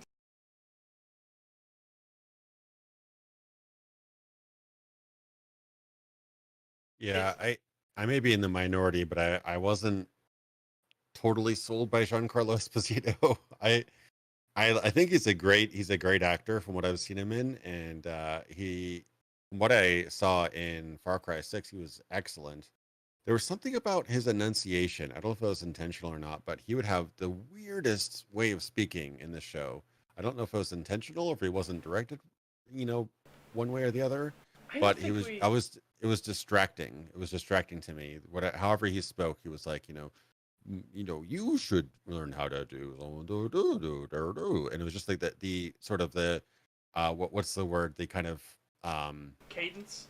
The cadence was very strange to me. Yeah. Maybe he was just kind of, that was his character for it, but yeah, it was odd. I think it. I think they tried too much to make him grandiose in this when we didn't see enough Faraday. That would be one of my criticisms of this. We don't see Faraday enough to really see him as the big villain at the end, right? Yeah, I mean, he definitely filled the part. Well, it was just, sometimes I wouldn't understand what he said because of just the weird way he said it. And like I said, the cadence and the pacing of his dialogue. But yeah, Well, reality TV commentator maybe, but yeah, it was just, it's like he was cold reading something he didn't quite understand. That was the impression I got, but maybe he did, and maybe just gave it an interesting character. But yeah, I remember listening to it. I'm like, wow, this sounds strange. Who is this? This is a famous actor, because there are a few famous actors in the show. mm-hmm. But yeah, I was like, just a little odd. It didn't ruin the show at all for me, but it was just a strange way of speaking. Like I said, not so much him, because I watched this twice with the Japanese and watching it with subs, and then 3 times now watching with English. And it's... I just don't buy Faraday as the big bad villain at the end. No. It feels like we didn't get enough screen time with Faraday in it, right? We didn't get enough setup for him being the villain. I can understand why he does the things he does. I understand all that, but it doesn't feel like he should be David's Goliath, if that makes sense. What I feel is, I don't even think the show tries to do that exactly, where it tries to make him his Goliath. I think it tries to make Adam Smasher his Goliath, but they don't show him enough. He doesn't show up until like the last few minutes of the last episode. And it's like, because Faraday, he feels like the middleman. It feels like he's just in the way, and he's causing trouble for the actual big bad and David. It just feels like he's in the middle, which is kind of what he's supposed to be. Yep. But then the big bad is supposed to be Arasaka and Adam Smasher, but you don't really get that feeling. Mm. Yeah, my impression of the story and the scope and everything like that, I believe this is probably written well before the game came out, or at least the outline was written, and the scope had to be in that you couldn't make any changes to the universe too drastic that would affect the game or the game's sequel. And so you had to kind of keep it small scope. So you couldn't have him defeat, Adam Smasher or take down Arasaka or something like that. That'd be way too big. So I think the way they kept the scope was small enough, and that if, Fixer as the villain keeps the scope small enough that you could do another season if you wanted to. You could still do a sequel. It doesn't ruin the game's, canon or anything like that. So I think they're probably working within that limitation where the show cannot affect the overall canon too much. Well, we'll get there when we get there, but I actually think the show redeems Adam Smasher a lot. Not redeems him as a character, makes him a good person or anything like that, but Adam Smasher in the game is a fucking joke, honestly. Yes, I agree. This is one of the things I was talking about when I first saw it. I was like, wow, they actually managed to make Atom Smasher a fucking likable character in that he actually seems competent. Oh my god. Yes. But yeah, it's just I don't know. I feel like we should have had more build up with Faraday fucking them over in more subtle ways over time, and it was clear that he wasn't on their side. Instead, it just feels like he just comes out of nowhere and just immediately is like, BAM! Done! And the only reason I'm doing this is because Militech said no. I agree with that. It does feel a little like out of nowhere, where it's just like, now if he had maybe a little bit more after Maine's death, you know, he would say like, I've lost trust in them and all that kind of shit, and it was being a little bit more seedy on the side and stuff like that, like what you were saying, it would be way better. But as it is, it literally just feels like, okay, I'm gonna fuck you over now. Yeah, the show probably would have benefited from having an extra 4 or 5 episodes to flesh stuff like that out better. Yeah, I agree. Yeah, there is like a weird gap because, like I said, most of the episodes feel like you could easily cut this into a 4-hour movie with no gaps and with very little editing.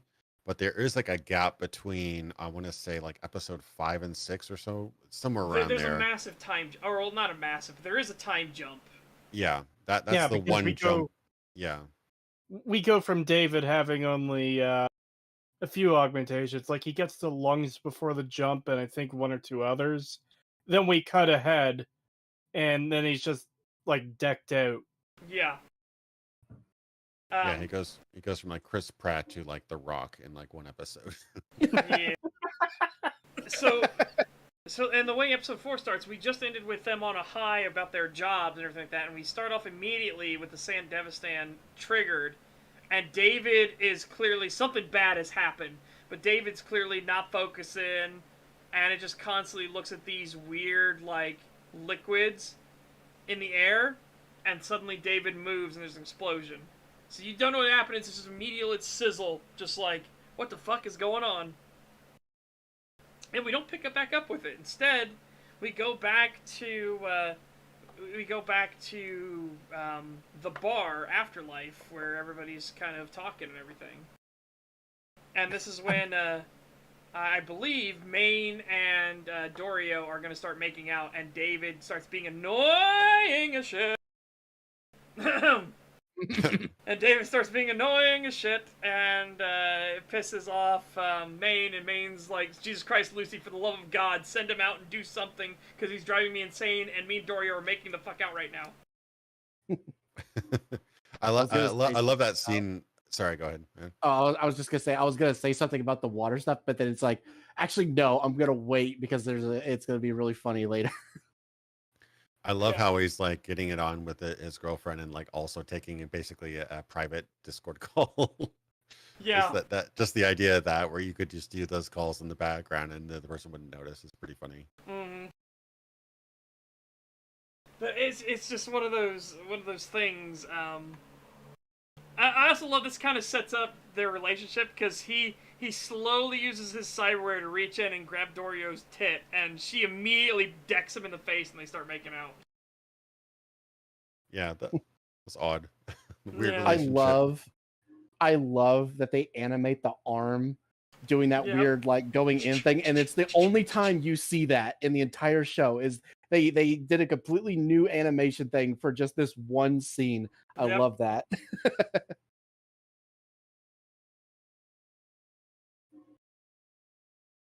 I do want to call out and appreciate how true the sound design and the visual design is of the UI, and how it fits the game perfectly. Mm-hmm. Like it feels like the actual pop-ups in the game, from what I remember. Like yes, it does a really good job kind of tying it in. Like that's why my theory, I know it was announced like I think the June or something out in 2020, but I really imagine that this game was supposed to, or this show probably would have been better as a sort of, remember Final Fantasy 15, where they released the movie right around the time the game, or released the movie before the game.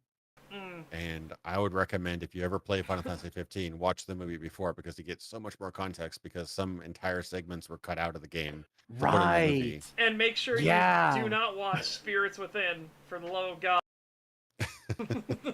Yeah.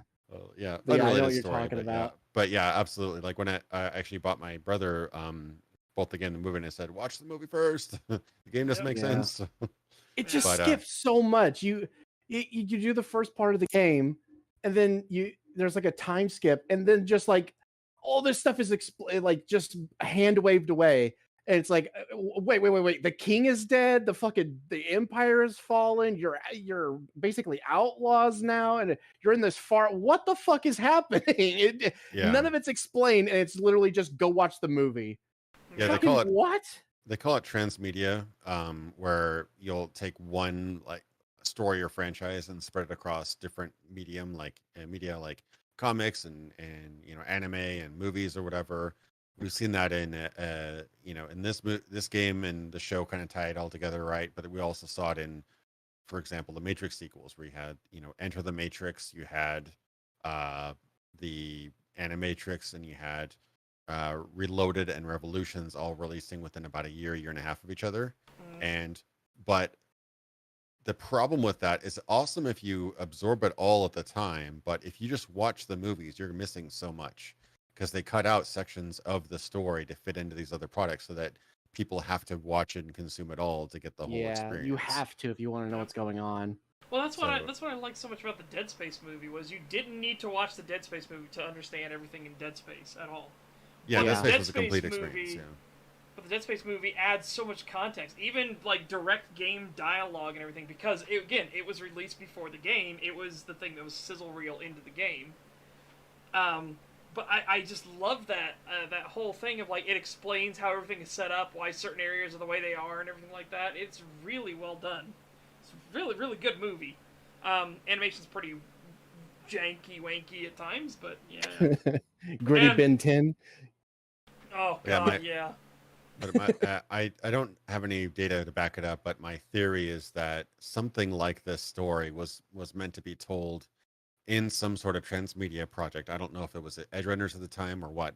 Again, this game was in development for 8 years, but I think this show would have served the game's release quite a bit because this is basically getting you emotionally invested in the universe. Yes. Yeah. I agree. And it also hypes up Atom Smasher way more than the game does. Yeah. Yeah. I see what frame we're on right now. Mm-hmm. And I have to post this for Indigo because he probably hasn't seen it yet. Oh god. Oh no. I swear to God, it's so fucking true. Pippa Pipkin is fucking based as shit. She's so fucking based. I love that she sent another VTuber a clip of Terry Davis and she almost played it on stream. I remember she's like, I'm gonna play this, and her entire chat started screaming, no, do not play that, do not play it. She's like, what? Don't play it. He goes, well, I'm morbidly curious now. I want to hear it. I'll just turn off the audio. And then you just see her VTuber model suddenly turn to the side and her mouth opens wide. And then she just does the Pikachu face. Yeah. The fucking surprise Pikachu. And then the video ends, and she's like, alright, wow, I'm really glad I didn't play that on stream. Every other word. There was like 17 racial slurs in a 16-second video. Yeah. It's funny because she even says language content warning, and she just thinks it means like the fuck word and stuff. Yeah. She doesn't know it was meant for slurs. Yes. She's like, okay, so note to self, we learned don't play anything from Pipka on stream. Yeah, and she had this like whole like essay written up about what a glowy is and everything for the VTuber since she asked. Like she literally just goes like, "Hi Pippa, what's a glowy?" And then she just writes this like whole essay about what glowies are. Yes. What does the term glowy mean? Oh, it's so good. Oh, it's so funny. Oh yeah, and as people in chat are mentioning, she was a brony. Yeah. Oh, dude, my favorite one I saw it just before the stream started, and I sent it to Pagan and Creed. Pippa tricked another VTuber into looking up Bad Dragon. Oh yeah. I about lost it because of what the other VTuber. It was just totally out of nowhere. They were talking about how they were fighting the Ender Dragon, and then the VTuber's like, "No, chat, that's." No, he's not a bad dragon. That's a Chad dragon, not a bad dragon. And Pippa's like model immediately like springs up and eyes go wide because they realize they like trolling potential is activated. Yeah, it's God, she's so fucking funny. I love watching her shit now. Oh my god, Yeah. everything about her is just so funny. Yeah, he's not on the Bad Dragon list. What Bad Dragon list? Oh, there's an entire like archive list of like all dragons in media and how bad they are and everything like that. And if you look that up, you'll see that the Ender Dragon's not even on there. So she looks it up and you just hear from the other microphone, "What the fuck, Pippa?" Oh man, every once in a while I have to look up that clip again of just her going fucking, I'm gonna fucking shoot up a Walmart. Now where's my AR-15, Fed boys? Where's my AR-15, Fed boys? I'm gonna fucking shoot up a Walmart. Oh god. Oh my god. Or when she had a rant about millennials and shit, and like, of course your parents are gonna make you pay for your own car insurance. The fuck? It's your car. Yes. It's like they bought you the fucking car. The least you could do is pay your own insurance. I don't know how we got onto the topic of Pippa while I was gone, but I'm glad it happened. Well, it's because of the scene on screen. Yeah, right look now. at what frame we're on, and look what I posted. Yeah. Oh. So, for anyone that doesn't know, she has a tattoo around her leg that a lot of people thought said just Dick, but no, it's about Philip K. Dick, is what it is. But a lot of people thought it just said Dick, and they're like, well, it fits with Rebecca. She's, Yeah, I know. That's why a lot of people didn't assume like anything else from it. You wouldn't even notice the P. Yeah. And then she has the dragon skull on her torso. So you can see it on her stomach. She has the dragon skull from Shadowrun. And then on her throat, I forget what the one on her throat is, though. I don't know. I don't know what the throat one is. The only thing I knew was the Philip K. Dick leg tattoo and the Shadowrunner logo tattoo on her stomach. Yeah, because in the Shadowrun universe, never ever deal with a dragon. Yeah. And it's not because that they're going to fuck you over. It's that they deal on a moral plane that you will have no concept of. And they look at you like, but that's terrible. Those are people. And they're like, what? What the fuck is a person? Do you mean a meat morsel? Life has many Walmarts, Fed boys. Oh my god. She's fucking great. She's like the only VTuber I would ever watch. There's a few I watch that are pretty close to her, but I still think she's probably the most based out of all of them. Shy Lily comes pretty close. Shy Lily gets pretty fucking close sometimes, but Pippa still beats her. It's just so funny to listen to her go on her rants. It is so great. Yeah, it is so funny. Yep. Her voice is perfect for it too, especially when she gets angry. It's just so perfect. Yeah, because then you can hear the lisp a little bit too. It just makes it even better. Anyways, should we get back to the show? Yes. Because we've taken a long time. David's been annoying the piss out of Maine, so Maine gives him a fucking milk run. He makes him a delivery boy. So he shows up to Rebecca's house, and it's so that he can deliver the new hands to Rebecca's brother. Ooh, excuse me. So, yeah. And, of course, her brother is being a fucking weirdo, and ungrateful weirdo, as per usual. He gets his shiny new gold hands. He's talking about how much better he can do things with this and everything. Throws away his other hands, just nonchalantly, and then flips off Rebecca and tells him to, hey, yeah, tell David to piss off and pay him on the way out. So Rebecca shoots his fucking ass. Shoots his brand new hands. Yeah.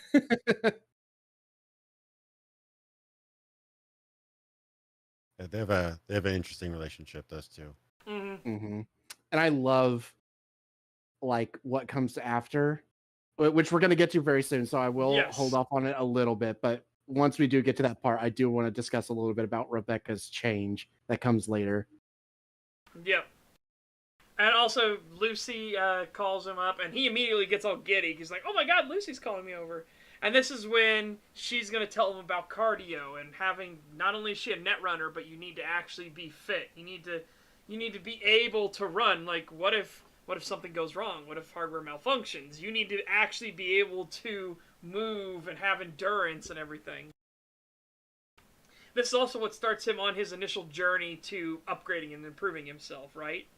Because he is going to go in and start learning the ropes. This is Maine telling him about, carry a gun with you. And he keeps wanting to use the Sand Devastan. And he's like, hey, you can't rely on the Sandy for fucking ever. You take a gun with you just in case. And then, of course, it's going to show them on various jobs and everything. That's not the more important part. The more important part is it's kind of a montage of him learning the ropes, right? This is his montage of showing him working with the crew and everything. And how at first he's not that great at it. Here he is, he's injured and everything. But then he slowly improves and gets better. And of course, as he begins improving himself more, too.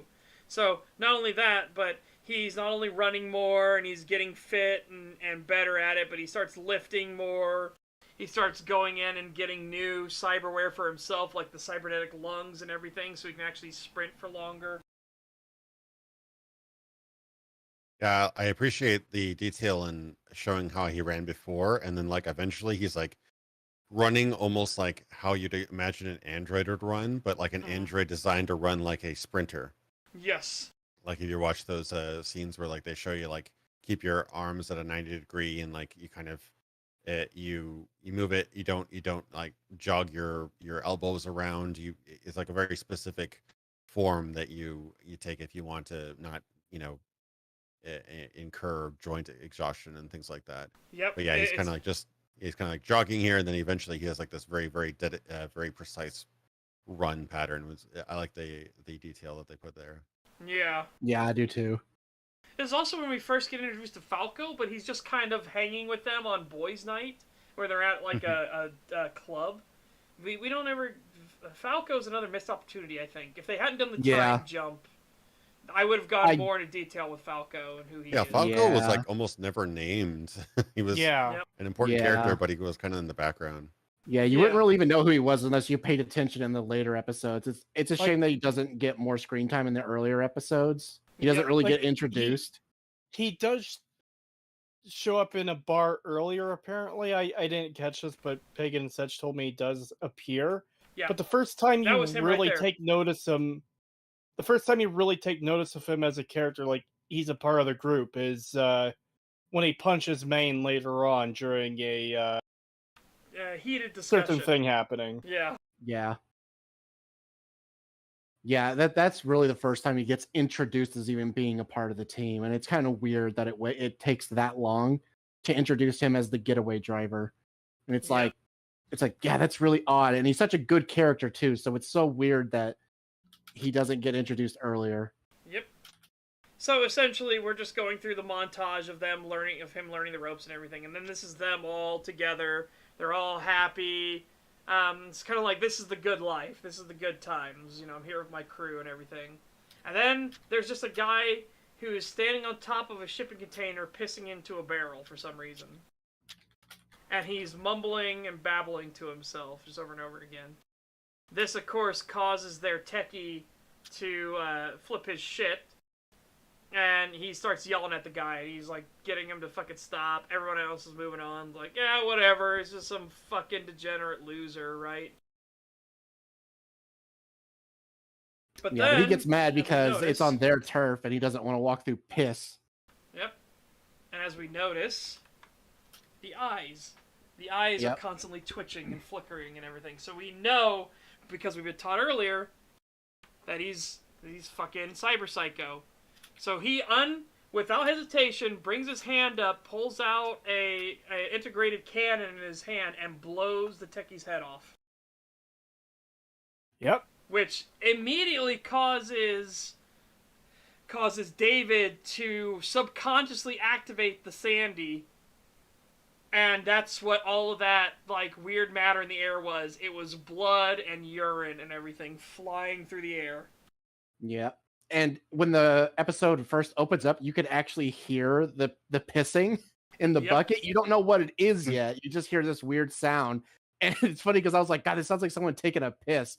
It's like I know that's probably not that, but it does sound like someone taking a piss. And then we find out later, no, it's exactly that. It's someone taking a piss and also blood in the air. Yep. I like how he does it kind of reflexively now. It's an interesting detail. Yeah. Like it's just kind of like his panic button. Yeah. Yeah, he didn't think about it. He just, the moment that it happened, he was instantly in Sandy mode. I like the fact that Rebecca immediately flies off the handle. And at first, you think that she's doing because her brother got flatlined, right? But then she's like fighting Maine, even taking his gun, which she can't handle, blows her back. And to the point where they actually have to have the Netrunner send a signal to put Rebecca's ass to sleep. So she'll stop. She's like, stop it, Rebecca, stop. Yeah, she completely loses her shit. And then because her pistol does absolutely nothing and she can't handle the big guns, she ends up like, it completely changes her to the point where she's like, she no longer uses small arms and stuff in the later episodes. Yep. She gets like gorilla arms and uses only heavy weapons specifically to take out threats like this just in case. Yep. Which I love that little detail of like, yeah, they completely after her brother gets fucking killed and she couldn't do anything to stop it. Like she had to rely on David and Maine to do everything. She takes it to heart and she's like, yeah, no, I'm getting Chrome the fuck up more. Yep. This is also the moment when David first kills anybody.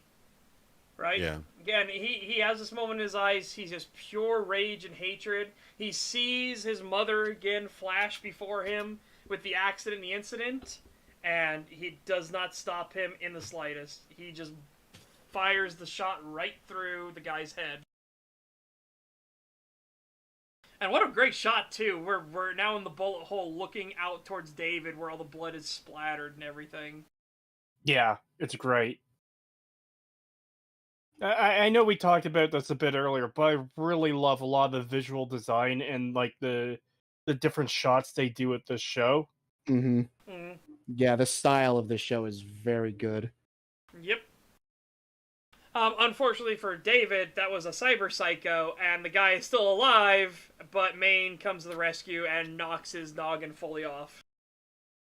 And then Rebecca loses her mind, her shit, and starts blasting the head, and then shoots her brother's head off more. Because she was so pissed. She's like, how dare you! I was the one supposed to kill that piece of shit, not you! You took that from me!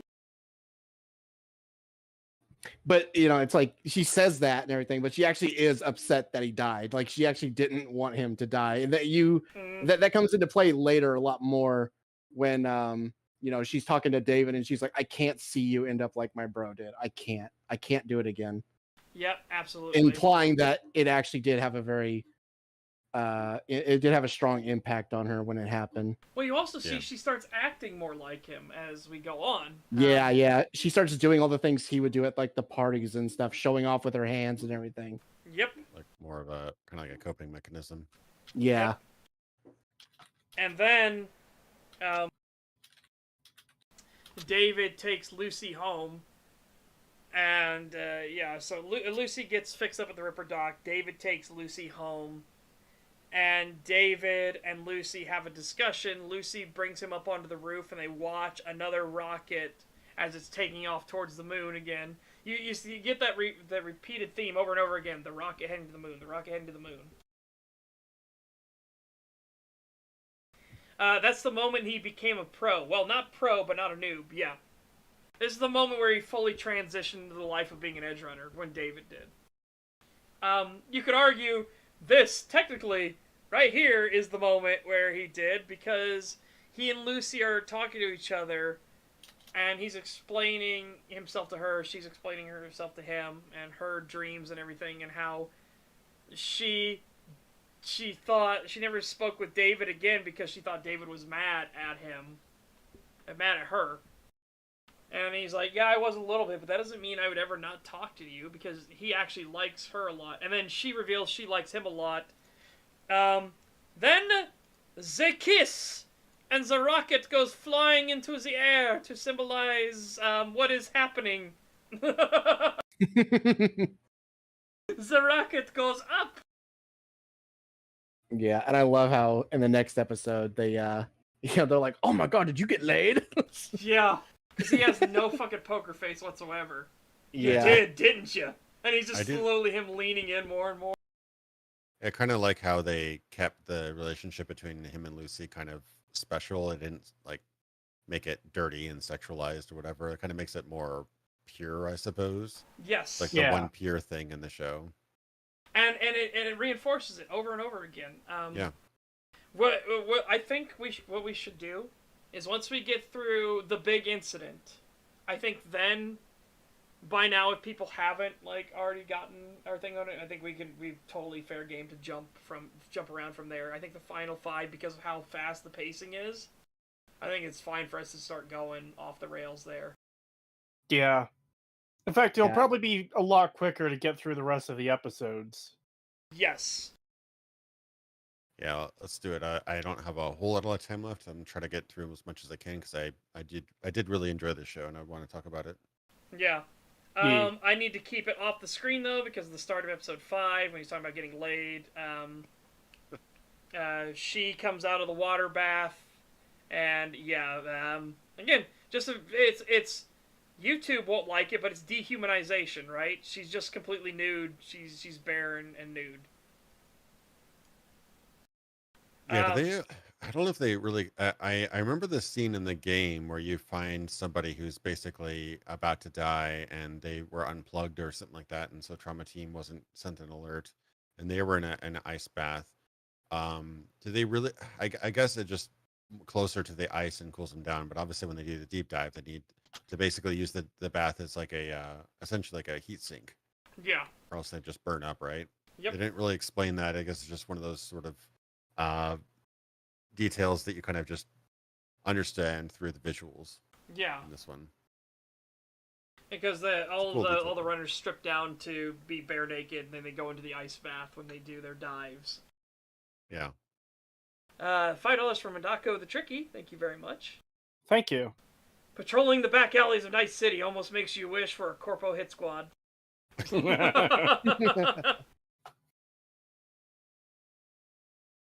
Yeah, so then they talk about the plan now is to get the guy that makes the BDs, right? Because they need to figure out a way to get the Arasaka executive, because that's what the information they need. That's what their fixer wants. Faraday wants the information from the Arasaka executive. Well, how are they going to nab him to figure out what anything is? Well, they figure out that he is a freakazoid, right? That he likes these BDs, and so does David, which is what Maine's like, oh my god, you never told us you were such a freak. And he tries to put it off like, no, I just peddle it at school and stuff. And yeah, it's like, yep, then buy that, David, don't worry.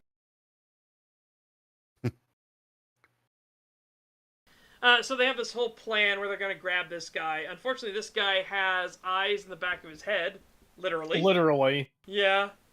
And launches off an EMP that scrambles them all, even to the point where it makes the other Netrunner vomit because it was so intense.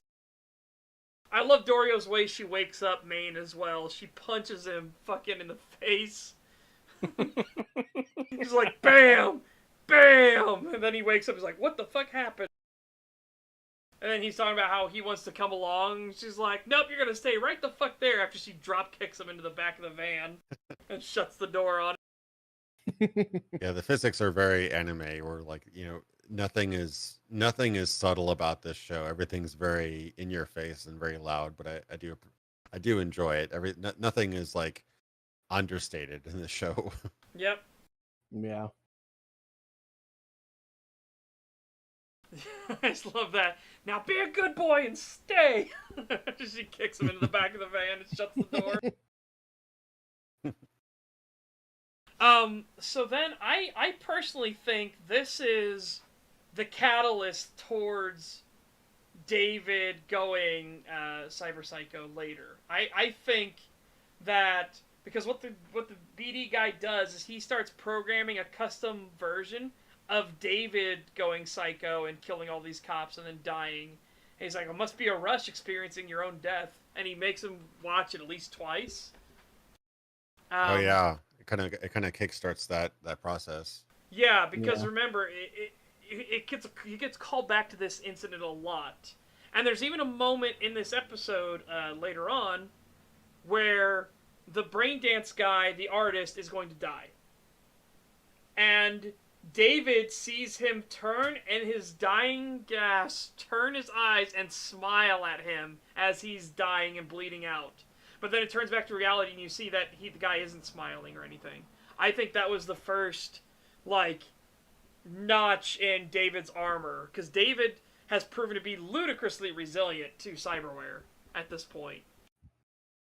But I think this brain dance thing has fucked with his mind quite significantly. It almost kind of implied, or maybe more than implied, that this director guy actually sends people into psychosis for a good show. And so it seems like he was kind of already sort of programming David in that way, and had he kept on continuing, David would have been his next star, basically. Yeah. Because David could use the Sandy with almost no consequences, honestly, in comparison to everything else. The amount of times he can use this for something that drove a soldier cyber psycho after one hit is insane. This is what makes this guy so I have high hopes for you and everything.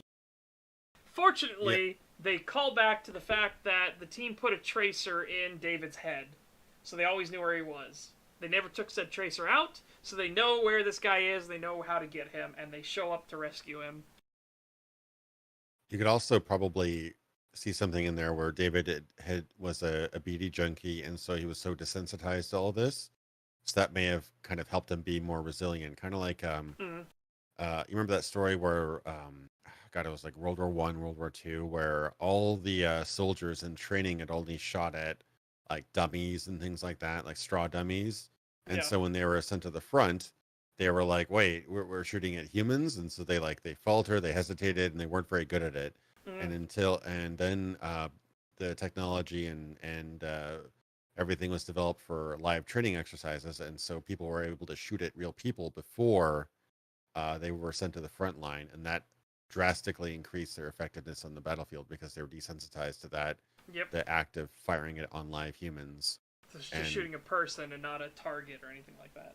Yeah, so I can kind of see that a little bit here, where David had experienced all these cyber psychos' lives before, right before they died, and so he was kind of desensitized to that a bit, and maybe that helped him in a way kind of overcome the.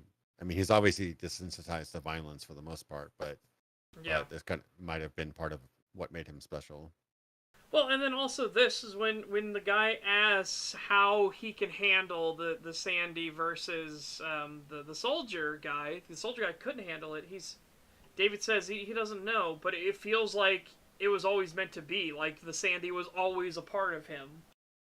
So he doesn't see it as other. And his body, he has immunosuppressants, but we see that he doesn't really need to take them that much. We don't ever see him downing a bunch of them or anything like that. Not until later when he's super fucking kitted out. So it's almost like his body agrees with him that the Sandy kind of was always a part of him. Yeah.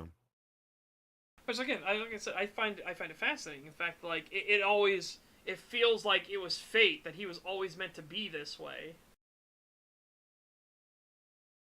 But it also pushes him too far because he gets too confident. And he kind of believes that he is indeed special. But this is also probably the first time where that belief was shaken, because this director showing him this a massive library of everybody who's gone cyber psycho is do you believe you're truly different? You think you're special. Mm-hmm. And he's like, but you're not. I have high hopes for you and your body count. Yeah. Yeah, and he also explains to him they all say what you're saying. They all think they're special until they're not. Yeah. And how do you really know when you're not? Like, you might think you're sane now, but who's to say you're not completely lost it already? Yeah, every Chrome junkie knows they're sane until suddenly they're not. And it's just like, yeah, that's what cyberpsychosis is. And we get to see it in episode 6. But here we have Tanaka shows up, because Tanaka is a freakazoid too, apparently. And this is how they're going to nab him. This is how they're going to grab him, because he's going to watch the brain dances as well. He's going to get a special one tuned up and made for him. This guy is the best in all of Night City at making these. Unfortunately, shenaniganery happens, and while he is surrendering, he actually employs a special anti-personnel device in his hands, which fires off titanium spikes. And, yeah, the director gets hit right in the throat and falls over. A very good place to get hit. Yep. Remember, if anyone is trying to hurt you, expose your neck, because that's the best place to get hit. Yep. So Especially with sharp objects. So he's bleeding to death, and David, again, that's like I said, I think this is part of the trigger towards the chink in his armor, the chink in his resilience. David is watching him bleed to death, and then the guy turns his eyes, looks at David, and smirks, which nobody else sees. We then jump back to reality, and that is not what's actually happening. The guy is still in agony, and he just bled out to death that way in his original position. But to David, he saw him look him square in the eyes and smile instead. Oh, that's very telling. I didn't notice that. I thought, yeah. But that's like his first hallucination, basically. Yeah, because here we go. Here's what the body actually looks like. As they pull back, we see what the body actually looks like, and he's looking up at the ceiling still. He doesn't have a smirk on his face or anything like that. Yeah. David was the only one that saw him turn, look him dead in the eyes, and smirk. That's basically David's subconscious telling him that he knows he's right. That there will be a day that he won't be able to take it anymore. Which I actually find it fascinating, because as he rides the edge so much, he comes out more like Max Tack and more like Adam Smasher in the end. Mm-hmm. He's able to pull himself out of the cyberpsychosis and overcome it, which is why Adam Smasher says he'd be an interesting specimen. Because he's somebody that managed to pull back. He dove down into the abyss of cyberpsychosis and he came back out of it. But yeah, so this is when they realize that Trauma Team is on its way, because this piece of shit, this peddler BDs, had platinum membership. So, Trauma Team's on its way. And this brings us into episode 6, where they need to dive into his skull and get out the information they want. They want to figure out what Faraday wants. They need to get the information, so they can basically get back in Faraday's good graces, get back in the loop, essentially. Oh boy! And this episode's pretty brutal for like everything. Yeah. Yeah. And we get to see cyberpsychosis from the perspective of somebody going through it, where Maine starts having blackouts, and he imagines himself running on a tarmac all the way to the end of some road, and it just ends here in the desert. And he doesn't know why the road has ended. As you can see, look at this. It's just road after road after road after road, all the way across to the horizon. And then from this point right here, suddenly it's desert, nothingness. And it's kind of symbolizing in David's mind that he's losing it, that he's at the end of his road. He's over. He's at the edge. He's at the edge, yeah. Don't you mean Maine? I meant Maine, yeah. Sorry. I said David, yeah. This is Maine's mind realizing that he's at the very edge. It's over for him. But he doesn't want to grasp that. He doesn't want to believe it, because his whole philosophy is just keep going, just keep moving forward. But it's part of his subconscious telling him, like, no, this is it. You need to stop. Yeah, and it's a shame, because it could have potentially been avoided if he would have downscaled his augments, but he refuses and says, no, we have to keep pushing. Yep. I ain't gonna quit now and downgrade. We have to keep going. The only one who tells me my limits is me. Yeah. To bring it back to the whole thing earlier too about it being compared to drug addiction, is it's kind of sort of the same thing, where uh, if you don't get as much of the drug, you don't get that high anymore. Right. And like cutting back is what's going to get you to, it's still doing damage to you, but it's not doing as much damage to you when you're doing less of it, and you could maybe slowly wean yourself off of it. Yep. Yeah. It's also and just like being addicted to power too. The power trip of it all. So we see here from he was talking with Dorio, suddenly he's talking to David, and then we immediately jump to him and he has the cyberpsychosis eyes. Again, just fully letting you know you know what's going to happen to Maine. You know now for sure what is happening to Maine. The audience has been clued in multiple times before this what those eyes mean. So you should immediately rectify, hey, this character, this guy we've come to know and like, this guy who's been a father figure to David, he's going through cyberpsychosis now. I also appreciate how they Main in his sort of visions, it shows him pre cyberware, like he's almost unrecognizable because he's slimmer, he doesn't have these gigantic arms and muscles and all this kind of chassis that he has now. And it's kind of I like that they're willing to show that other side, that previous version of him. I flash back to what was that Star Trek, not Insurrection, Star Trek, what was the one with the young Bad version clone Picard?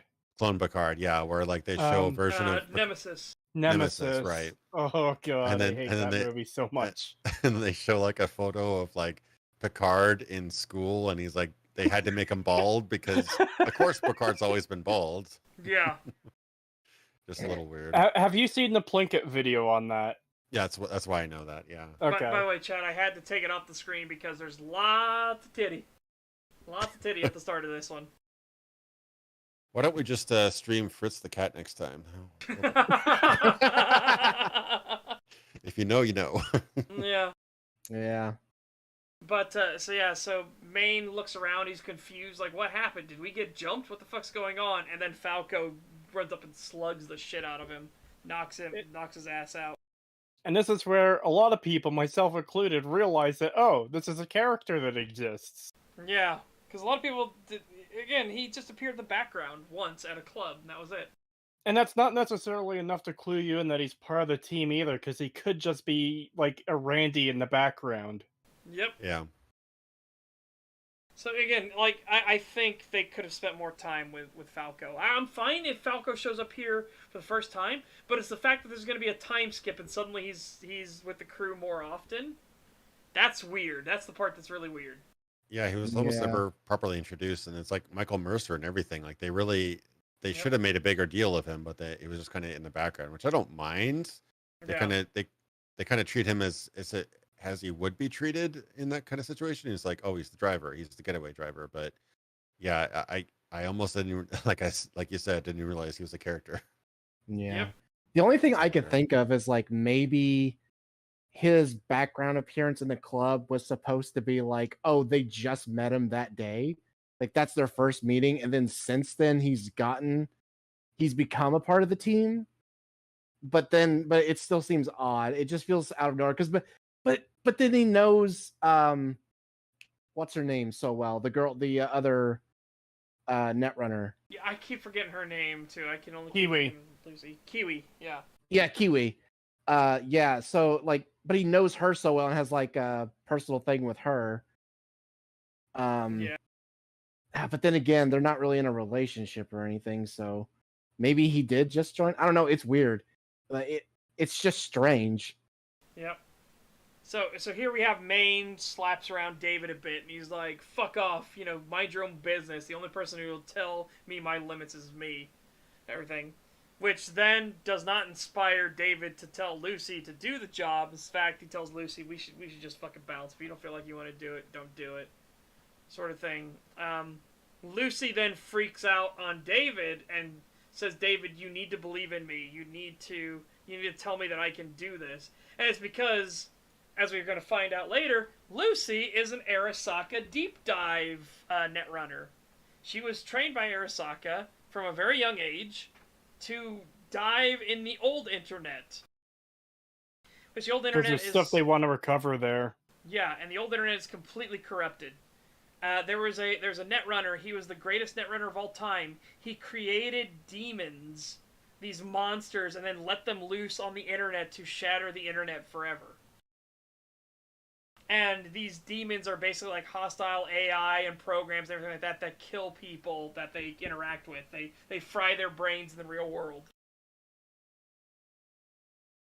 Super interesting lore. I hope they dig into that more future content. Yeah. Yeah. Because that's one thing that will bug me endlessly if they don't follow up on is, Arasaka wants this information in the old internet, but then it's never brought up again. Yeah. So yeah, it's like the idea of like completely forgotten chunks of the internet as it was developed up to, I forgot when it was like 2040 something or whatever, when the whole thing was hacked and taken down, but like entire archives of data lost. Yep. It's a really interesting idea. Technology, history, medical records, all kinds of things lost forever. Yeah, and so some of the history that they think happened could be completely wrong because those archives are gone. Yep. And that's why Arasaka is looking for something. So they've made all these children to dive through the old internet. Not the old internet. She can't handle Redditors. Now God. we're going into GeoCities. Oh God. Yep. That reminds me of the old 4chan post where they're like, the Borg from Star Trek absorb a computer that has the 4chan archives on it, and the Borg all immediately become retarded shit posters. Oh. Oh God, the Borg show up at Earth. All your base, all your base are belong to us. I'm like, oh no. It's like, oh no, they've absorbed cringe. Yep. But yeah, so again, Maine's walking around being weird, and it keeps jumping between him walking normally, then him suddenly back in the real world. Now he was at the end of the road in his mind, and now he's just at the end of the parking lot staring at a wall with Dorio freaking out like, what the fuck is wrong with you? Yeah, and it's very clear that he's not all there. So Lucy will go on a deep dive now into Tanaka's mind. And she is going to look for all the information that Tanaka's hiding, which is when she discovers the cyber skeleton program, which is basically the Sandy times 10. It is an entire inbuilt system with gravity manipulators, jetpack systems, everything. While also having the Sandevistan in it as a default module as well. You don't actually realize that until they show it, though, because anytime I heard cyber skeleton, I thought, oh, so they just replace your bones with a fucking... Yeah. Cyber implant. Yeah. Meanwhile, Maine is hallucinating because Faraday calls him and asking for results, and Maine freaks out and is about to shoot a Faraday that's not there until Dorio stops him. Meanwhile, Tanaka wakes up and starts trying to tell David that he's being used by these people and everything. They're keeping secrets from you because Lucy finds out that Tanaka wants David. So Lucy tries to fry his fucking brains.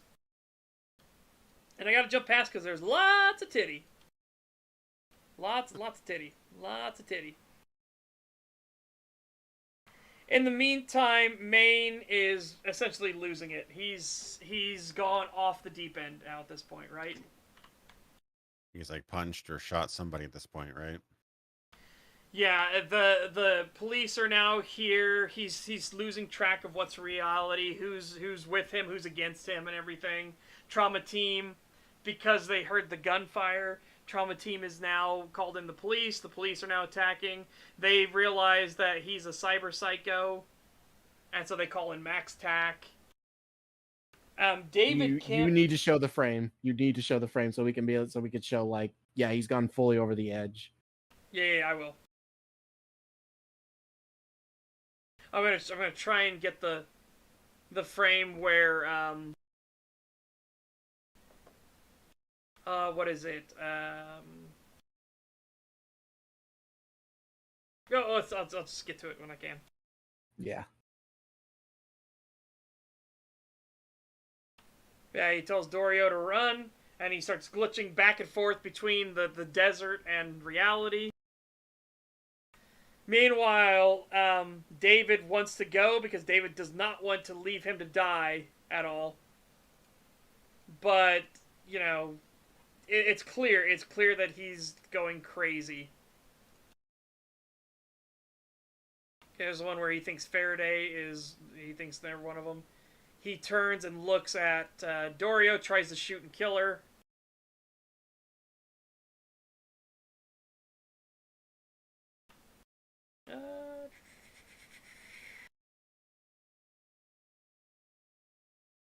Yeah, and Dorio has to get the suppressants.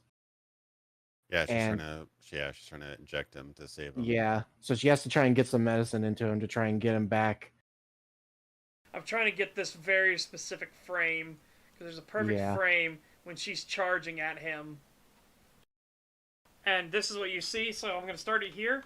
So you see this. This is what's happening in reality. She's trying to inject him, but he cannot see her as that. So the moment I hit play, you're going to see it's going to jump. And it immediately turns into a blob is attacking him instead. And so he freaks the fuck out, and he shoots her. Luckily, he missed. In YouTube, you can do period and comma to go frame forward. I don't know if you can do it here. I don't know if it works on this. Can't do it on Netflix. Oh, dang, yeah, on YouTube you can. Damn. Yeah, he tries to shoot her with his smart shotgun, but misses. But unfortunately, a cop gets her in the back of the head and blows her brains out. Yep. So she's dead. Yeah. And at this point, his girlfriend is dead, and there's nothing left for him to tether him to reality at this point. Yep. So at this point, yeah, I want to try and get where he asked the question, right? Yeah, it's go back a little bit. You already went past it. Oh, did I? I jumped past it. Yeah, yeah. So at that point, he says, "Fuck it." He kills Arasaka. That he's dead. The trauma team confirms that they're like, "Oh, platinum patient confirmed dead." So they're out of there. They're like, "Fuck this. The patient's dead. We're not dealing with a cyber psycho. That's not our job." And so he goes full on fucking insane because now that Dorio's dead, he's like, he asked the question like, "Is this my fault?" Yeah. And then he loses it at that point, and then he approaches the cops and he's just like, "Is this my fault?" And you could just tell by the way he looks like he's just gone. Yeah, I want to try and get to that because it's a great. It's right after he explodes Arasaka's head. And the guy like looks at the pillar like, "Shit, platinum client confirmed dead." It's right after that. Okay, so there we go. Splat. I was muted. Like we mentioned before too, by this point you've grown to really like this well, there's a good chance you've grown to like this character, and it's just unfortunate seeing that he's beyond the edge. You can't save him. It's all over. Right there. So right here, he asks again, "Hey, is this all my fault?" Yep. And you could just tell, like, he's gone. There's nothing you can do. Yep. Now he's like, the second time he says it, it's almost like he's joking. It's like, "Hey, is this all my it's fault?" Almost funny. Yeah, the first time it's like, because his girlfriend just died. He's like, "Is this my fault?" And the second time he's just like, "Hey guys, is this my fault?" Yeah, and then he immediately grabs the trauma team member's head and rips it, and it does a 180. Like, you can see we're completely upside down now. Just instantaneously. It's an interesting bit of, I don't know if it was completely just random. I doubt it's completely random. Him flashing to the desert as his younger self before all of the cyberware. That kind of leads to the idea that he was a nomad. Like I don't know this backstory, but he was probably was a nomad and I think they lived a mentioned simpler he life. was a soldier. Soldier. Okay. Yeah, I think they mentioned he was in the military at one point. Yeah. So David comes up to talk with him, and he's still in cyberpsychosis. He fires a shot, just misses David's head, but then says, "Oh, David, hey, Dorio's gone." And so he's piling up all these explosive canisters underneath Dorio's body because he wants to give her like a funeral pyre on the way out. But he thinks it's wood. He can't. His mind is so warped. He has no idea what's going on. Yeah, in his mind, it looks like she's on a pile of wood, but in reality, it's there you go. It's explosive barrels. But it's still. I think it makes it even worse that he has that brief moment of clarity or lucidity where it's like, "Oh, hey, David."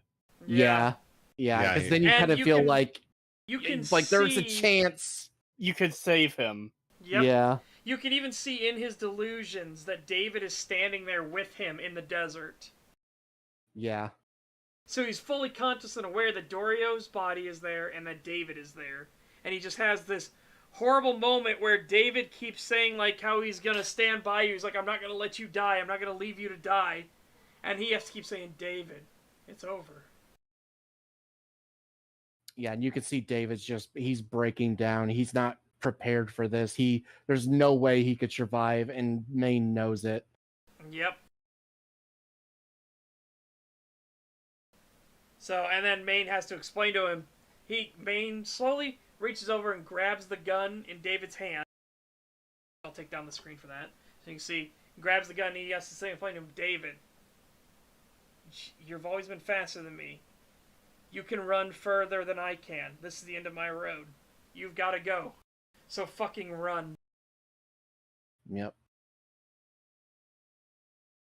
That's a good scene. Yep, and Max Tack breaks in, and the moment Max Tack breaks down in the door, Maine turns his gun, fires at the canisters, the explosion goes off. David, this is part, again, I think this is another lead into David's later cyberpsychoses.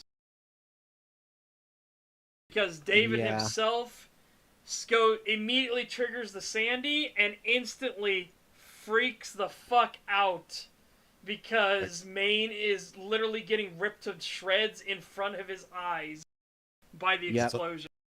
And he doesn't let go of his arm. He's like hugging his arm the entire time as he gets blown apart. And the only thing left that he gets is his arm that had the rocket launcher in it, which I think we skipped by this actually. In a previous episode, when the techie dies, Maine offers him his hands, and he's like, "No, I don't want the techie hands," and stuff like that. And Maine tries to tell him, "What, you won't scavenge off of your own, like, what, because you knew him?" Yeah. And shit like that. But then, David says, "No, I just don't want techie hands." And then he even implies, like, "I'm actually looking more into what you have." Yep. And Maine picks up on this. He's like, "You want my arms? Well, I'll tell you what, when I die, you can have them." Yep. And David's like, "Well, I'll hold you to that." And here now, the only thing left of Maine is that arm, and he does install it. Yeah, you see him in the car after the Sandy. It freaks Lucy out because she's trying to get a hold of David. She hears the explosion. She thinks David's dead. He immediately jumps into the car. She turns and looks over, and he is essentially exhausted now. He's just holding on to Maine's arm. That's all that's left of him. Maine's body's like blown to a billion pieces. This is all that's left of Maine. And he is holding on to it like as if it's his family, right? His family died. You even see him in the car ride home when he starts to calm down a little bit, and he just looks fucking dead. Yeah. Like, he doesn't look like a person anymore. He looks more like a zombie. Yeah, and it's from this point onwards that he has a bit of a different tone to him. He feels like a different character from this point on, where he's come to the realization he's lost his naivety and everything. Yep. He is fully awake to the dangers of cyberpsychosis and everything like that, and losing his friends and everything like that. They lost the techie, right?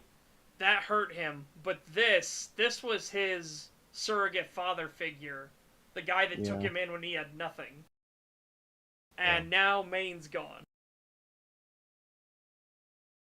And this is when he levels up into full professional at this moment. Yeah, this is where he goes pro. Oh, I forgot that part right there. There's a beautiful part.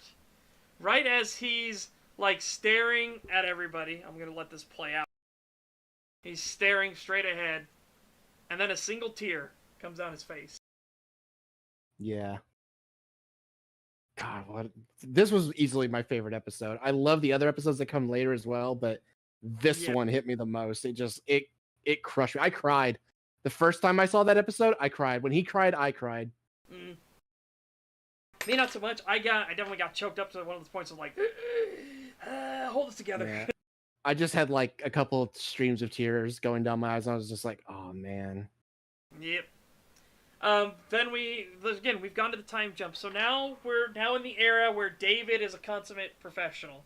He's done multiple runs. They have their own vehicle now with his logo on it and everything. Falco is their getaway driver. Rebecca has now fully kitted out with gorilla arms and is now like carrying big guns. Yep. And so their whole thing is like this is just kind of them. They're doing jobs. This is what their life is like. This is also where I'm going to just play what the Sandy looks like from our perspective. I was about to say. I do want to mention real quick, they do have a new guy here. It's supposed to be like his testing thing. You know, it's like, you're new, stay behind me, rookie, everything like that. And funny enough, everything goes well. He doesn't die or anything until he just gets ahead of himself and runs off ahead. And David tries to tell him, no, wait, stop, there's mines. And right as he's about to tell him about the mines, he steps on one and gets blown up and dies. And they're just like, fuck. So this big guy also has reflex enhancing. He has enhanced reflexes, but the Sandy is just leagues more powerful than this guy's enhanced is. Yeah, and this is what I meant about 4 hours ago when I say there's one scene in this show where you see they do the slow down, then you see it in real time. Yep. And are you ready for real time check? Yeah. Yeah, this is insane. There you go. That was in real time. That's how fast it went. You want to see that again, chat? Oh shit! I went too far. That's how fast it was. I went too far. I also like how they show the full thing too, where he's like going down low at first and then jumps over and behind. Yep. So here we go. One more time, chat. One more time. Because that's a lot of shit to get in like half a second of animation. Yep. One more time.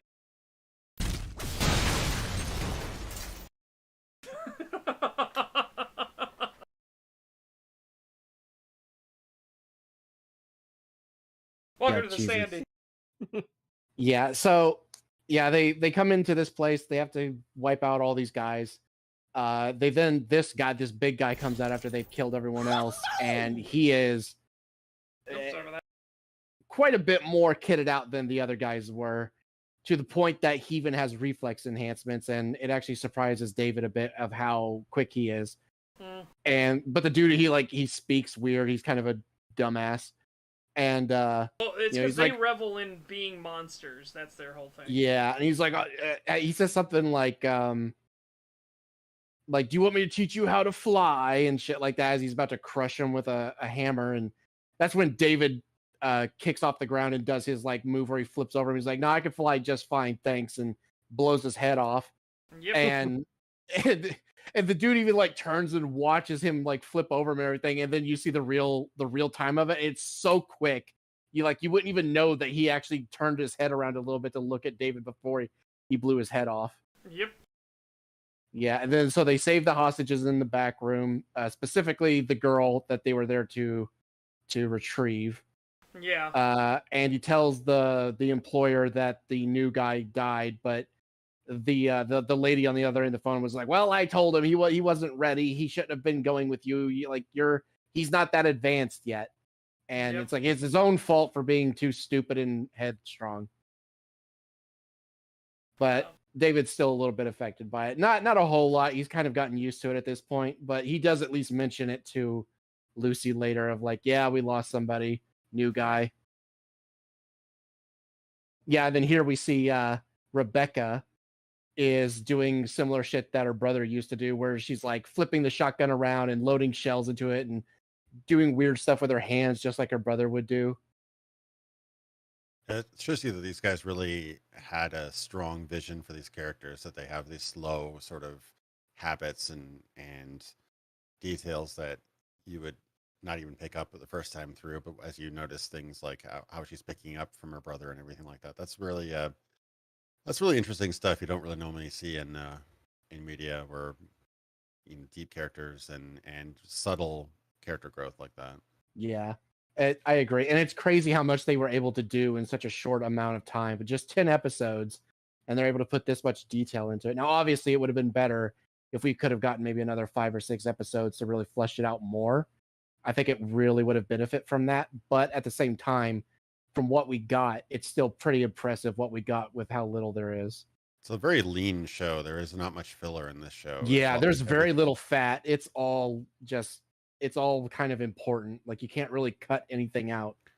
No, like even some of the quote unquote side jobs kind of come up later, and everything kind of fits into this plan. If you cut one episode or a half of one episode, you're going to have a problem. It's like, okay, well, how do they meet this character? How do they introduce this concept?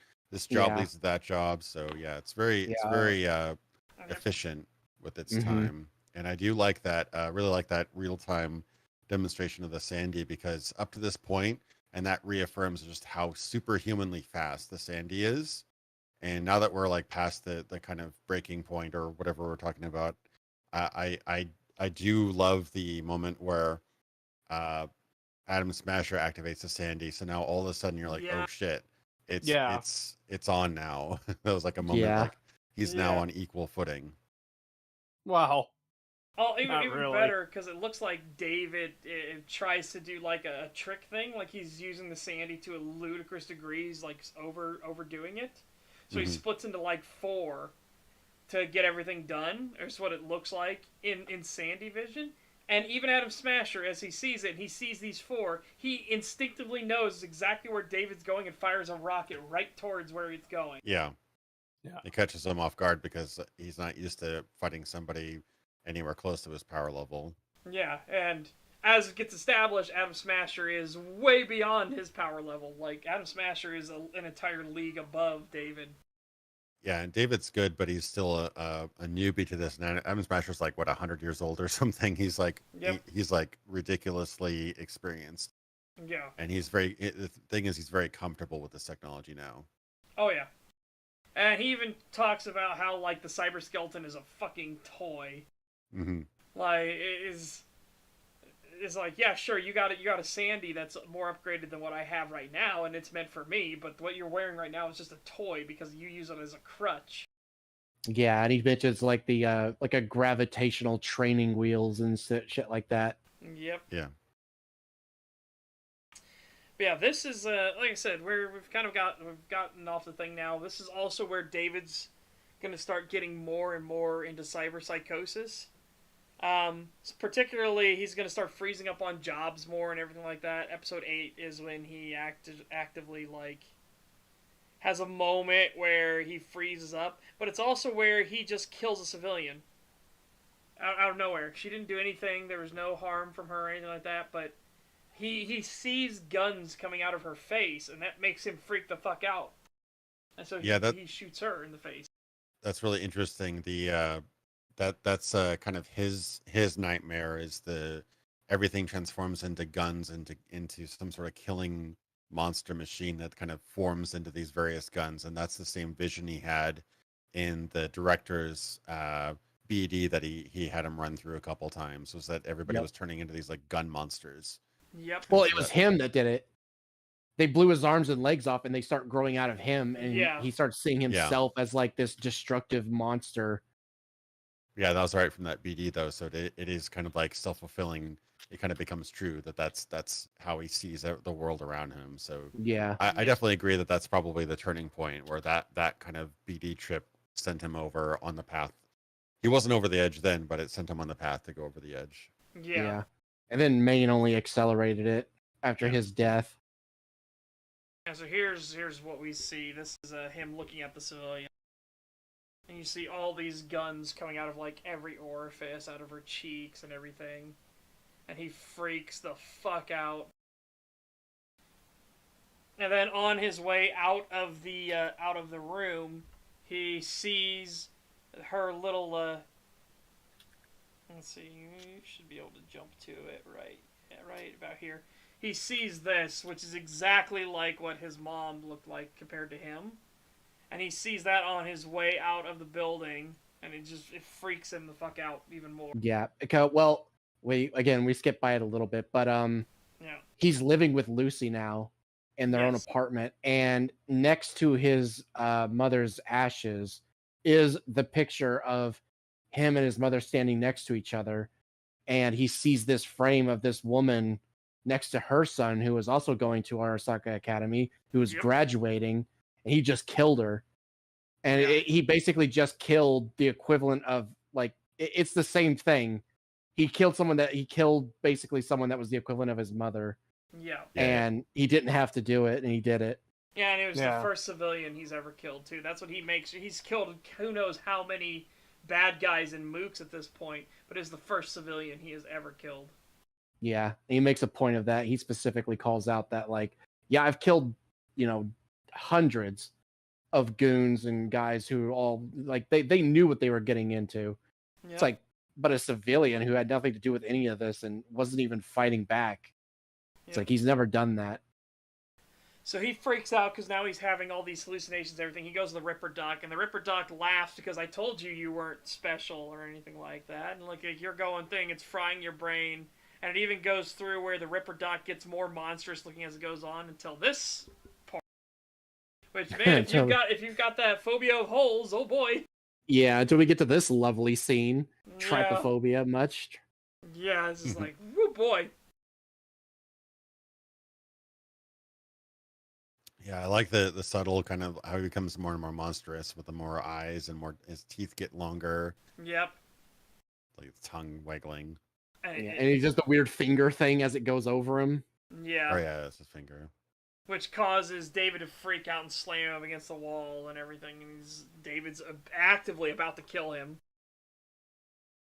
And David's eyes start flickering, and it's Lucy that brings him back to sanity. And he calms down.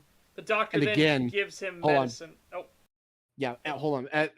At this point where he's yelling at him, that he's choking him out, and he's like going into this, like, this state of just pure rage.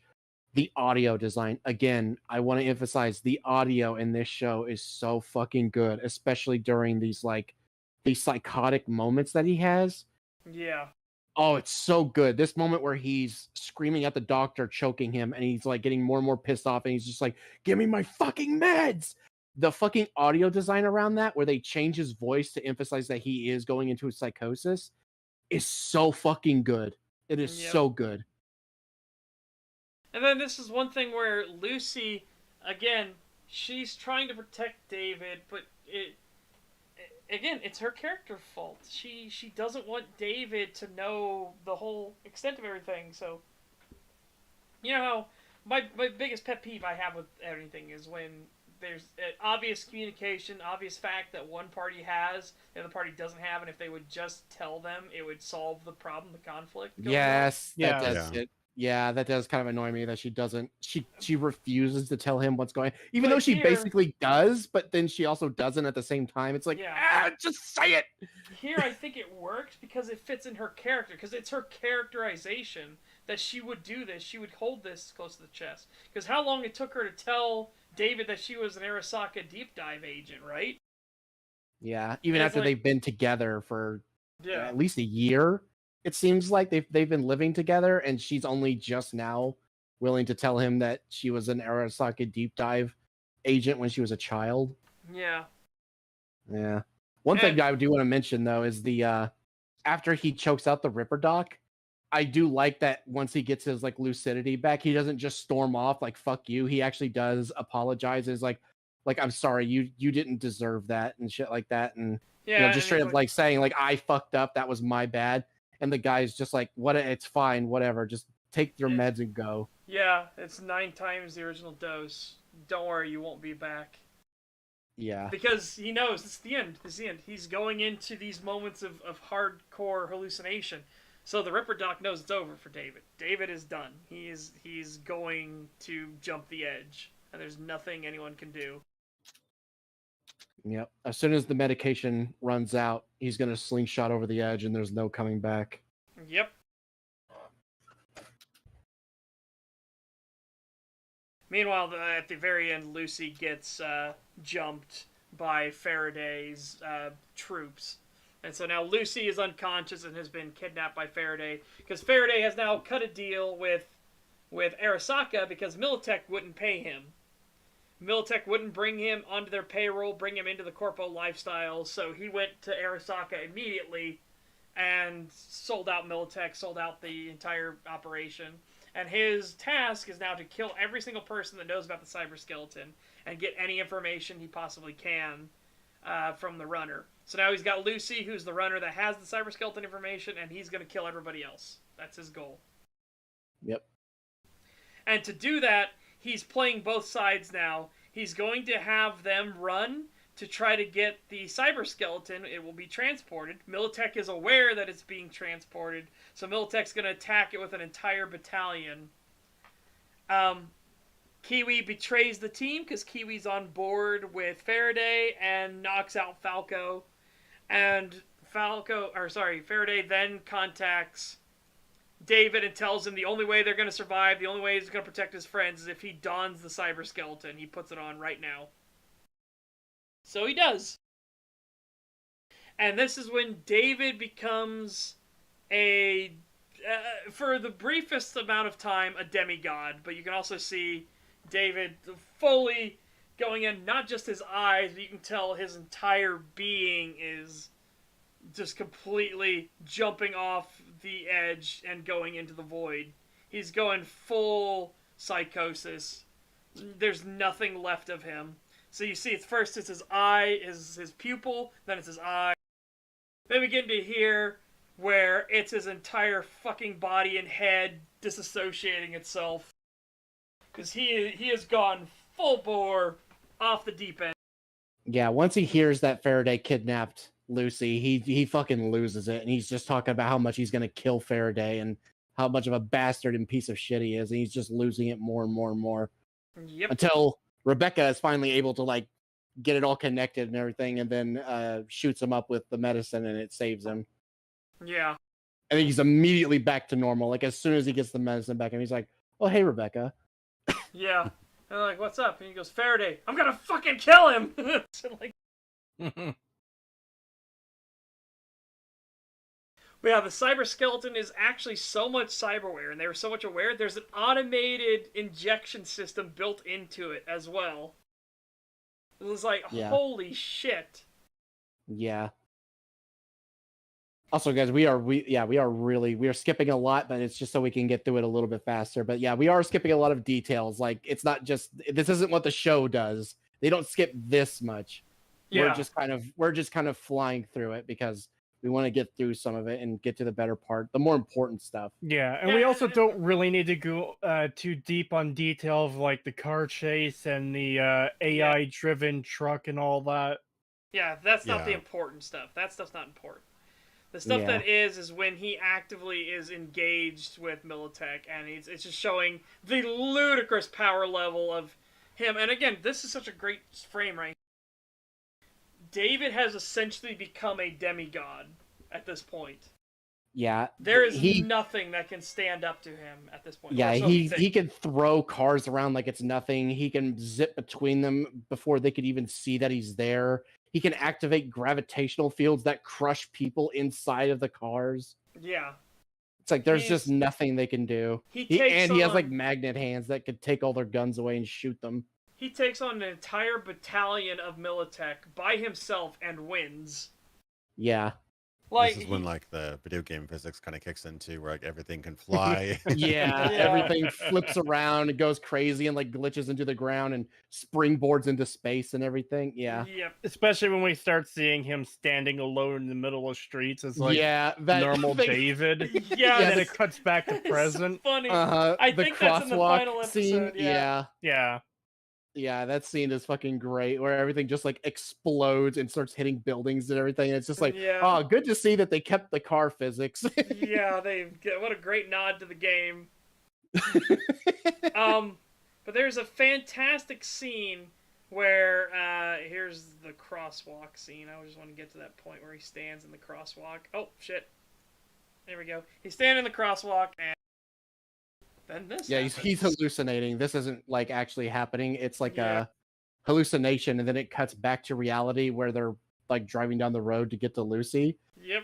And this scene then plays out. It's just so fucking hilarious Yep. because of the car physics.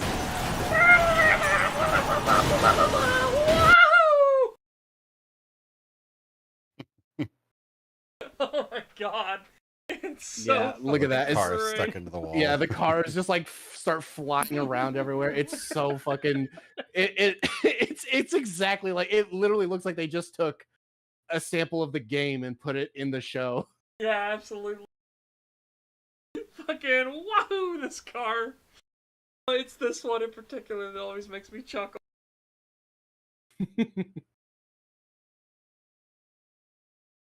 Yeah, so Oh, man.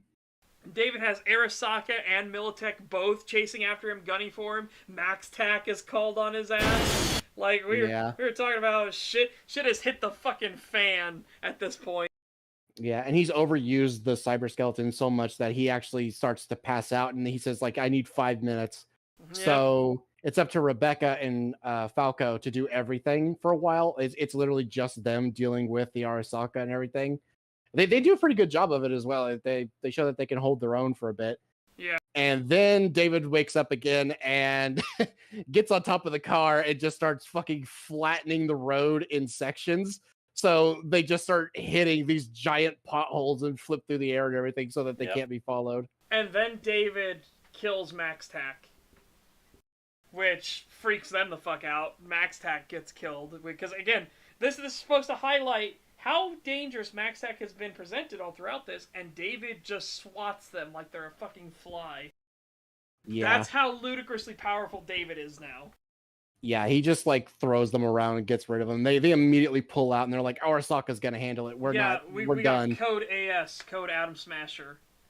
Arasaka is handling this from now on. Yeah, this scene right here, the frame that you're on.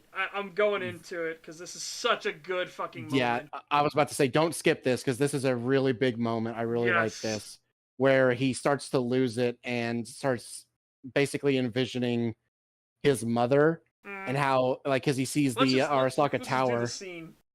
Yeah. Work hard and rise through the ranks. My son at Arasaka Tower, top floor. I can just see it. Oh, I gotta pause, obviously, for copytism. Mm-hmm. You've got this, D. Smartest person I know.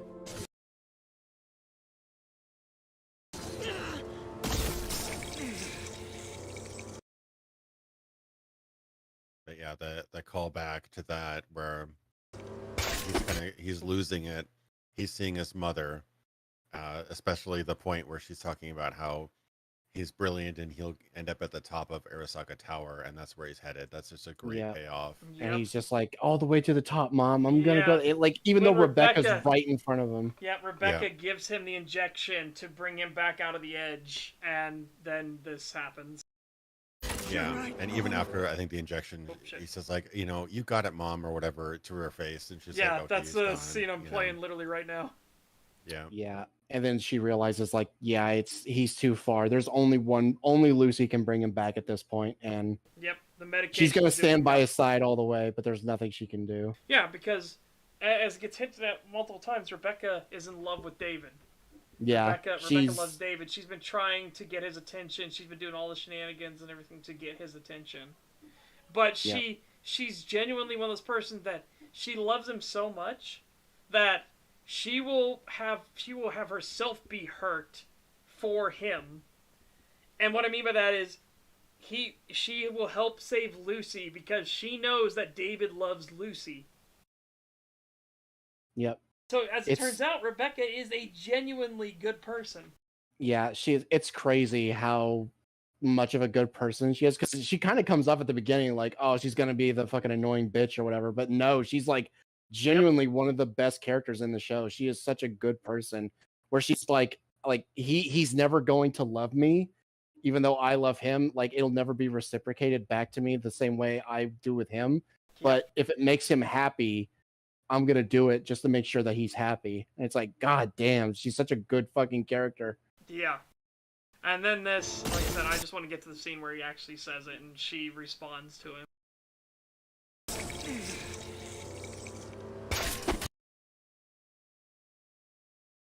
You're right, Mom. I know I can. I'll do my best. You got my word. Arasaka all the way to the top.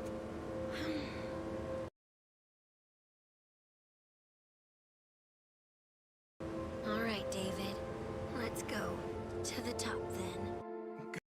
Oh, brutal. God, and his delivery of his lines, the guy doing David's voice, oh, he fucking nails it. It sounds so real the way he's talking. It's so good. $10 super chat from Bentastic197. Thank you very much. Thank you. A recent movie to come out is All Quiet on the Western Front. It does the World War I vibe very well. I have heard it gets the vibe and everything really well, but it's not so. The story's not very good. Also, I'd like to note: did my chat function on YouTube break as well, or do I see 4 Bentastic? That broke for me as well. I see 4 $10 super chats from him as well, but Yeah. it's not calculating that on the YouTube Studio, so I think it's just a glitch. Yeah, because you could see it on the screen. Even if he sent another $10 with no message, you would still see $10 from Bentastic, which no we don't. message. We only see the original. You can try switching from top chat to live chat a couple times. That'll refresh, I think. Sure. But yeah, no, that's a really impactful scene, because you really get, she's definitely vocalized her affection for David, but at the same time you can tell she's a sweetheart, but she's like put up this very harsh and crude front, this kind of shell, but you can tell that she's actually sweet underneath, and it is pretty heartbreaking to see that, where she knows that David will never love her, but she loves him so much that she'll do what he would want to do and save Lucy. Yep. Yeah. And it's the fact that she's such a good person in the show, and that she's actually such a good character, that it makes that fucking interview so much funnier of, well, we didn't really think a loli would fit in the show, and we said we didn't really, they don't really exist in Night City, and we didn't really want the loli. And then Trigger was like, no loli, no show. It's like, no, the loli must stay. Yeah, fucking Trigger, a bunch of weirdos. So yeah, Faraday betrays Kiwi, shoots her, like, he sticks his gun through his buddy's chest, so obviously this is, like, how Faraday has dealt with lots of people. So I can take the filter off. So yeah, because this buddy had to have this thing set up, right, so Faraday could shoot through him.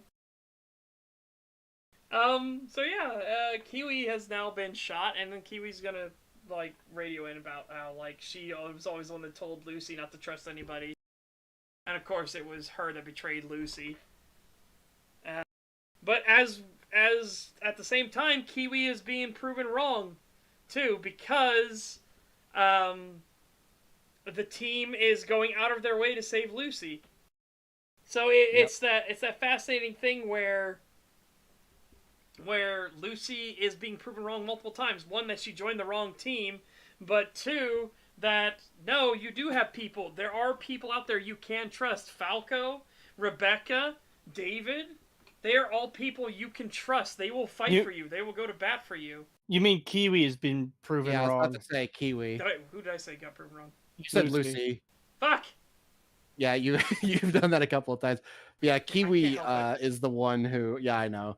Kiwi gets proven wrong. Like, in fact, I think she's the only one who betrays the team. I don't think any of the other actual team members betray them. Nope. Yep. It's So, just Kiwi that goes in with Faraday.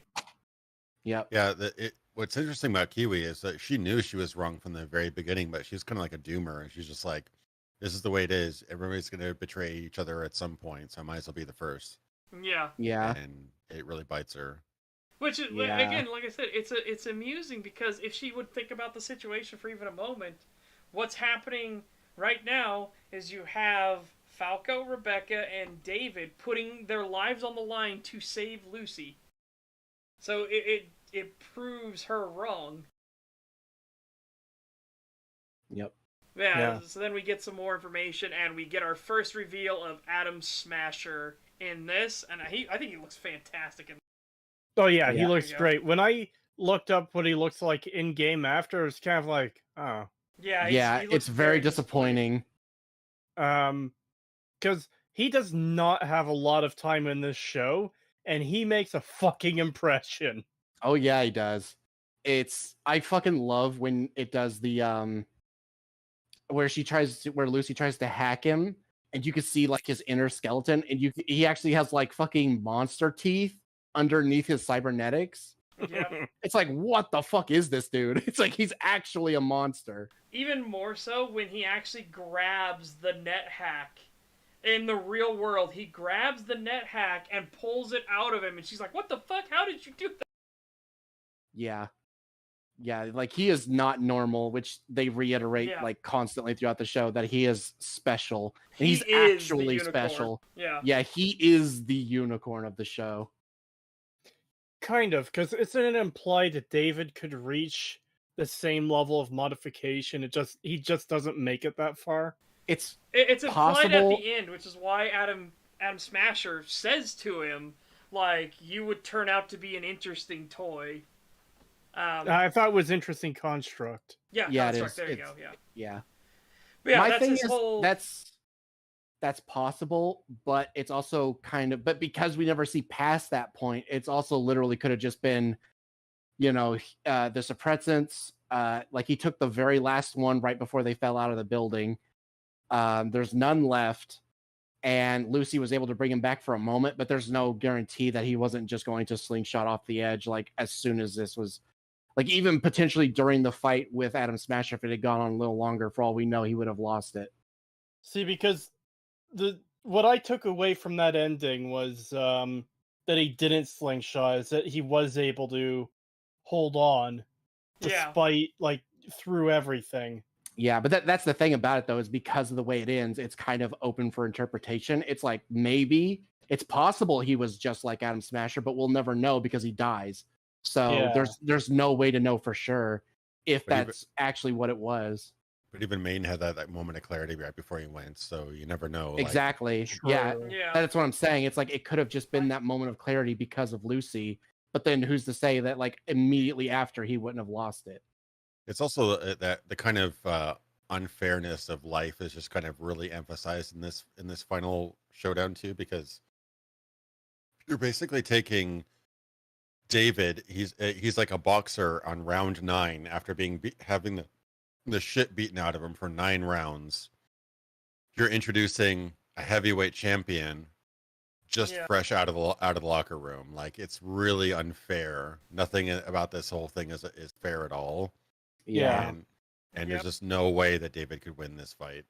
Yeah, he does at least manage to get revenge on Faraday. Faraday does die. He falls to his death and explodes on the ground. All his fucking eyeballs roll around on the ground, which is great. His 4 eyeballs dangle. Yeah. Yeah, it's pretty good. And they so that they're getting ready to leave. They're getting like everything like they start getting shot at by Arasaka security, but they're gonna like shoot them all and get in the car and drive away. And it doesn't quite work. I want to talk about this moment where Faraday thinks, again, because Faraday is so egotistical and so full of himself. Yeah, I love this scene. He looks at Adam Smasher and he screams at him. And Adam, the response that Adam gives is great. Kill the boy. What was the response? I don't remember. Hold on, he's gonna play it. I was, and Cree talked during it. Sorry. Alright, hold on. Let's back up a bit. Oh, no, you don't. You ain't flatlining just yet. Okay, give me a second for copytism. Adam Smasher, hurry! Go on, kill the boy! Who the fuck are you?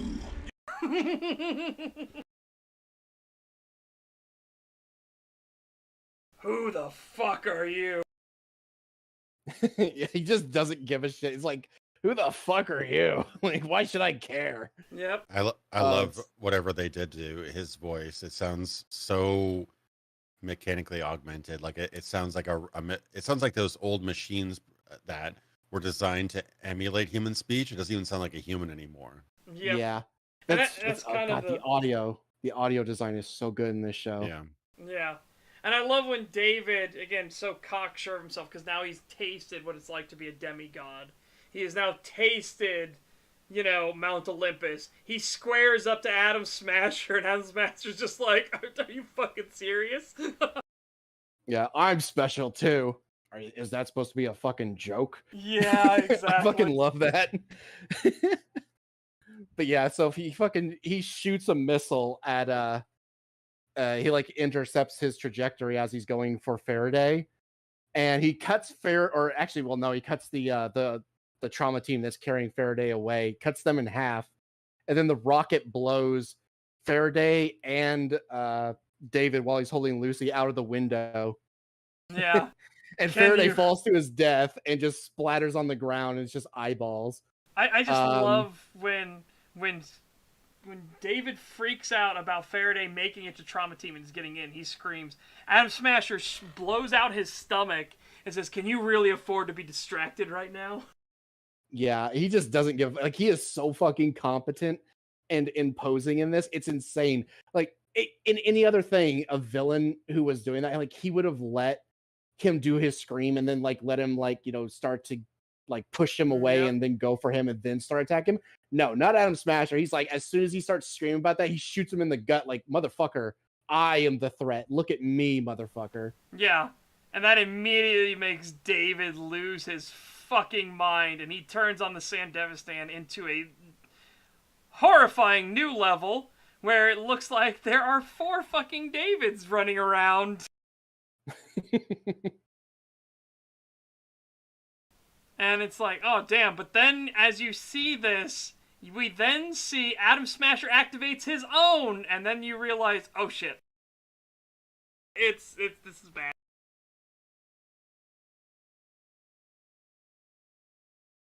I just love that the missile blast from Adam Smasher is what knocks Faraday out the window. Yeah, it's not David that gets the killing blow. It's fucking Adam Smasher pushing him out the window, and he falls to his death.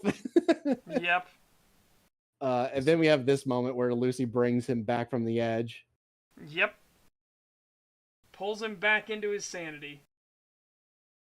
But I just love the fact too that as this whole situation is happening and they go, oh, here's Faraday going splat. Here you go, chat. Ah! Yeah. But this moment is also when they're falling and stuff, is when she discusses, like, you know, like, basically it's confirming the whole, like, I live so that your dream can live on. Yep. Where basically it's confirmed, like, yeah, he basically sees himself as a tool to further other people's dreams. Yeah, he never had a dream, so he might as well save hers.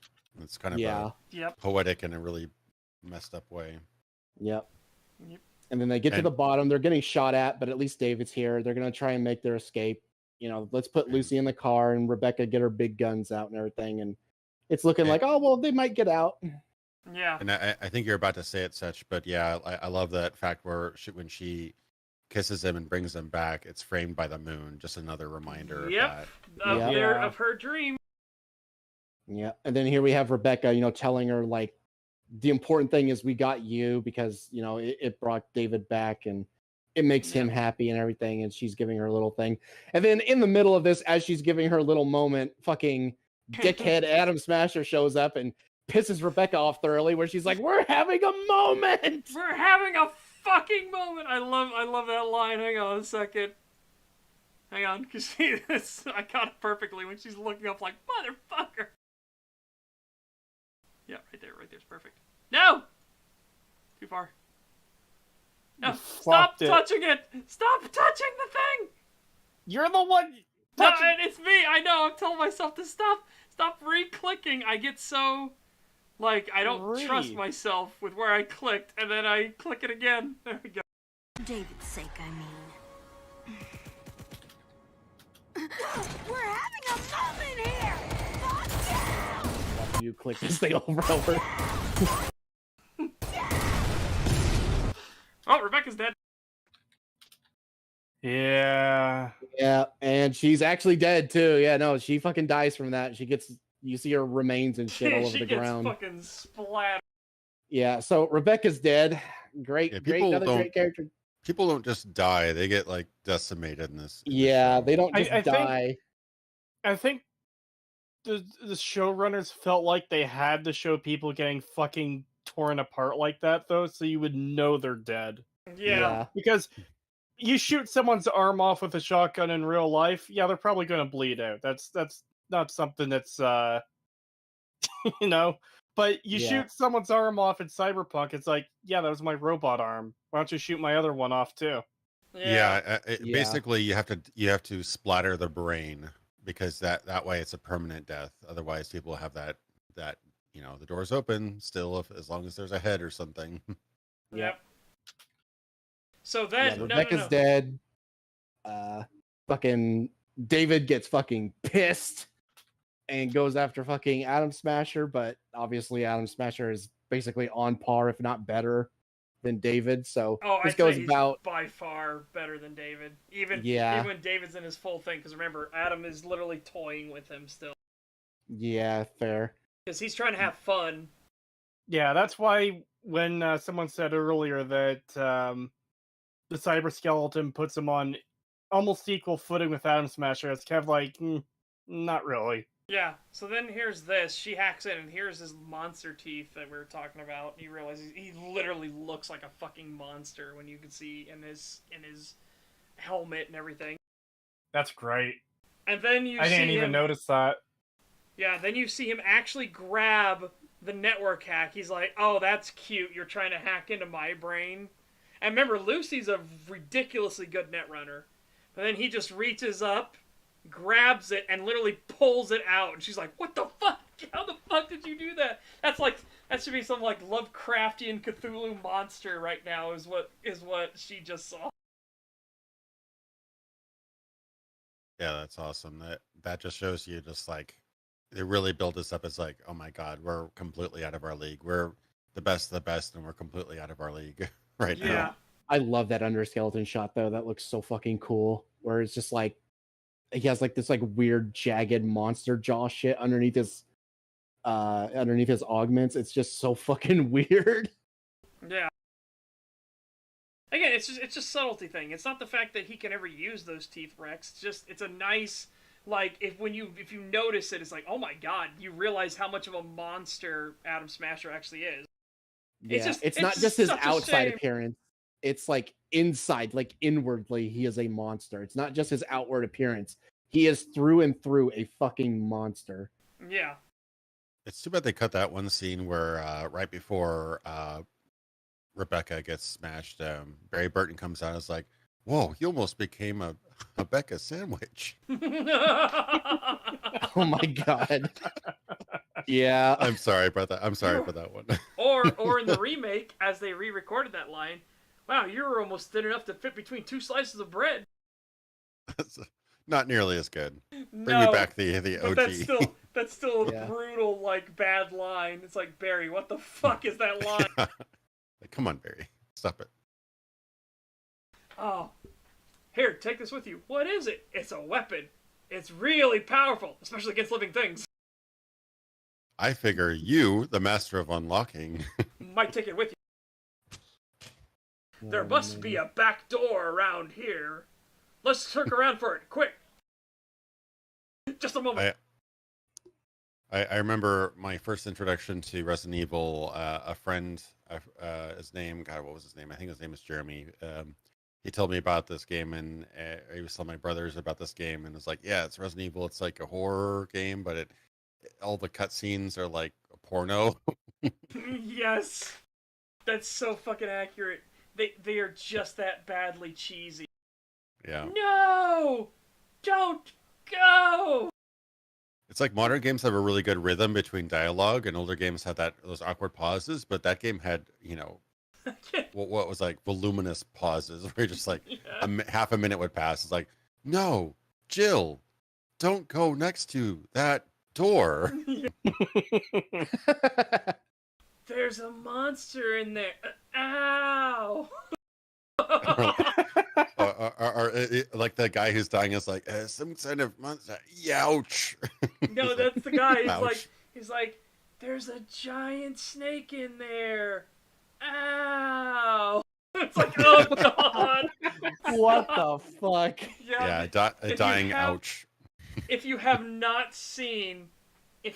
actually not seen the original Resident Evil director's cut and everything, highly recommend watching it, because it is some of the most horrifyingly awful dialogue you will ever see. Thanks, Barry. Jill, you were almost a Jill sandwich. Oh god. Jesus Christ. It is so bad. It is so bad. Blood. I hope it's not Chris's blood. It's like, stop. Yeah, the dialogue was fucking rancid dog shit in those games. Really it's so bad. It's what made it kind of charming, because it was so awful. Oh, the basement song. Yeah, we've talked about the basement song a lot. Oh yeah. Yeah. I love the basement song.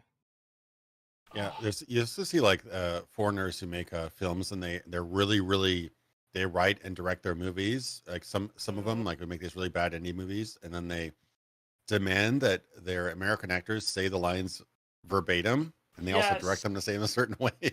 It's like, I wrote it. I am an auteur. I know what I'm doing. An autist, sure, not an auteur. It's like, my god, and maybe you should have the people who actually speak the language go over your dialogue and see if it actually works. Yeah. That was the whole problem with, what was it, Godzilla, was it Godzilla 89? Yeah. No, it was the one where they brought the Americans in, and you could tell that the one American was like super hyper flamboyant gay, but he was trying not to bring that around. But the dialogue was super fucking awful. Like, oh god. Never saw that one, but it sounds pretty funny. It is. It's really just oof.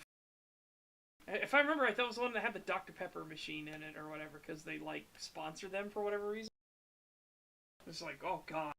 It was super bad.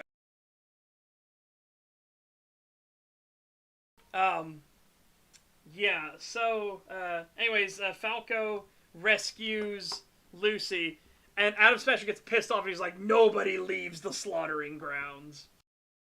And then, that's when, David immediately does a callback of, feeling a little distracted now. And that immediately pisses Adam Smasher off, like, how dare you use one of my own lines against me, you little shit. Yeah. I love this my line. This look on Adam's face, like, you little shit. Yeah, he it's funny because you almost never see his face change during all the scenes he's in, and then here it's like it's not even that big of a change, but it's just enough where it's like, oh my god, his face moved. You're fucked. Yeah. You got Adam Smasher to move his mouth slow, and it's like, uh-oh. And then Adam Smasher recites the entire Navy SEAL copy pasta, Yeah. While he single-handedly dismantles David in Sandy Vision, while David sees it in real time, he just immediately gets both of his arms ripped off instantly. Yeah. It's just like, yeah, you're super fucked. He's like, you're on such training wheels, you can't even fucking stand up without these anti-grav mats. He goes, look how pathetic you are. And shit. And it's like, damn! These anti-grav training wheels, he calls them. Yep. Oh. And then Adam Smasher fucking uppercuts him. He's just like, for good fucking measure.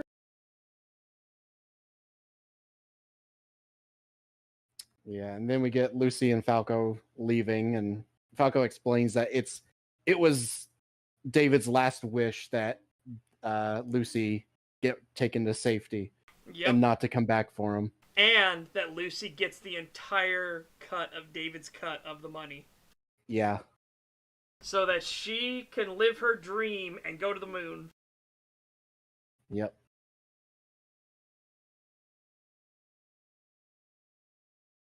Which, there is a fantastic shot when all of it's over. Again, I actually like when Adam Smasher is standing over David and he has that brief moment of like, huh, you know what, I did kind of have a little bit of fun.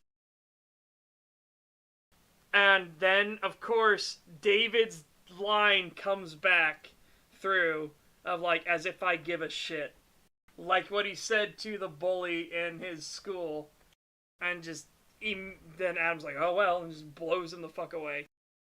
Yep. Let's see, can I get the part where Adam says it? I had some fun after all. You know. Oh, hang on a second. Yep. Copytisms, obviously.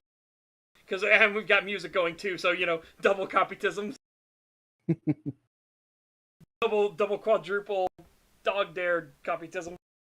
Oh, you could prove an interesting construct.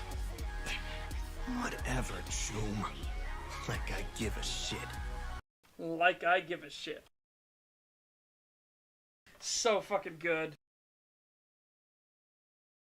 What the fuck did you just say about me, you fucking little Choom? God, I still need to listen back to that clip where I read that fucking Navy SEAL copy pasta as the Mummy and Forewarned. Oh, yes. I haven't watched it yet, so I don't know what it sounded like. We need to play more Forewarned, by the way, and Phasmophobia. We do. Absolutely. Actually, I have a week off of work this month that we could probably do a little gaming streams on. Oh my god, finally. What? Yeah, you have some time off. We can actually do some gaming streams. Yeah. Yeah.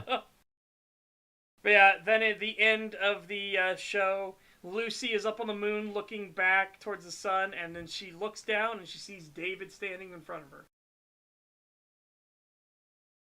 And again, it's obvious that, it means she's thinking about him, right? I don't think there's people that have been like, oh, she's going cyber psycho. It's like, no, I don't get that at all from that. I think she's just thinking about him. Yeah, that's what I got from it too. And you could tell, and then like him disappearing is like her realization that it's like, but he's dead. Yep. And you could just see how it affects her when he disappears in her face, her reaction. Mm-hmm. Yeah, Lucy got to live her dream. And that's all David wanted at the end.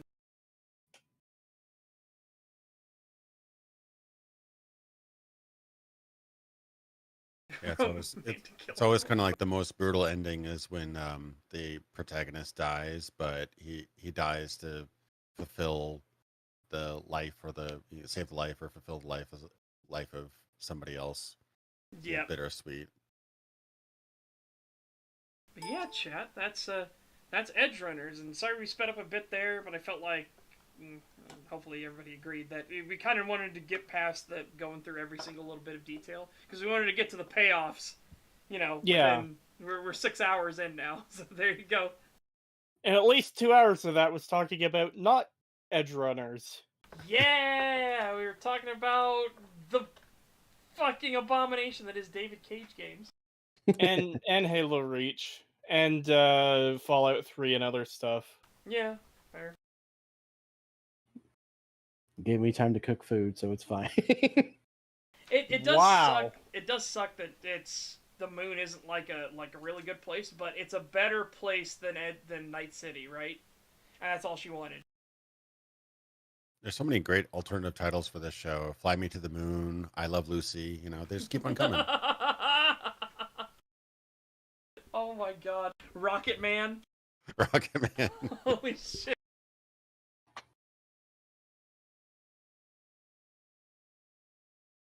Yeah, absolutely fantastic. A fantastic show, honestly. Way better than I ever expected because I saw Cyberpunk in the name and I saw it was an anime and I was like, oh god, it's gonna be fucking awful. Decided to give it a peep and I was shocked how well done it was. The setup, it actually has setup and payoff like good things should always have. Like, my god. Yeah, I miss like payoffs. Like a lot of stuff is kind of missing that kind of through line where it all seems to be kind of written in an afternoon and they didn't really think about things in the beginning and the end. But I love all the payoffs. There's very little that wasn't set up that, or was set up that didn't pay off, or vice versa. Yep, absolutely. The ending, like after we go through like basically anime physics hell for like a good half an hour, it feels like. Yeah. Where like, cars are flying and nothing makes sense, and it's like, absolute chaos as you would expect with a anti-grav, demigod exoskeleton, whatever you call it. Yeah. It really kind of just, get payoff after payoff after payoff with his mom, Arasaka Tower, being at the top of Arasaka Tower, what that kind of means to him. Yep. Even if it's the wrong context, it's still his vision of reality is so blurred that he can't really even tell. He just wants to get to the top of Arasaka Tower, whatever that means. But the moment of clarity, he still kind of wins at the end, even if he dies. We don't fully know if he died or not. We assume he's probably pretty dead, but he still wins at the end because he saved Lucy, and at the end he's like, he can laugh at Atom Smasher, which is something that basically nobody else could ever claim to have done. Yep. So in a way he still won even though he died. Yeah. And as the Ripper Doc said, he's going to become the story of some other dreamer too, right? Yeah. Yeah. He's David, the memorable incident that happened at Arasaka Plaza. Mm-hmm. 5 kangaroos from Dailyo-kan. Thank you very much. Thank you. Hey, Stag, just curious if you furry's gonna do a Stag about One Punch Man in the future. P.S. Creetosis is a furry. Is a fury. Sorry, is a fury. So I guess Creetosis is a fury. I didn't know there were that many Greek furies around, but there you go. And I don't know who Creetosis is either. yeah, exactly. But apparently they're a Greek fury. I think I'd rather wait for One Punch Man to finish like the anime, and then potentially, depending on how that goes. But isn't the manga still running? I don't know if the manga's still running. Webtoon, I should say, because it starts out. It was a webtoon first. I think it is still going. Yeah, because there's the one thing. It's why I want to see Mob Psycho 100 in so much, because Mob Psycho 100, the webtoon and the manga are done, so we already know how that story wraps up. Yeah. Yeah, that's what I'm saying. It's like I'd rather wait for it to be finished before actually having any kind of solid thoughts about it. I don't know if we'll ever cover One Punch Man, but I'm not going to completely rule it out either. Yeah. Of course, I'd like to do more game-related stuff. We've been doing a lot of movie-related stuff lately. That's fine. Oh, especially because I would love to dig into anybody that defends Heavy Rain. Holy mother of God. I'd be like, how?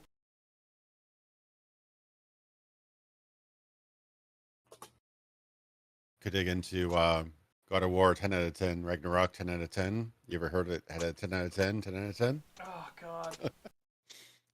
It's probably a really good game. I always am super wary when something gets unanimous praise from critical press. I'm like, ooh, I should wait on this one. Especially because like it was the Bayonetta series that got universal praise, even in Japan, and I was like, what the fuck? What the fuck? And no. But didn't you know that Bayonetta made like $450 bazillion? Yeah. I have no idea where that number came from. As far as I know, the original Bayonetta was fairly successful, but it didn't make enough money to warrant a sequel unless Nintendo basically paid for it as an exclusive. Yeah. it went from a multi-plat to a Nintendo exclusive because it was unsuccessful. Yep. So and that that's what whole, a lot of people don't realize, because they were so pissed. Like, how dare you go to a Nintendo exclusive? It's like, they wouldn't have been made without Nintendo. Yeah. Like, at all. Generally, exclusives are either studios bought and or owned or started by the console that it's exclusive to, or it is in dire need of extra funding, and so big M, big N, or big S, they are like, hey, we'll give you 10, 15, 20 mil if you develop exclusively for us. And now, unfortunately, we have big E smalls. I hate Epic Store so much. Yeah. I forget that they're around sometimes, but I know somebody just put all their whole, it's Interplay or something, put their whole catalog on there. Interplay still exists. Do you remember them? Yeah. There's a lot of companies that still exist, and I'm just like, really? That was Atari. I think Atari's still kicking around as a thing. A long story. Atari died. Infogrames bought the Atari brand and then rebranded to Atari. So it's basically wearing Atari as a husk. Infogrames, I think, is a French company. Well, that was what was it that now is taken over THQ now? Is like the same exact method.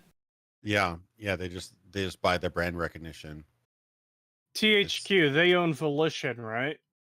I believe so. So, whatever company that bought THQ and is wearing them as a skin suit, they're responsible for Saints Row 2022. Oh, God.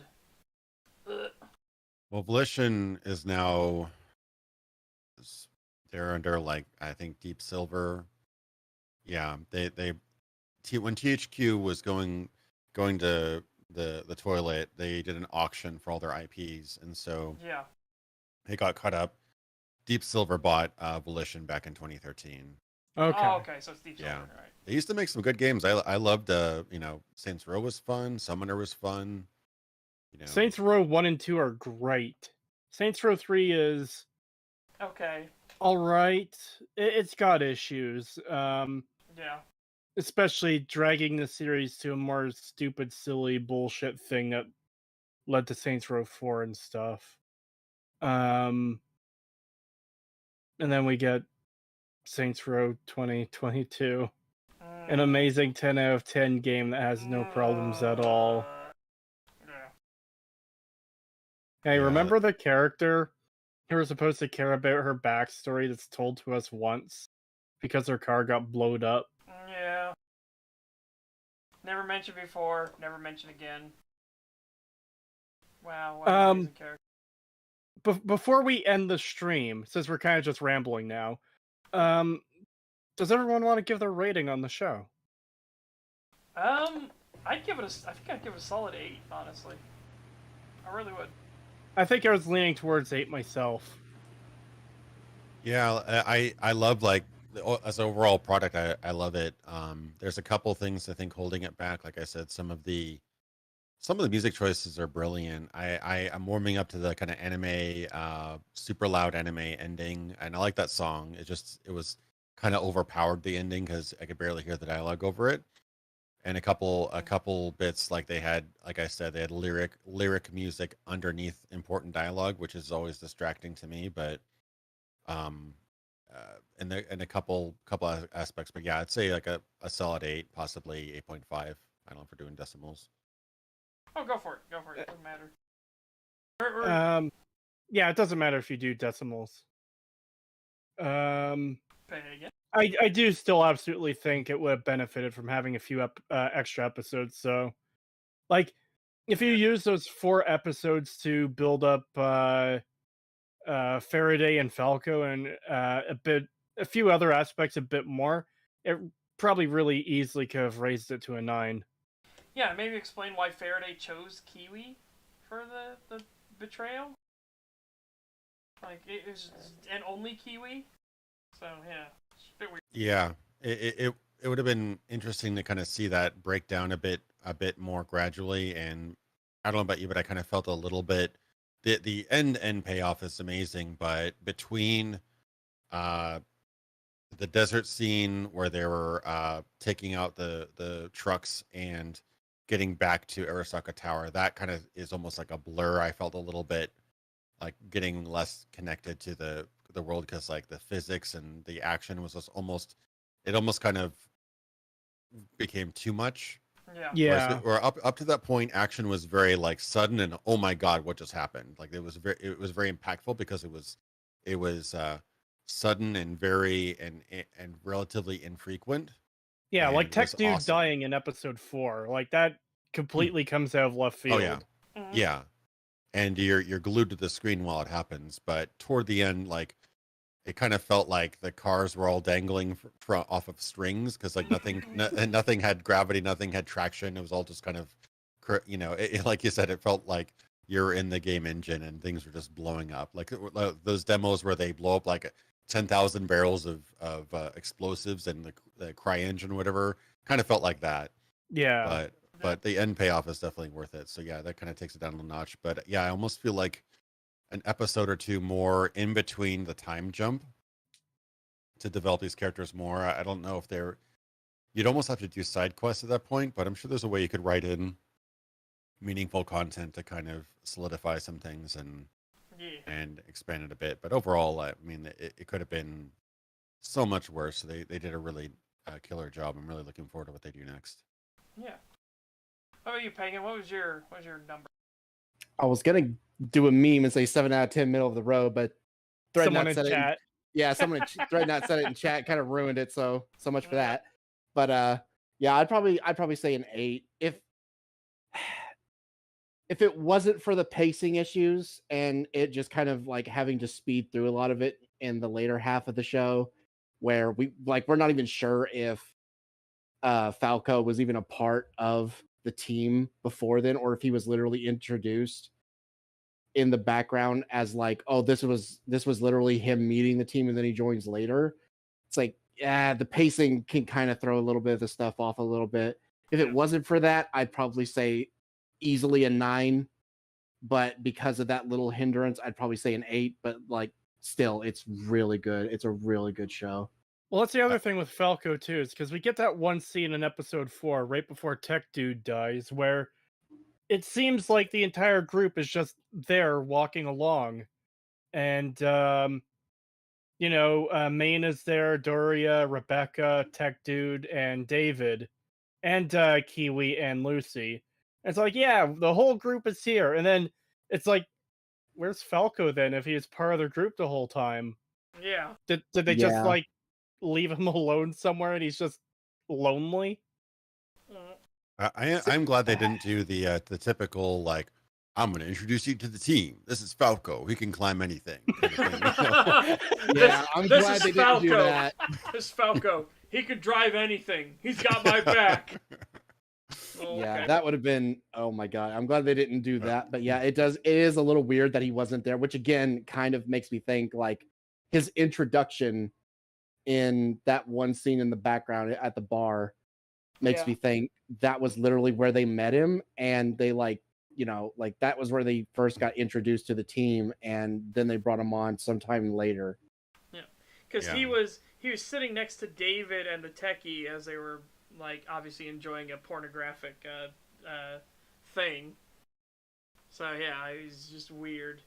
And then he was walking beside them a little bit, but it focused on David and the techie. I think I'm going to change my rating to 6 out of 10, closer to a 7 than a 5. Oh, God. Yeah, we still have that meme, though, 7 out of 10, middle of the road, and we heard somebody say that unironically, and we're like, what the fuck? That was, Angry Joe. One of the that was one of the Half-Life Half-Life videos. Yep. That was Second Opinion. Yep. Was it? I thought that was Angry Joe. No. Nope. It was Second Opinion with his shitty, like, I'm so smart, I'm college educated thing. It was like, oh boy, we believe it. Don't worry. I've got a degree in truthology or something. Yes. Oh my god. Oh my god. Yeah. Oh my god. It was him, wasn't it? Yeah. Yeah. Now it's coming back to me. Yeah. When you brought up the college degree essay thing of like, I have a doctorate in truth. It's like, shut the fuck up. You well, not fucking... just that. He showed his fucking college paper in the video, and it wasn't even like long enough to be what it should. Yeah, it was double spaced and everything to meet the page requirement. It wouldn't have like Jesus met the Christ. criteria. It wouldn't have like been able to have passed in any way. Oh my god, that was so funny. That was so fucking stupid. Yeah, now I remember. Yeah, he did say 7. He was the one that said 7 out of 10 middle of the road. And I did say it at the time, and I'll say it again. I don't have a problem with the idea for the show. It's like, oh, we're going to take a look at these games that, you know, these are beloved games, so let's take a look at the negative aspects of them. And these are despised games, let's take a look at the positive aspects of them. Yep. Just the stuff that gets overlooked on both sides of it. But then we get lines like, oh, my Gordon Freeman in Half-Life 1 was a psychopath who killed everyone he met. It's like, how the fuck do you expect them to represent that in a sequel? That's not how any of this works. Yeah. Yeah, it's so fucking stupid. And then his whole like his thing of like, oh, but the enemy variety, everyone says that the second game has so much more, but if you look, and he starts naming some off, and then he like realizes like, oh shit. Yeah, he kind of trails off. Yeah, and then he's like, well, yeah, and that's it. Okay, and on to the next thing, and doesn't even cover like half of the enemies because he knows he was fucking wrong, but then doesn't correct himself. It's like, you little shit. Yeah, it's really interesting. It's hard to be so misinformed unless you're just lazy now in the age of like Wikipedias and things like that. Yeah, you can find all the truth of these things. You don't just have to argue and say, "Oh, you're wrong, I'm right." Yeah, it's really interesting when you kind of it takes a bit of skill to kind of notice issues and problems or potential good things, but then you can look it up. Like again, back to the Resident Evil 8 review. We noticed, like, as we were talking about enemy variety, we're like, there aren't many enemies in this game, and I looked it up, and almost half of them were in one zone. Oh, like people either love or hate the factory, the Heisenberg factory in that game, but literally, I think half of the enemy variety is from that zone alone. So it's definitely mechanically the best area of the game, just because you fight different enemies with different tactics. Oh God, I'm disappointed that they had such an interesting character with Heisenberg initially, then they just turned him into a retard. Yeah. Yeah. Who made an anti-Heisenberg fucking tank? It's like, what?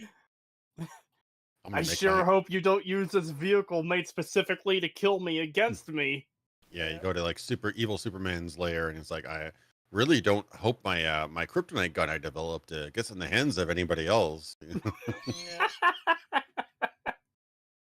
But yeah, my community is so fucking sadistic. They have Resident Evil 8 Village as a bounty game too, and I'm like, you suck. It's a fun game. I wouldn't say it's a well designed game, but I enjoyed the game. It just has some problems, especially compared to like, it's really hard to put much past Resident Evil 4. That's just a really damn solid game. That's the funny thing for me is I think I personally have the camp that Resident Evil 4 is overhyped for what it is. Because it started the whole action trend of Resident Evil, which, to be fair, Resident Evil 3 was pretty actiony in comparison to 2 and 1. But I think 3 is probably the height of the series for me. I went back and played. I played the 3 the remake, and then went back and played 3 the original. It does do some cool things for sure. I don't know which of the original 3. I kind of have a soft spot for 2, personally, but I do like the kind of roaming villain aspect of 3 a lot. Yeah. It's hard. Like, I can't really compare the games because it's really like 4 different series at this point.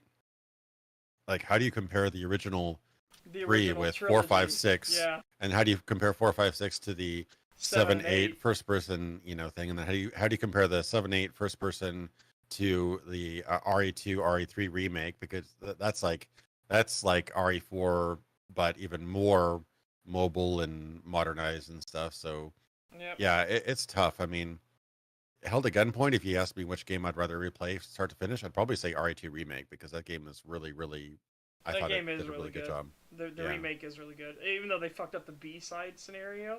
I'll take it. Remake 3 is so bad, I just can't stand it. It definitely felt like a letdown after 2. Rex, bruh, rare Sech L. Oh no, I collected an L.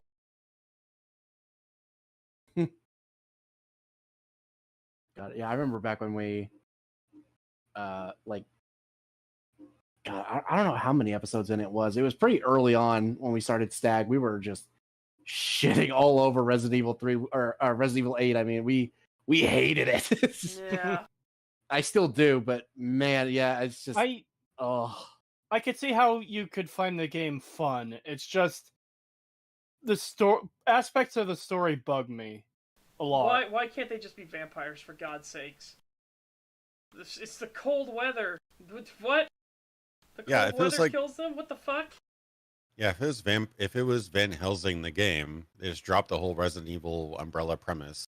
Yes. Made Van Helsing the game. I thought a great idea was to make each of the villains kind of non-linear, so you could go to each layer individually, out of sequence. That would have been kind of interesting and added some variety to the game. Yeah. And then just to focus, more enemy variety, more tactics, and an attempt at horror, I guess. I mean, I didn't really feel horror in the game. Then I haven't really felt much. Well, it's like the survival horror aspect is kind of on the backside. Like it's a fun action game with scarcity, but that's about it. Yeah. Not to mention, it's hard to feel horror when your character is actually a mold monster who can't die. I mean, realistically speaking, he can't die. Yeah. And it's like that kind of that kind of takes the wind out of the sails and everything.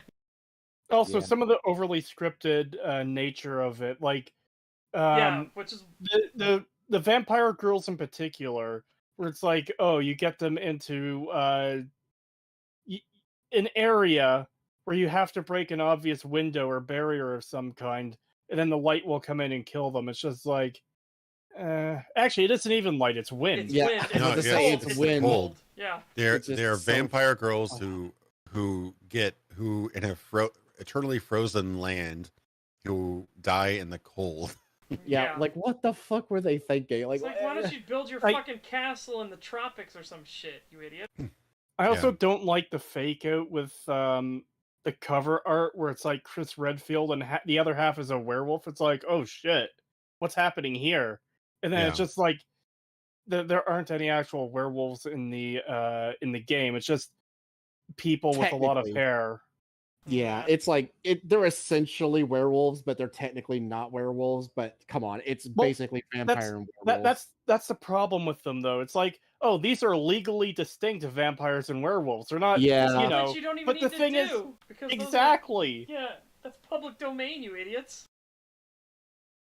Yeah, they literally could have just made it vampires and werewolves. I would have preferred that over the fucking zombie mold shit that we got later. Ugh.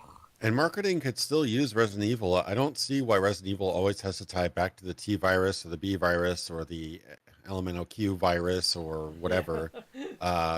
It could just be like a brand of gameplay. Like you could just make a gothic horror Resident Evil. That people would have liked it. It wouldn't have to be tied to there and wouldn't have to have like Chris Redfield and daughter and all this other crap. Like that just makes the story less convincing to me, and the fact that it's all the mold, it was mold all the way kind of thing, or it was mold all along. It was always mold, always has been. Wait, so it was mold all along? Always has been. Yeah. Oh God. I was going to say there. Do we have much more to talk about? I mean, we can sit here and ramble and ramble and ramble. That's what I was gonna get at, actually. It's like it's like we may wanna do our shilling things for projects and everything. It did sound like Indigo had one more thing to say, though. So go ahead, Cliff. No, I was just gonna rant about Resident Evil, but that's fine. I've already said everything. But no, Edgerunners was surprisingly good. I'm glad you guys gave me an excuse to watch it. I've been meaning to watch it, but everybody I showed it to was like didn't really show interest in it. So I was very pleasantly surprised. It actually got like a bunch of people re-interested in the game, and they were searching Cyberpunk, and lo and behold, my videos showed up as well. So it gave those like a second wind, which I'm thankful for, even though it has like nothing to do with that. In terms of I don't actually cover Cyberpunk 2077, but it is cool that it's getting people more into the genre and everything.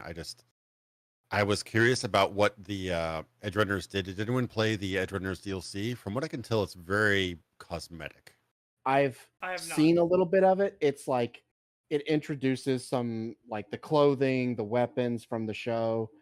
There's a little bit of like extra lore thrown in, but I think that's about it. I think that's about all there is. Yeah, there might be a couple of missions or whatever, but it seems pretty skin deep. It doesn't seem really game changing. Yeah, it was mostly cosmetic for the most part.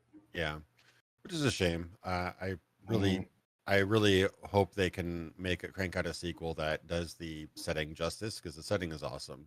Well, I think what it is was they didn't expect it to be successful, so they didn't want to go too overly hard with it and focus on too much, especially if it like flopped and it was shit. And then it's like, well, now we got this whole DLC you pay money for and stuff, and it's like, but then it's like, but then if it had failed, that wouldn't have looked good on them. But that's the thing, though, it didn't fail. It was actually really good, which to be fair, when I first saw it, when I was seeing clips of it and all the stuff that was going around about it, I was like, oh, this looks awful. I was like, this is gonna be fucking shit, but I kind of want to see it just to see how bad it is. And then I was very pleasantly surprised. I thought it was going to be bad, and I was like, oh, this is amazing. Holy shit. By episode like 5, I was like tearing up. I was like, oh my god, this is amazing.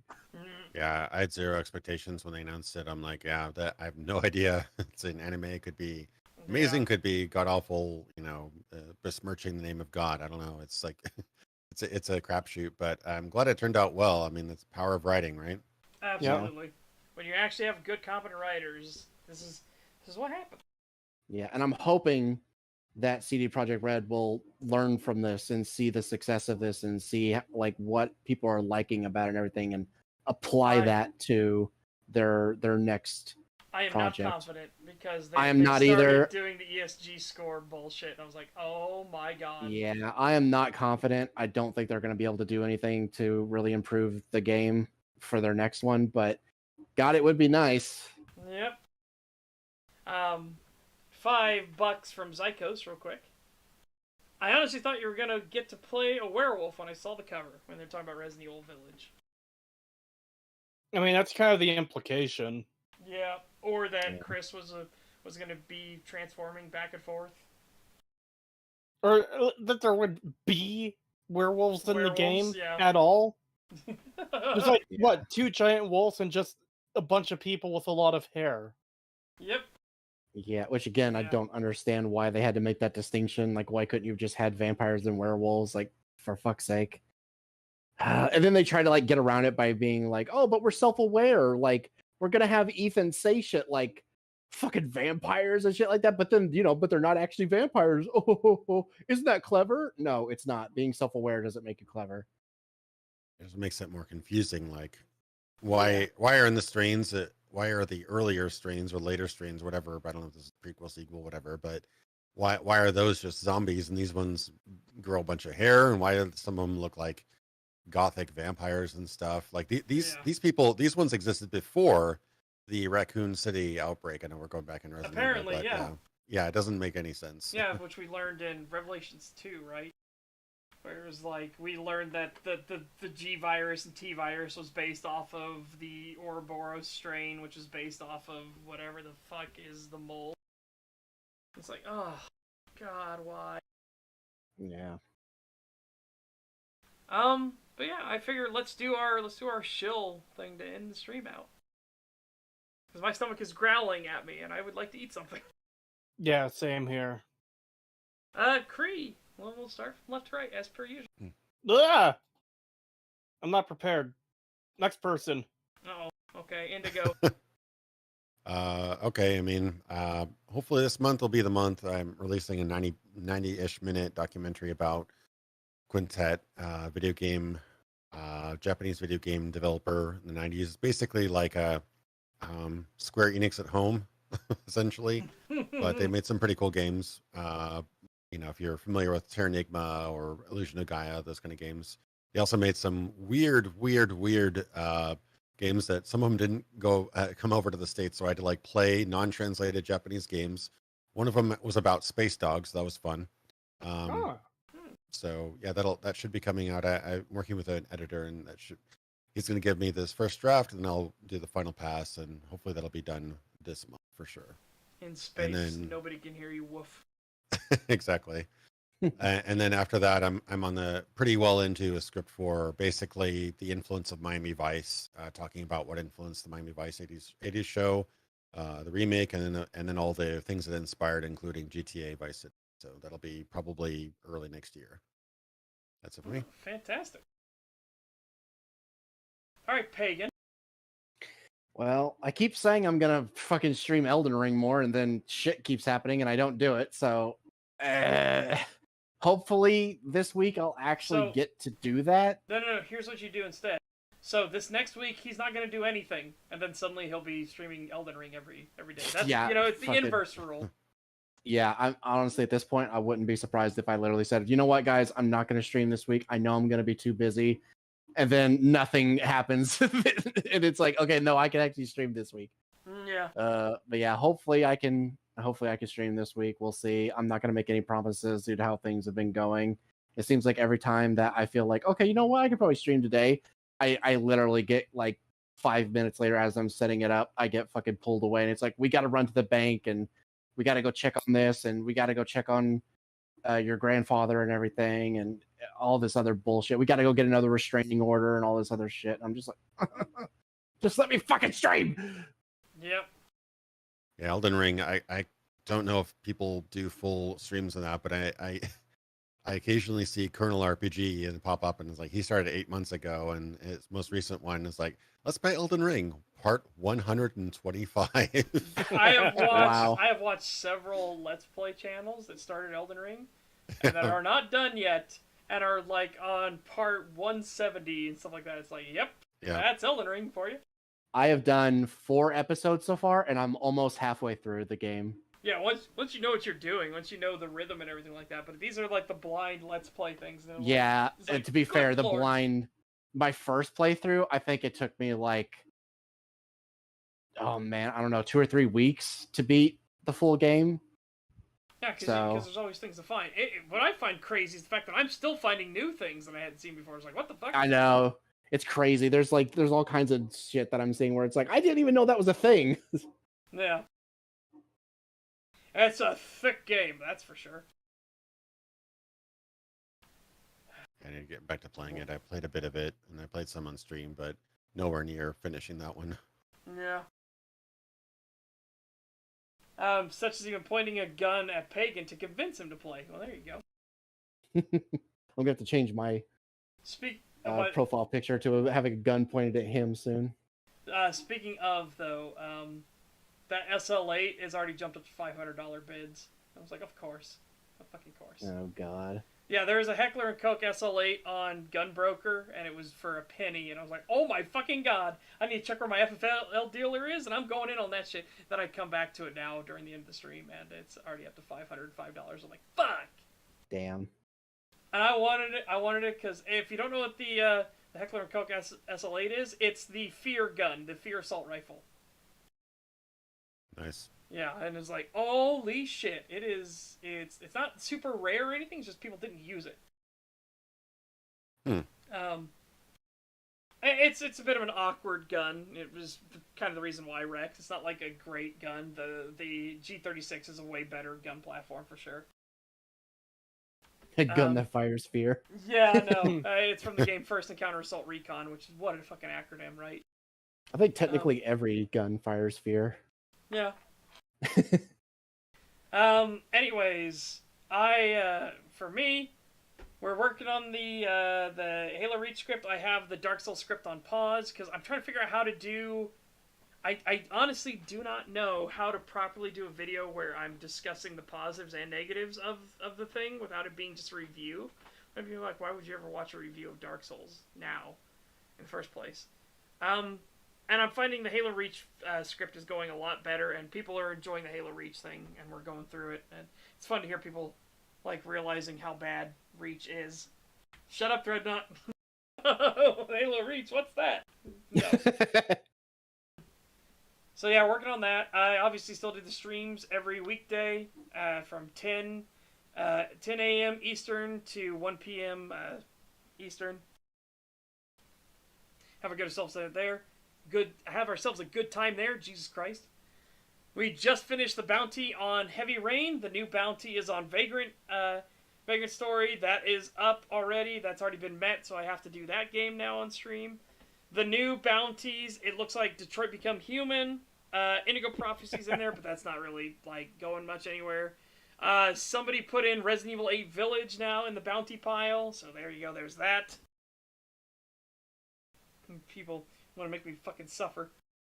Yes. But yeah, no, it's been a good old time. I've got the desk all designed and everything now. The computer stand, I should say, all designed. I've got to get to the hardware store and get that all set up. So I'll take some pictures of that and show that off at some point. And yeah, hopefully I'll see you guys at the streams and everything. And like I said, there is something with Sir Ben that I'm planning. Hopefully we'll get that all worked out and sorted through. And yeah, we'll see where that goes. Cool. All right, Cree. Now Yeah, you're ready. I'm not ready. Next person. All right, so that's the end of the show, everybody. All right, good night. Bye. Yeah. I'm working on stuff. I've been procrastinating a bit.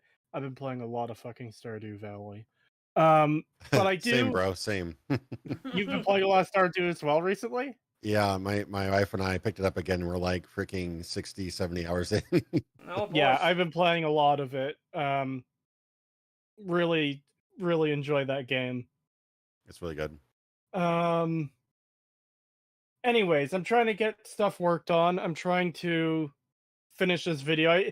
I had a little bit of a hurdle, and I cleared that yesterday. So I'm going to be able to continue working on it more and hopefully, get it done. Then I can start working on the Rings of Power video. Yeah. Isn't that exciting? I can't wait to watch through the entire show again. Yeah, I was about to God, say, just kill me. we still need to watch the fucking last few episodes because we haven't done that yet. And God, I want to kill myself just thinking about it. Oh, sweet Jesus. Senator Abby Strong says, Setch, how much would Postal 3 be? Oh, fucking hell. I'll just keep it as the generic bounty. 200 for once, 300 for a full playthrough. We'll just do the generic bounty for it. Oh, God. But that is... Postal 3 is pretty fucking rough, that's for sure. Anyways, yes, that should be everything for today. Do you guys want to end on anything? Balls. Fuckle nuts. Stay in school, kids. Yep. Do drugs, kids. Lots and lots of drugs. No, bad. Stop. Yeah. Thanks for having me on. Yeah. No problem. Thanks for coming on. Yeah.